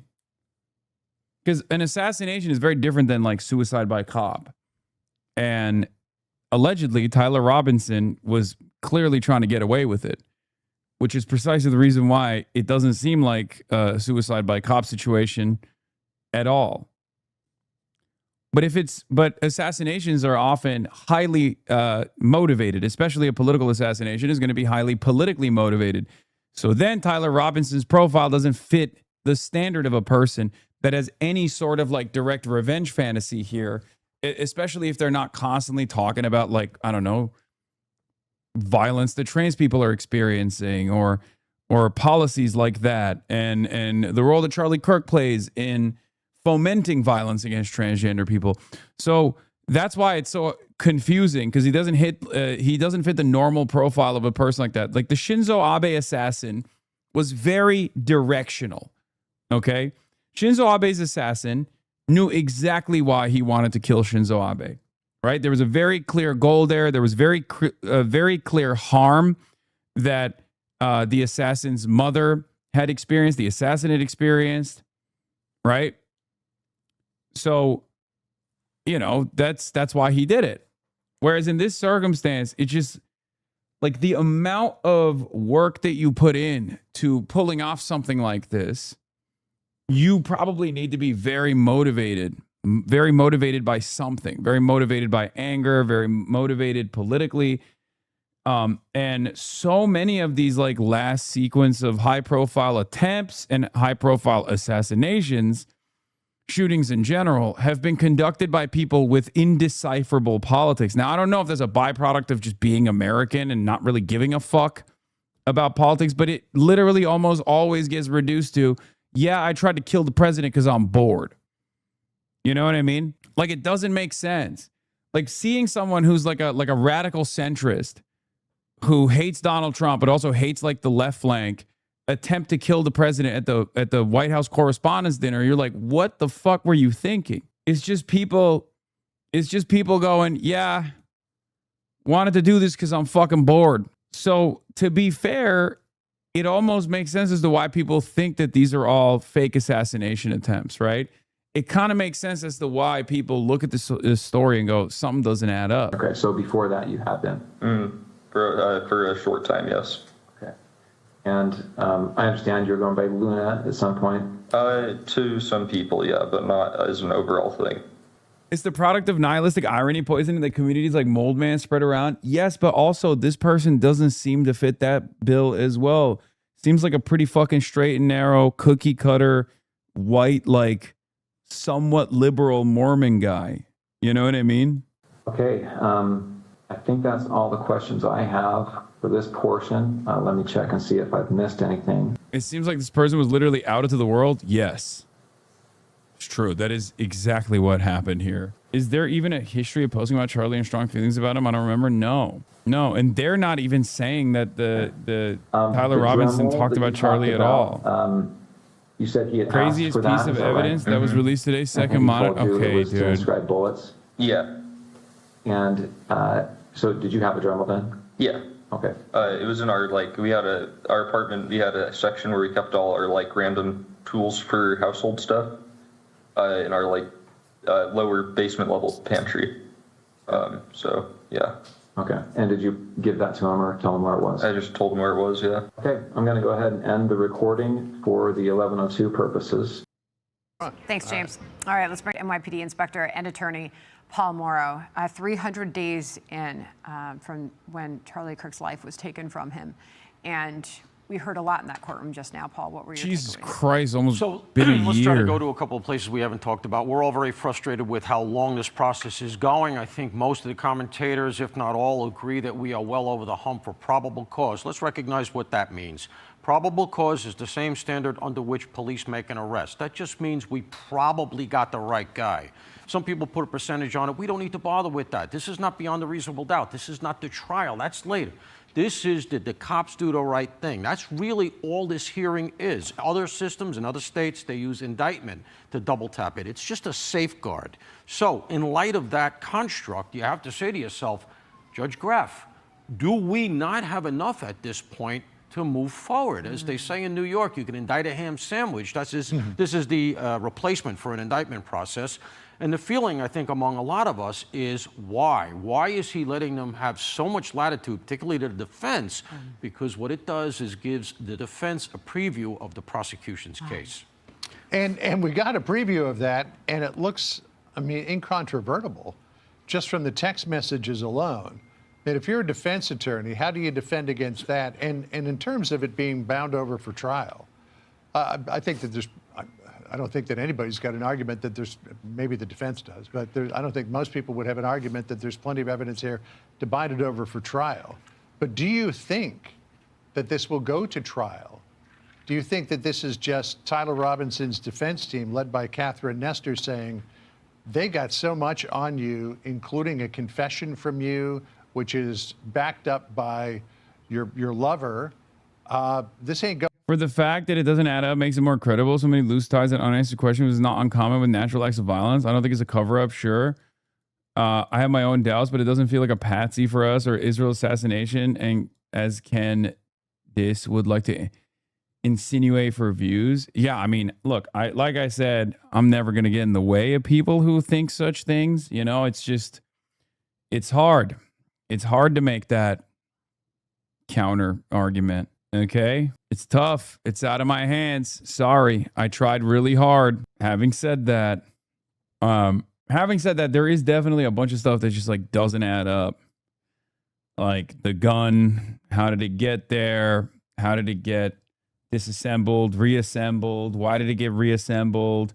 Why doesn't it show up when he's running in the footage? You know, there's like a lot of stuff that is just like strange. Thank God no one listens to you anyway. Yeah, no one listens to me anyway, except for The Atlantic and Huffington Post when I talk about how I blew Mitch McConnell's back out when we had sex, you know. I have to leave the stream on mute. Why would you do Going that? anywhere except potentially that if you lose at trial, you could lose your life. Let's cut a deal with the prosecution here, take the death penalty off the table. You'll spend the rest of your life in jail, but at least you'll be alive. Do you think it could be heading in that direction? So I'm going to refer back to the Koberger case because the public is familiar with it. That case, I actually came out and said early, I could see a plea deal here because of various, we don't need to relitigate that. And, I got shouted down a little bit. Turned out I actually called that one right. I'm going to go the other way on this. Is Haley Stevens doing AAVE? Not Abdul leading the uncommitted movement. Please, I need to hear her say this out loud. I need to hear her say, Not Abdul leading the uncommitted movement, just like Vladimir Putin. Oh my God. What gives? What gives?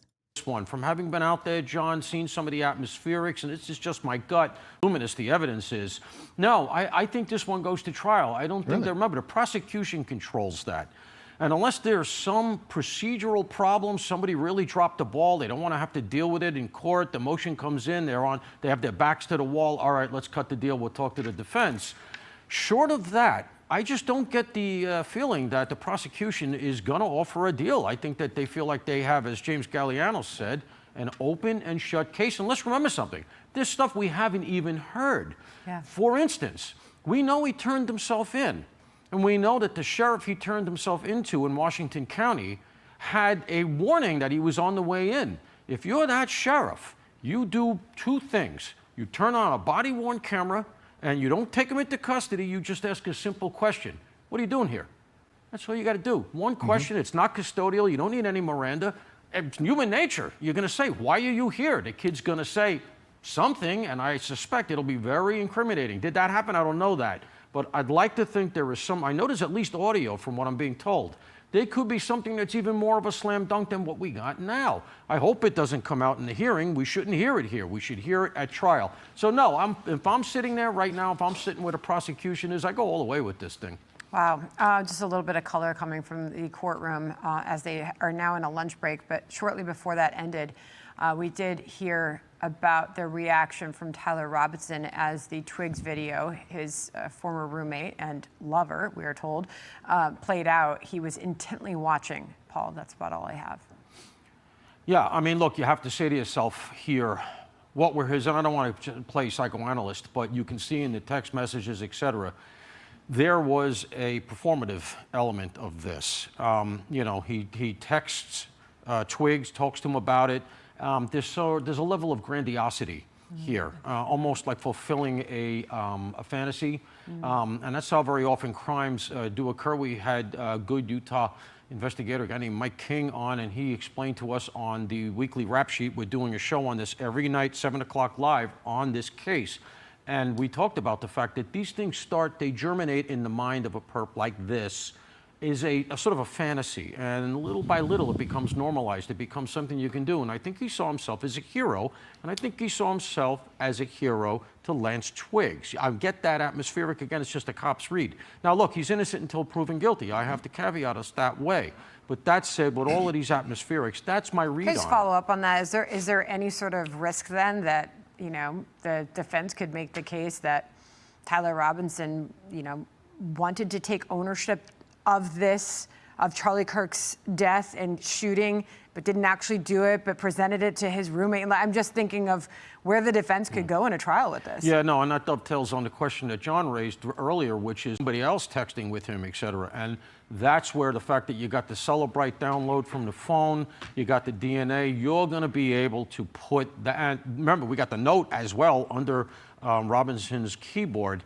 They're going to put that phone in Robinson's hand, as well as the gun's got the DNA, the towel's got the DNA, all of these things. He talks about engraving, remember the shells? Yep. All right, and those shells were found with those engraved. All of that stuff is going to put it in Tyler Robinson's hand, I think. Holy fuck. New Zin flavors. I've been testing them out. Cool blueberry, cool watermelon. This one is banger. No ads. No hashtag ad. think that's going to be a blind alley for them if they try to go that way, or they try this idea that there's this second shooter that popped out from someplace. There's no indicia of that. Can they raise a counter narrative? Sure they can, but you have to have some evidence. Otherwise, The the watermelon judge should one say, is we're not entertaining that. bomb.com. So you can't just conjure a counter narrative out of thin air. You have to have something to support it. And let's remember something else, and I'm going to use the term that was said to me when I was out there. They have Twiggs, quote unquote, right where we want him. All right. I was asking physically, where is he? All right. He's not in witness protection. It's not that kind of thing. You do with something like this, you got a key witness. You keep him out of the public's eye. You keep him away from the media. Generally, you use a motel or something. I don't want to go into it. But the bottom line is, this guy is the most crucial witness that they have. And yet clearly. he's the romantic partner. So they need a lever. So what's the lever that they have? I can guarantee you, they said to him, you're implicated. Did you destroy evidence? Did you do this? Did you do that? And, they probably scared him, rightly so. He starts talking. It's recorded. You make sure you do that. That's how this went. Wow. Yeah, I want to ask you a question about that in a second, but for those of you who aren't intently watching the screen, a little more color from inside the courtroom. And Paul, you mentioned the engraving of the bullets. Apparently, while he was watching intently as the Lance Twiggs interview was being played out in the courtroom, Tyler Robinson became visibly uncomfortable and started squirming in his seat when he was talking about engraving the bullets.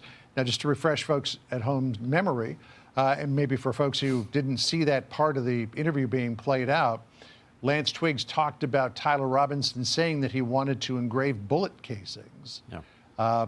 Didn't say why or what he was going to engrave on it. Lance Twiggs said, well, we've got a Dremel if you want to borrow that. Anybody who is not familiar, a Dremel is sometimes it's used for craft, sometimes I don't have the link, but the messages, those pictures don't match the transcript the FBI released a year ago. it's used for as a tool, basically, if you're trying to do something with metal, cut it or polish it or engrave it. It's a little handheld device where it's got a little rotating bit on the end of it. You could engrave things with it, you could polish, you can sand with it. The fact that he talked at length about, and in great detail, about Tyler Robinson wanting to borrow that Dremel. Lance Twiggs said, I won't get it for you, but I'll tell you where it is. And apparently Tyler Robinson went to wherever it was and picked that up. He was quite uncomfortable, according to observers in the court, when that testimony was being read out. Yeah, unsurprising. It just right? straight up doesn't make any sense. Also, are these guys all not so subtly implying that the lover is involved in this? Am I getting that across? Like Fox News couldn't get their nut off on Tyler Robinson, that they're very not so subtly just being like, yeah, they got him right where they want him. It's like, okay.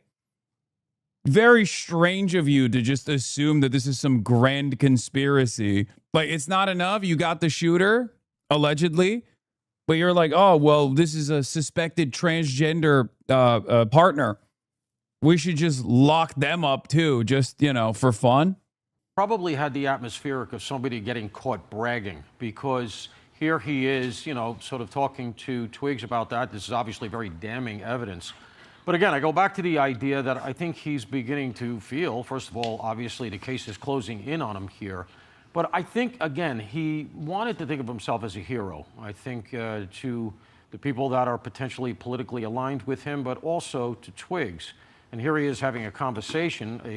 It is also pretty wild because it's like, oh, dude, if you've ever done any crime, but you've also been around a trans person, let's just grab the trans person too, is an insane way to operate. You know what I mean? Like, they're just like, all right, let's just lock them up too, Fuck it. Lock them up.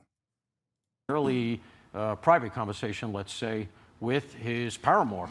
And here it is now being read out in open court. So, and let's remember something else. It's a callback to the Mangione case, where we saw a similar technique. So all of these things are very damning. And let's remember also, he puts the gun in his own hands. He starts telling Twiggs about, what am I gonna do about Grandpa's gun? Dad's gonna be all over me to get Grandpa's gun. It's wrapped up in a towel in the woods. I gotta get back there to get it. Well, the police found it.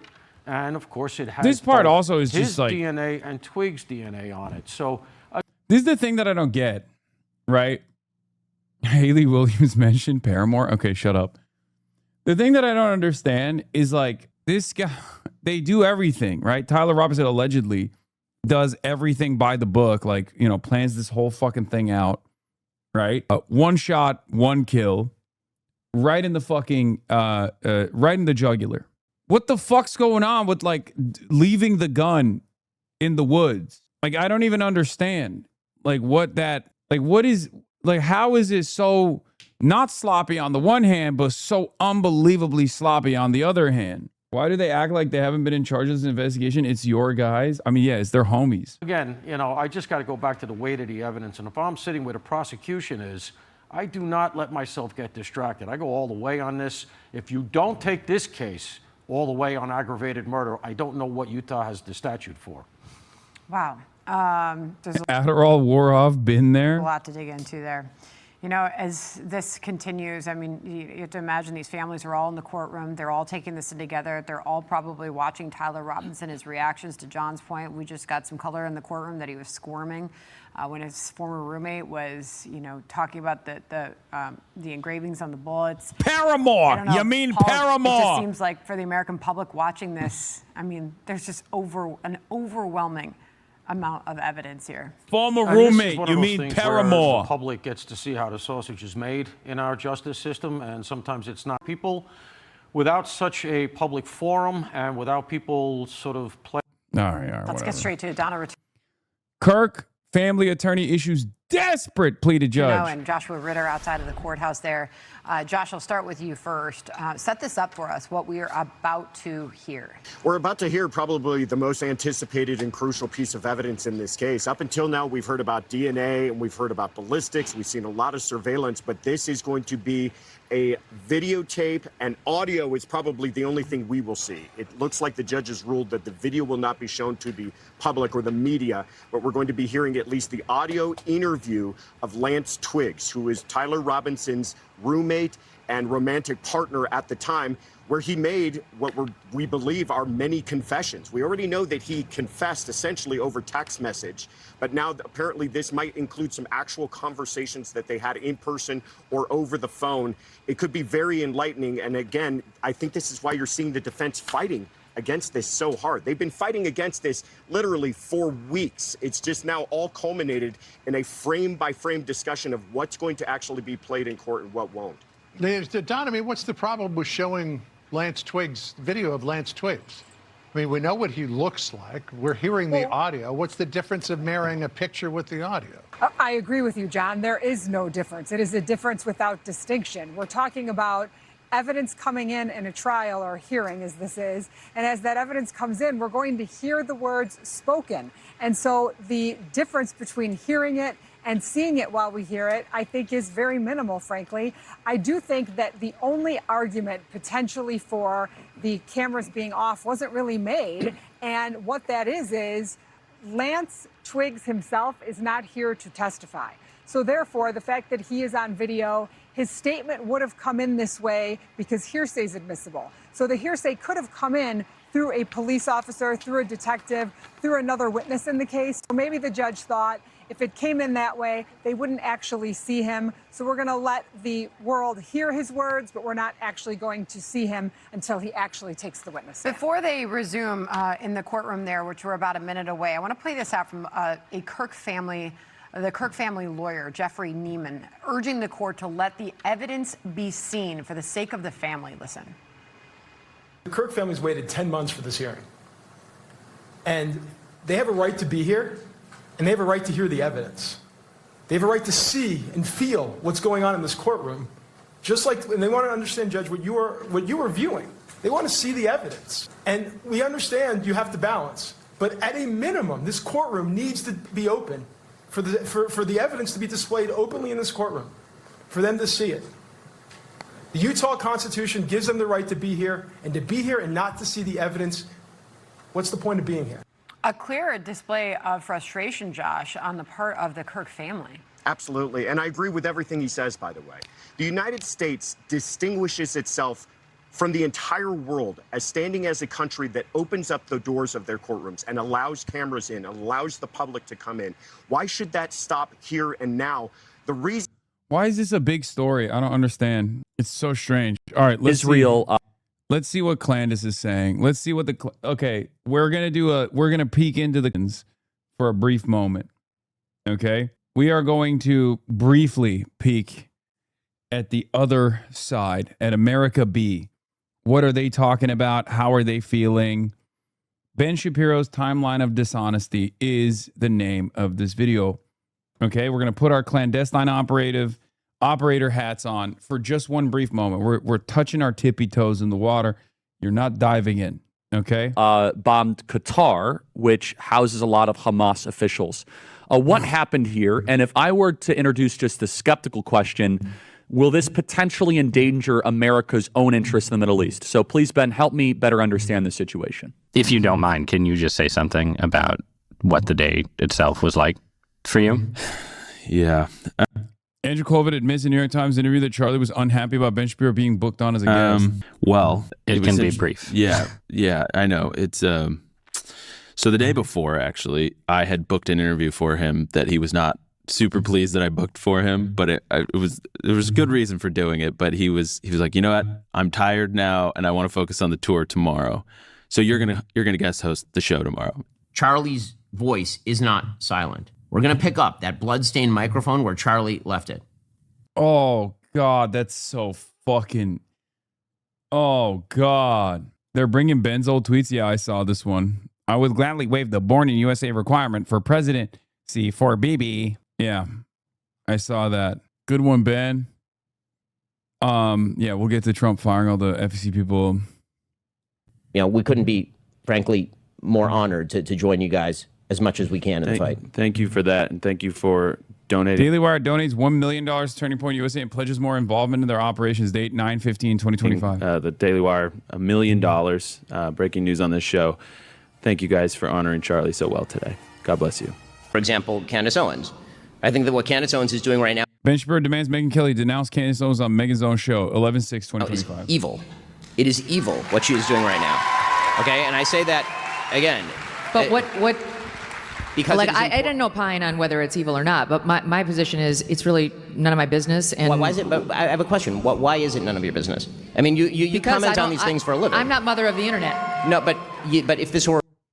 Dude, it's so awesome. These guys are all such vultures. It's so dope. I'm sorry. Watching this unfold in real time was cathartic, but it just, like, they are all such rapacious little grifters. They are fucking nasty. They're all so nasty, scavenging on the corpse of Charlie Kirk. Okay? Just going crazy mode. On the left, and somebody were accusing Charlie Kirk of his wife having murdered him, I assume that you would be talking about it. Is that what Candace is accusing Erica of? Yes. When Candace Owens says, I don't know, but I know, that is retarded. And we are all more retarded for having heard it. Follow a hive mind. Yes, queen. Underground. Communists. Mormons live in Utah. I watched The Secret Lives of Mormon Wives. I know what's going on here. After all, your personal business is our business. Is our motto. Egyptian Air. Wherever you travel, we will follow. I need to take a breath here. Because what I'm about to discuss is significantly more serious and truly troubling. Candace Owens, as you may have... Bro, it's got to feel so fucking good, though, that you, like, get fired from your previous place of employment and you fucking destroy them. And they spend every waking moment coming after you. And every time they do that, they keep losing the argument further and further. And you can basically say whatever you want. As long as you tie it back to Israel, you can just get away with it. And that pivotal issue is the reason why you got fired, which you happen to be on the right side of, even for the wrong reasons, right? Because, like, come on, Candace Owens, definitely anti-Semitic. It's just so crazy to me that she is fucking dabbing on him on a daily goddamn basis. And every day that they choose to shit on Candace Owens, her power grows and their power diminishes. That's got to feel so nutty. Heard me refer at the top of the show, is an evil, twisted human being. At the bottom of that lawsuit from Brian Harpole, it lists a Jacob William Roth, a partner of the firm, who also happens to be Ben Shapiro's brother-in-law. I remember where I was when all this was happening. I was in Los Angeles. I had sort of a breakfast/lunch meeting with somebody. And I got the news that Charlie had been shot, and my security was on the phone with Charlie's security because nobody knew what the hell was going on. Well, Charlie was still in the back of the car, and we were sort of getting updates along the way. Second, there's visual timelines that show Charlie's body being carried to a vehicle within minutes of being shot. Apparently, he was still alive at the time. Again, I know that only because my security was talking to his security in the car. And Andrew Cole. So what is that? That's crazy. So hold on now. Breaking news. Ben Shapiro just confessed on a show that while Charlie was being transported to the hospital and bleeding out to death, his security was on the phone with Charlie's security receiving updates. I knew it. Someone explained to me why during the minute while Charlie was dying in the backseat of a car, Charlie's security team was providing updates to Ben Shapiro's team rather than focusing entirely on saving Charlie's life and finding the killer. I will remind you all that Brian Harpole, one of the security members who was in that car en route to the hospital, is currently suing me and is using Ben Shapiro's lawyer, who has sued me relentlessly on Ben's behalf for the last 3 years. Ben Shapiro hated Charlie. Everyone knew that. So why the hell was this demon receiving updates in the mere minutes after Charlie was hit en route to the hospital? Who on Charlie's security team betrayed him this way? Everything Ben did following the assassination made my alarm bells go off. I have told you guys there's some about Daily Wire and their relentlessly stalking of me following my firing that has made me feel altogether unsafe. I have felt their obsessive focus on destroying me is deranged and increasingly dangerous. What did Andrew Colvett mean when he told me it was supposed to be you? Why did Turning Point betray Charlie so quickly by allowing Ben to open at Amfest after declaring immediately that he would pick up Charlie's bloody mic? Why didn't Ben mention this before today, that he was receiving status updates while Charlie was bleeding out? I clocked that Ben was too invested in this. His energy on stage demanding that Megyn Kelly call me evil and his overprotective stance on Erica always registered to me as deeply nervous. Ben Shapiro is satanic. Everything in my soul tells me he worships Satan literally. Look at his demeanor in this clip. We need to find out exactly who on Charlie's team betrayed him by providing immediate updates on this to this parasite. Share far and wide. 61,000 likes. My security was... Oh my gosh, she's insane. Okay, but guess what? Because every person involved in this story is an unbelievable villain, she gets to say that, and then other people actually look at the things that she's saying, look at Ben Shapiro's reaction and go, wait a minute, she's not wrong. This exact same thing happened with Erica Kirk, because Erica Kirk is also a businesswoman and you know, another bloodless monster for the most part. Okay. When Candace, the only reason why a basket case like Candace Owens gets to make these kinds of theories go unbelievably viral is because the people that she is attacking are also freaks. Like the tweet, you won't, I can't. She blocked me many, many years ago. Do you see what I mean? Like if we're, so here's the thing. Yes, I'm a clandestine operator. And I'm a fallen soldier, right? Like I can't like the tweet because the Clandanistas, I know we're all one. We're united. Where we go one, we go all. Unfortunately, Candace Owens blocked me many, many years ago, and she's never unblocked me. And we just simply can't communicate for that reason. Okay? But anyway, do you guys see what I'm saying, though? Because, like, Erica Kirk is, like, very obviously reacted to the assassination of her husband in a way that, like, a normal person would not react. Because there's Erica Kirk, the wife and mother, and then there's also Erica Kirk, the businesswoman. And she locked in and went business mode so fast that every normal human being that was looking at this went, what the fuck? Why should I care about this if you don't? Right? That's number one. And that's precisely the reason why a lot of people started looking at Candace Owens' reaction. And they were like, well, you are reacting in a way that is perhaps a little bit more normal to a close friend's passing. The gruesome assassination of a close friend, a confidant, maybe even a lover, who knows? Right? Whereas Ben Shapiro's reaction was also just as cold and as calculated. Now, I don't know if that's because he's like super autistic.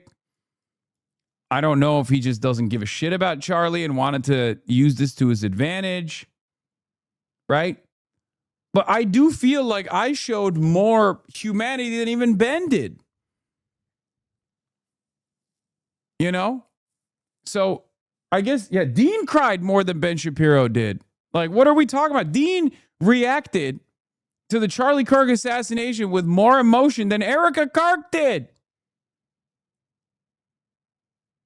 It's like up there with Candace Owens number 1, Dean number 2, me number 3, Erica Kirk is like number 15, Ben Shapiro bottom of the barrel. So he cried, she cried, we crowed. So my point is, that's the reason why Candace gets to cook all of this up. If these guys were normal human beings, Candace would not be able to cook up these theories against them, because everyone would be like, what the fuck are you talking about? Ben didn't immediately try to take over Turning Point USA moments after Charlie Kirk was assassinated. He did. He did do that. He immediately did that. He was like, oh, it's my time to shine now. Finally. Like, you know what I mean? Like, that's crazy. That's a crazy thing to do. So obviously,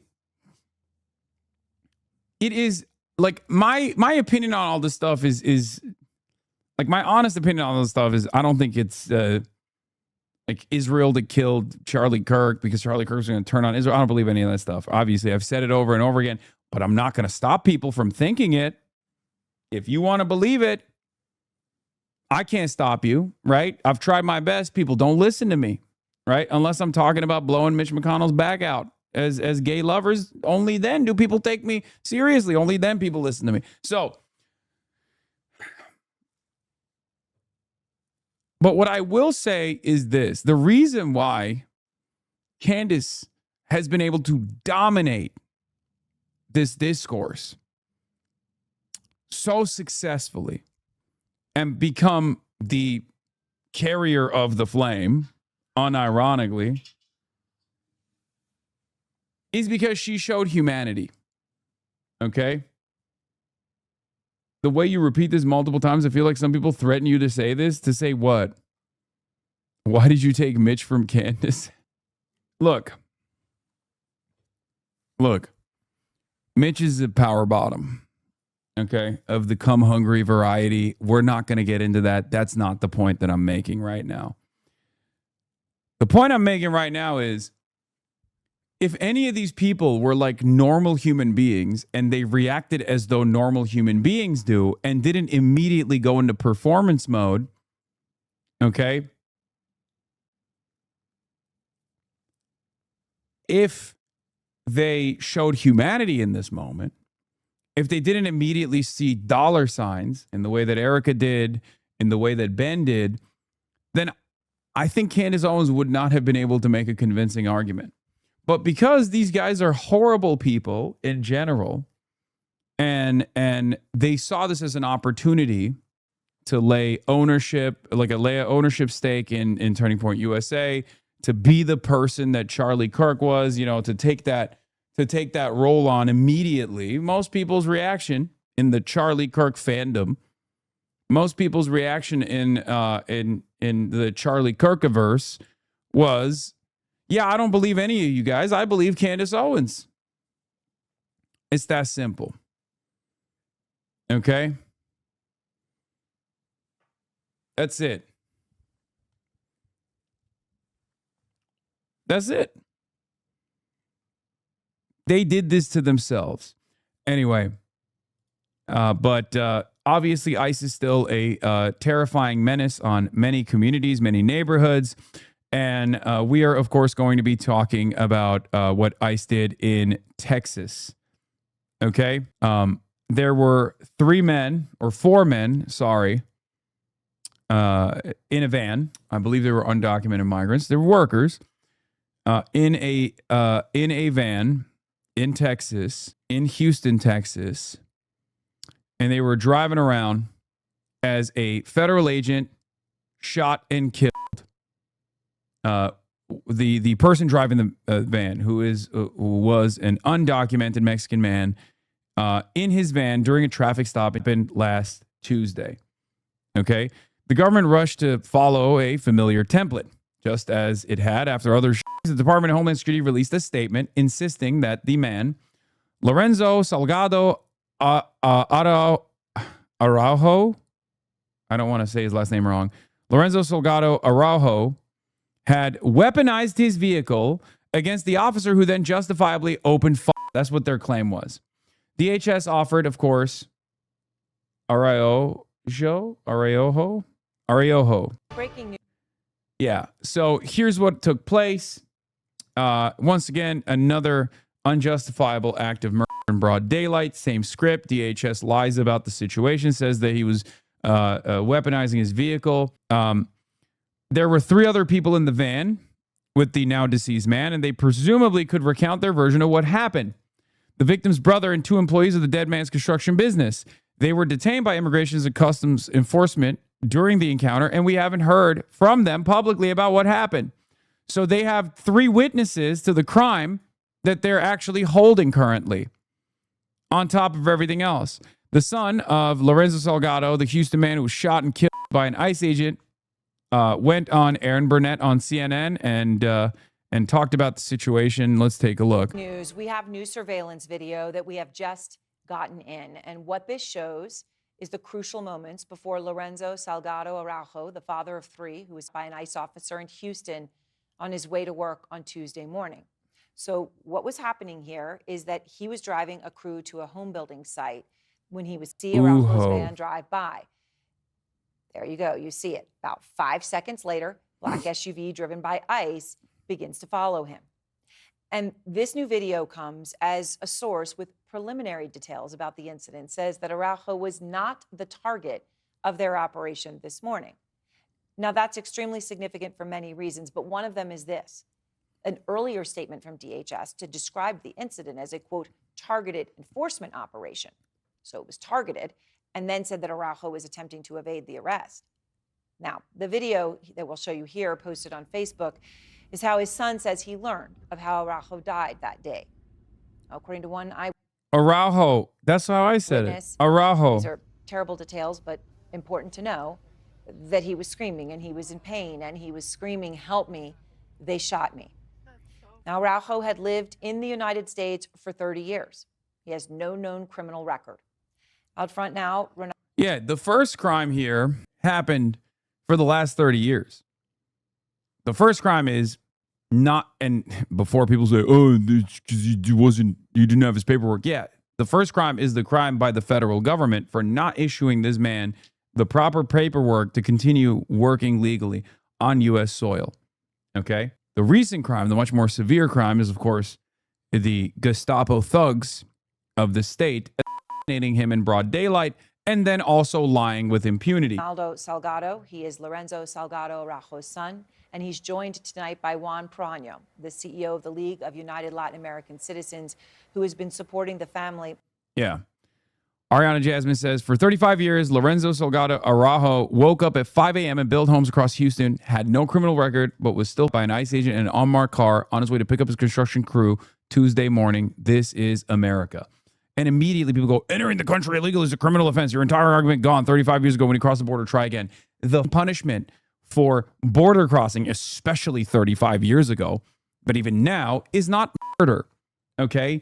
It's not. People that respond this way are animals. Okay? You are an animal. You are lower than an animal. You are not an animal, actually. An animal has at least like some self-preservation skills.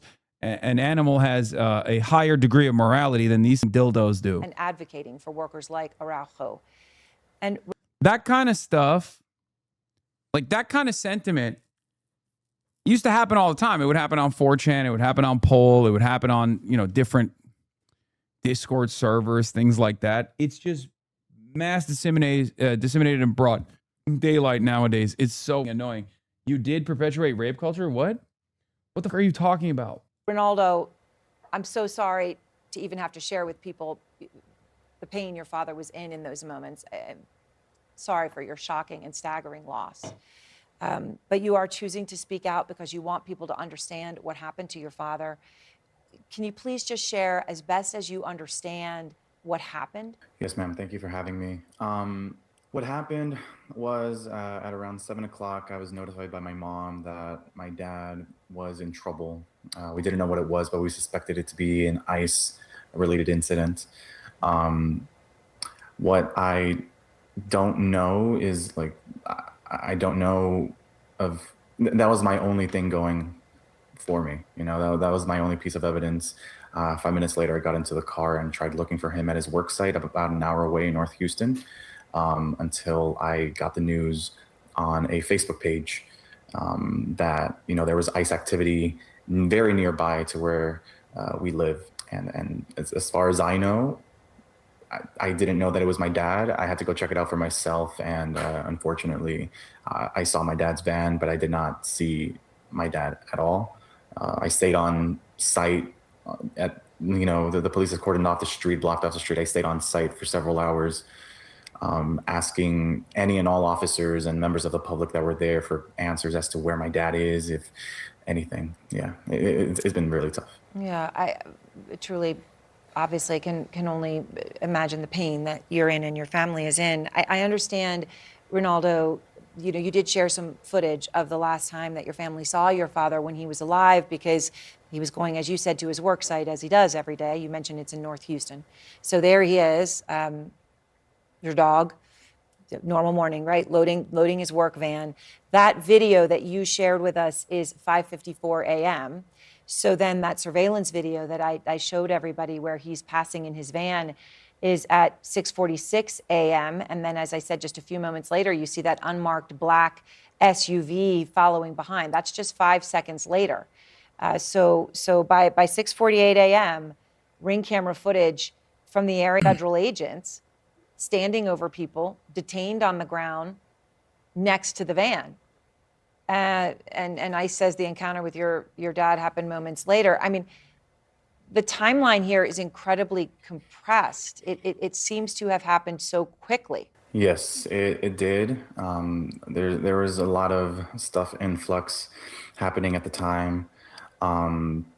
As you saw in that footage, and you know, I would like to correct it. It was two vehicles. I saw two vehicles right there, unmarked vehicles without any sirens, without any markings on any of the vehicles. It's just, everything happened so fast. By the time I was already in North Houston, it was around like 8 o'clock, 8 something.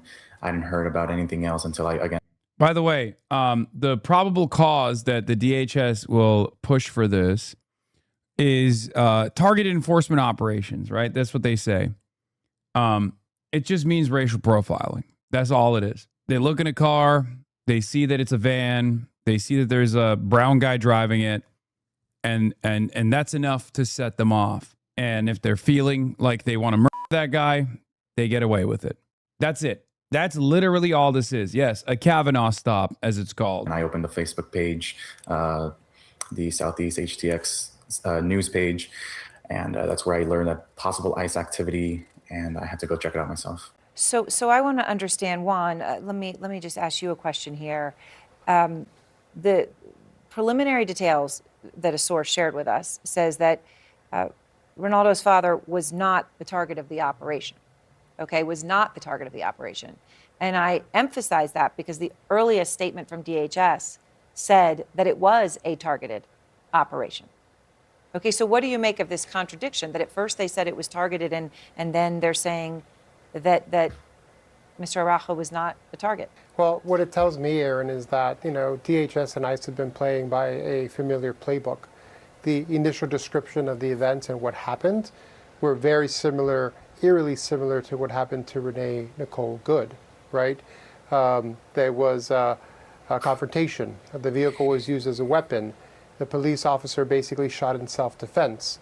And now ICE is having to walk back the information that they provided, now saying that he was not a target.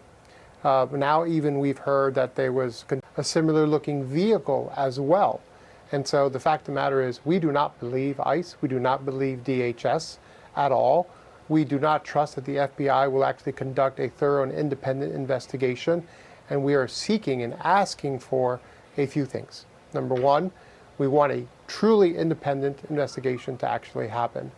We're also demanding the body of Lorenzo to go back to his family.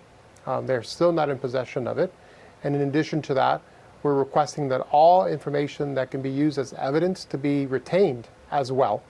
And so this is just the start of the process. It is a tragic, tragic series of events for a man, a family man, a provider to his children and his wife of over 40 years that should have never happened.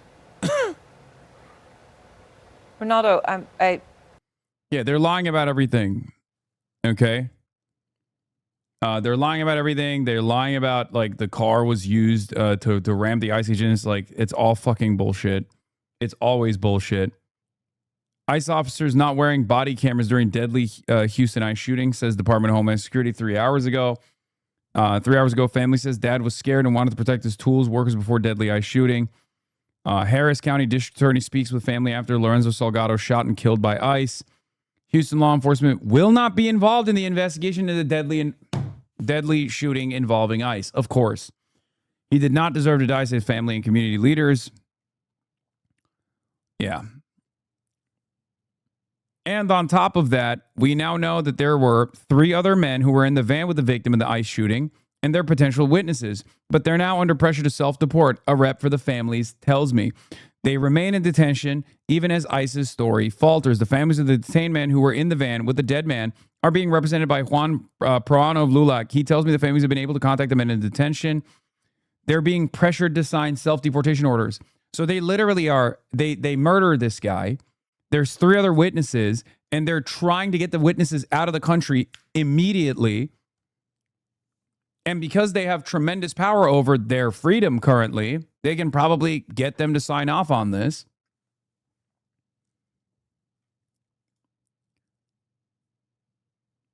It's like, again, this is not reformable. Yeah, one of the men is his brother. Yes, one of the 3 men is his brother. That kid that you're, the young man on the left, if I recall correctly, said that his uncle was one of the 3 men in the car. I just want to. How is this any different than Israel? It's not. It's not. Stop right there on one thing that Juan just said. This happened on Tuesday morning, and your family still does not have your father's body? That's correct, ma'am. And Aaron, So when DHS I'm says, going to be very blunt yeah, go here. ahead. Yeah, go ahead. Yeah. All of the personal identifiable information was taken from Lorenzo before he was put in the ambulance. When he arrived at the Ben Taub Hospital, he was checked in as a John Doe. As a John Doe, Aaron. The families had to go through extra hurdles to do a biometric forensic verification that it is his father. They didn't actually get a notice that he is deceased until the following day, all the time knowing that his father was there in the hospital and had been shot earlier that day. Who does that? I mean, in what world do we live in where someone would remove all identifiable information and provide no context and information for Ronaldo, who was on the site in direct conversation with the FBI? They dragged him along, they strung him along, and didn't give him the information that he should have had immediately as his son. Ronaldo, This is why it's not just abolish ICE. This is why it's punish ICE. Okay? Hold ICE accountable. We have to bring back fucking law and order into this goddamn country. Okay? That's crazy. Like these people are lawless bandits. They're thugs. The way that they're operating is completely unacceptable. It is ripping apart the social fabric that is holding us together. Okay? We can't go on like this. We have to abolish ICE and we have to punish ICE straight up so that no other law enforcement agency ever tries to do something like this again, no matter who's in charge. Okay? You get another despot in charge that tries to even fucking entertain doing something like this, immediately the people, the law enforcement that is supposed to carry out those tasks go, nah, I'm out. I can't do it. I'm sorry. They have to be made an example of. Otherwise, we have no laws. DHS also said, Juan mentioned this a moment ago because he mentioned the comparisons to what happened to Renee Good earlier this year in Minnesota. But the DHS had said your father used the vehicle as a weapon. I just want to give you a chance to respond to that allegation that they put out there initially. Look, I know my father. He had his main concern was to keep the van safe and his tools safe. There's been instances in the past where his van got stolen and his tools got stolen. So ever since then, he's been very cautious about people following him, people looking at his van a little bit too much. So along with that, my dad was also in the process of obtaining a work permit. He decided that it was time for him to achieve his American dreams after putting 3 kids through college, one currently in college, I'm sorry. So he had been informed, and we have spoken as a family time and time again, what my dad should do in the case that he did get detained by ICE. He did not know that those vehicles following him were ICE agents. Again, these vehicles were unmarked. They had no emblems, no logos, no flashing lights. There was no way for him to know that they were ICE agents.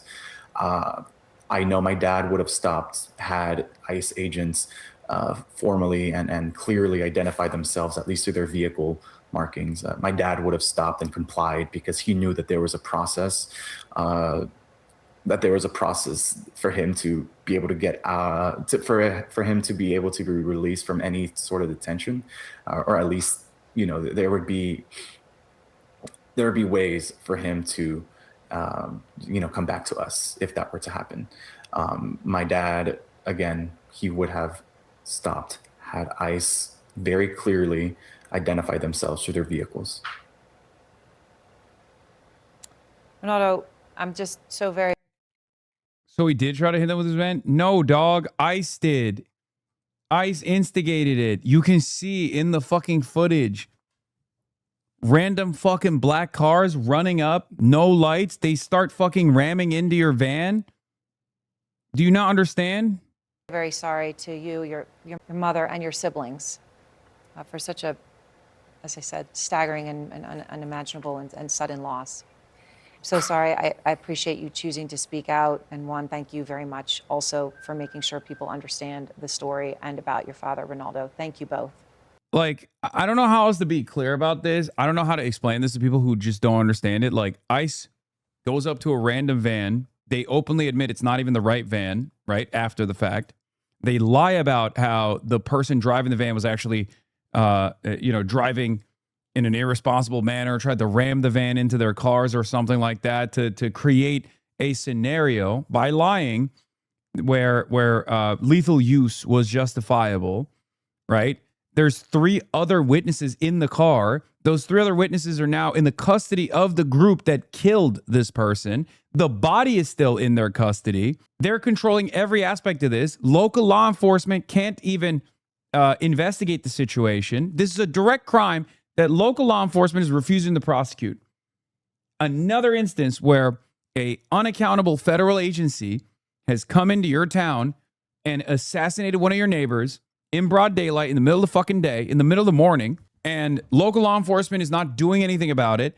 And the other witnesses, the firsthand eyewitnesses of the crime, are slated to be deported from the country. It's insane. What are people supposed to do? Yeah. Also, video appears to show no damage to the vehicle of the man ICE killed in Houston, who had lived in America peacefully for 35 years, despite ICE's claim that he rammed an ICE vehicle and tried to run over an agent. These people are not credible. You can see Salgado here making a U-turn. There it is right there. The white van makes the U-turn, as you're going to see the unmarked car here in black trying to force the car going the opposite direction. Now, this is right before Salgado is ultimately shot. You're going to see the SUV pull over. Here's a closer look in front of the van after the truck passes by. Salgado makes the U-turn. He reverses for a moment. He heads west, him over. You can see Salgado here making a U-turn. There it is right there. The white van makes the U-turn, as you're going to see the unmarked car here in black trying to force the car going the opposite direction. Now, this is right before Salgado is ultimately shot. You're going to see the SUV pull over. Here's a closer look in front of the van after the truck passes by. Salgado makes the U-turn. He reverses for a moment. He heads west, him over. You can see Salgado here. Here, video appears to show no damage to the vehicle of the man ICE killed in Houston who had lived in America peacefully for 35 years despite ICE claim that he rammed an ICE vehicle. Operation. ICE claims Lorenzo Salgado Araujo rammed a law enforcement vehicle with his van and tried to run over an agent. And ICE says their agent fired in self-defense. They claim Lorenzo Salgado Araujo wasn't authorized to be in the United States and he died at the hospital operation. Why are the ICE cars unmarked? I mean, that's the whole thing. That's the whole problem, don't you think? Unmarked cars, unmarked agents. It just looks like a bunch of thugs, a bunch of criminals that are trying to steal potentially your supplies from your work van. They probably know something we don't. Man, what the fuck are you talking about? No, they don't. What is this? Why is it that your first assumption, especially after ICE has done this a million times over, your first assumption is to think, oh, well, I'm sure they had a good reason to fucking murder this person. They literally admitted it was the wrong car, it was the wrong person. The fuck's wrong with you? And they've lied every single time they've murdered someone. They lie every single time. Dude, federal agents just wouldn't go after this guy. Are you fucking brain dead, dude? Of course they have. They've done this every time. Are you living on the same timeline as us? This is genuinely shocking to me. You think this is the first time this happened? What are you, fucking stupid? Dog, the only reason why we know about this is because the news is covering it, okay? They do it all the time. I like that this barf maxing, your assessment is the only thing holding society together at this point. Luckily, I guess, for American future, there are so many people who just genuinely abide by a hope and a dream that, like, there is a good reason for all of this. That institutions they must be working, right? Like, they're federal agents. Dog, they're federal agents that got no fucking training whatsoever and don't have any accountability whatsoever. Many of the former federal agents have openly admitted that there's just like this culture of ultra violence within the system, where people do heinous things. Like, people amongst the members of ICE, amongst their ranks, have done such heinous things that they had to fucking quit because they were like, this is ridiculous. And you're over here being like, nah, I'm sure there's a good reason for it. I think you're cherry picking, to be honest. The only cherry I'm picking is your fucking brain, dude. It's got to be the size of a walnut. What the fuck do you mean I must be cherry picking this? You have the amount of faith, the amount of confidence you have in this fucking Trump administration is the reason why you get ass fucked all the time and you go, I don't know why my butt hurts.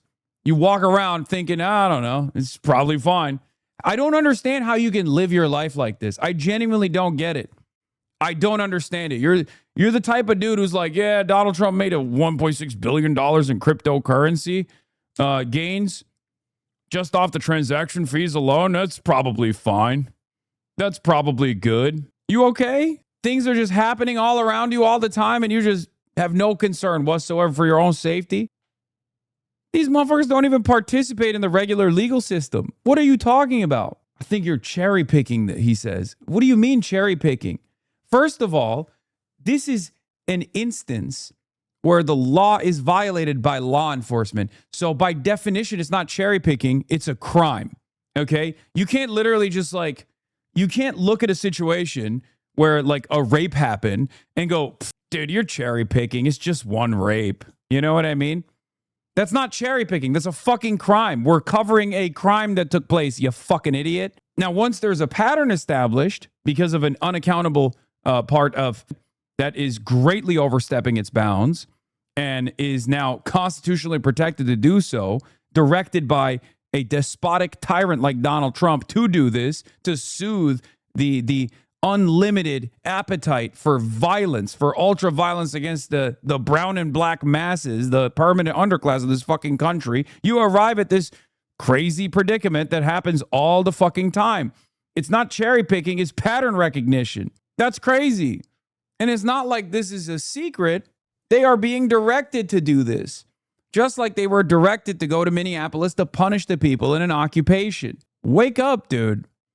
I don't understand how anyone could look at a situation like this and be like, this is a society I want to live in, where a random dickhead with like 25 days of fake training can just pick up a gun and shoot my father in the fucking face, and I will never have justice, and I will have no accountability whatsoever. And then half of society will look at it and go, yeah, he probably deserved it. Because if it can happen to this person, it can happen to you too. They've killed white people too.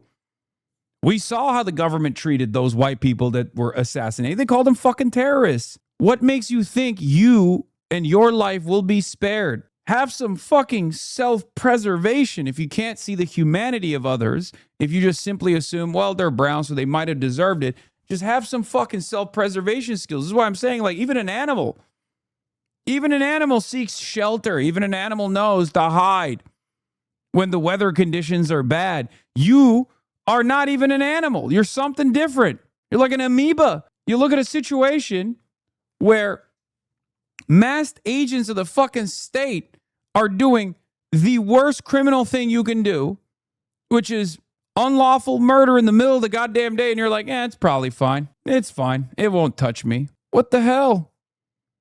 I don't get it. I genuinely don't understand. I don't understand how you look at a situation like this as an American citizen and you see this devastating reality. Oh my God, it's actually just their job. Okay, no, this guy's rage baiting, right? Is this a Asmongold viewer? Why haven't we looked up his chatter in Asmongold? This has got to be like a European Asmongold viewer or something who's like big time fan of Rupert Lowe or whatever the fuck. He's not. He's not an Asmongold viewer. This is one of my own. Just a real genuine dumbass. It's actually their job. Okay, their job shouldn't exist. Okay, let's just start there. This is at most a paperwork violation. It's a civil offense, okay?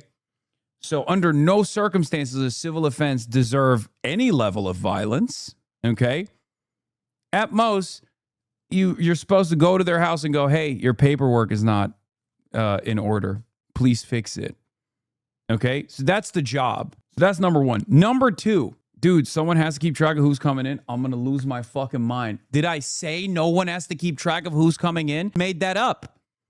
Okay? There is a mountain called Everest between someone has to keep track of who's coming in and we should let random high school dropouts murder brown uncles on the fucking street with no accountability. Holy fuck. Are you lobotomized? What the fuck's wrong with you? No one said everyone should come in free for all and no one should be punished for it. You fucking made that up. How do you arrive at this conclusion? You watch a guy get murdered in broad daylight and you have such confidence in this administration of all administrations, this federal government, you have such confidence in that you literally turn around and you're like, I don't know. I mean, someone's got to keep track of people coming in. No one said that that's not appropriate. Okay? Are you fucking stupid? I mean, you are. I know you are. This is the dumbest argument that I've ever fucking heard in my entire life. ICE is probably barely a little bit older than you as a fucking agency. What? I didn't say you said it, Haas. Would you prefer Flock did it? Flock? What the fuck does this have to do with Flock, you goddamn cattle? Brother, you're getting baited for clips? Clips of what? A guy behaving in the most medically stupid way possible? What the fuck kind of clips are you going to get out of this? First of all, they're already deploying Flock, you fucking idiot. You're already being mass surveilled regardless. How are you anti-Flock but you're pro-ICE? Those two things work hand in hand, you fucking moron. What the fuck's wrong with you? He's like, oh, I'm actually against mass surveillance from the federal government, but the level of mistrust I have for the federal government as a tool of mass surveillance, I have unloaded unlimited confidence in its dumbest individuals that have guns and can kill people with impunity, and I will defend them. So you have insecurity when you think about the fucking federal government operating a surveillance state by way of Flock cameras, but you have unlimited confidence in ICE? What the fuck? How does that even work? It's so strange. I hate mass surveillance, but I love murderous federal agents that kill with impunity. Incredible. Anyway, that's all I got for today. Holy shit. That was unbearable. Because only one of them affects him personally? Yes, but a federal government that gets to do that, the Lorenzo Salgado can do that to him too. He's just too stupid to realize it. That's the problem. That's why I said you have no self-preservation skills. When you justify a system of violence like this, an unaccountable force that gets a kill with impunity, you are signing off on your own fucking death sentence. Okay? That's it. An injustice anywhere is a threat to justice everywhere. If you can't see it, if you can't recognize the human life that was taken, okay, if you can't recognize the criminality, if you can't recognize the humanity of this person who was slain, then think about it from the perspective of self preservation. Think about it as survival skills. There is a selfish argument here as well. I've given up on trying to explain the humanity of others to some of these people because they fucking wear their sociopathy on their sleeve like it's a fucking cool thing. Like it's a virtue. But there is also a self-interested argument here as well that this is completely unacceptable.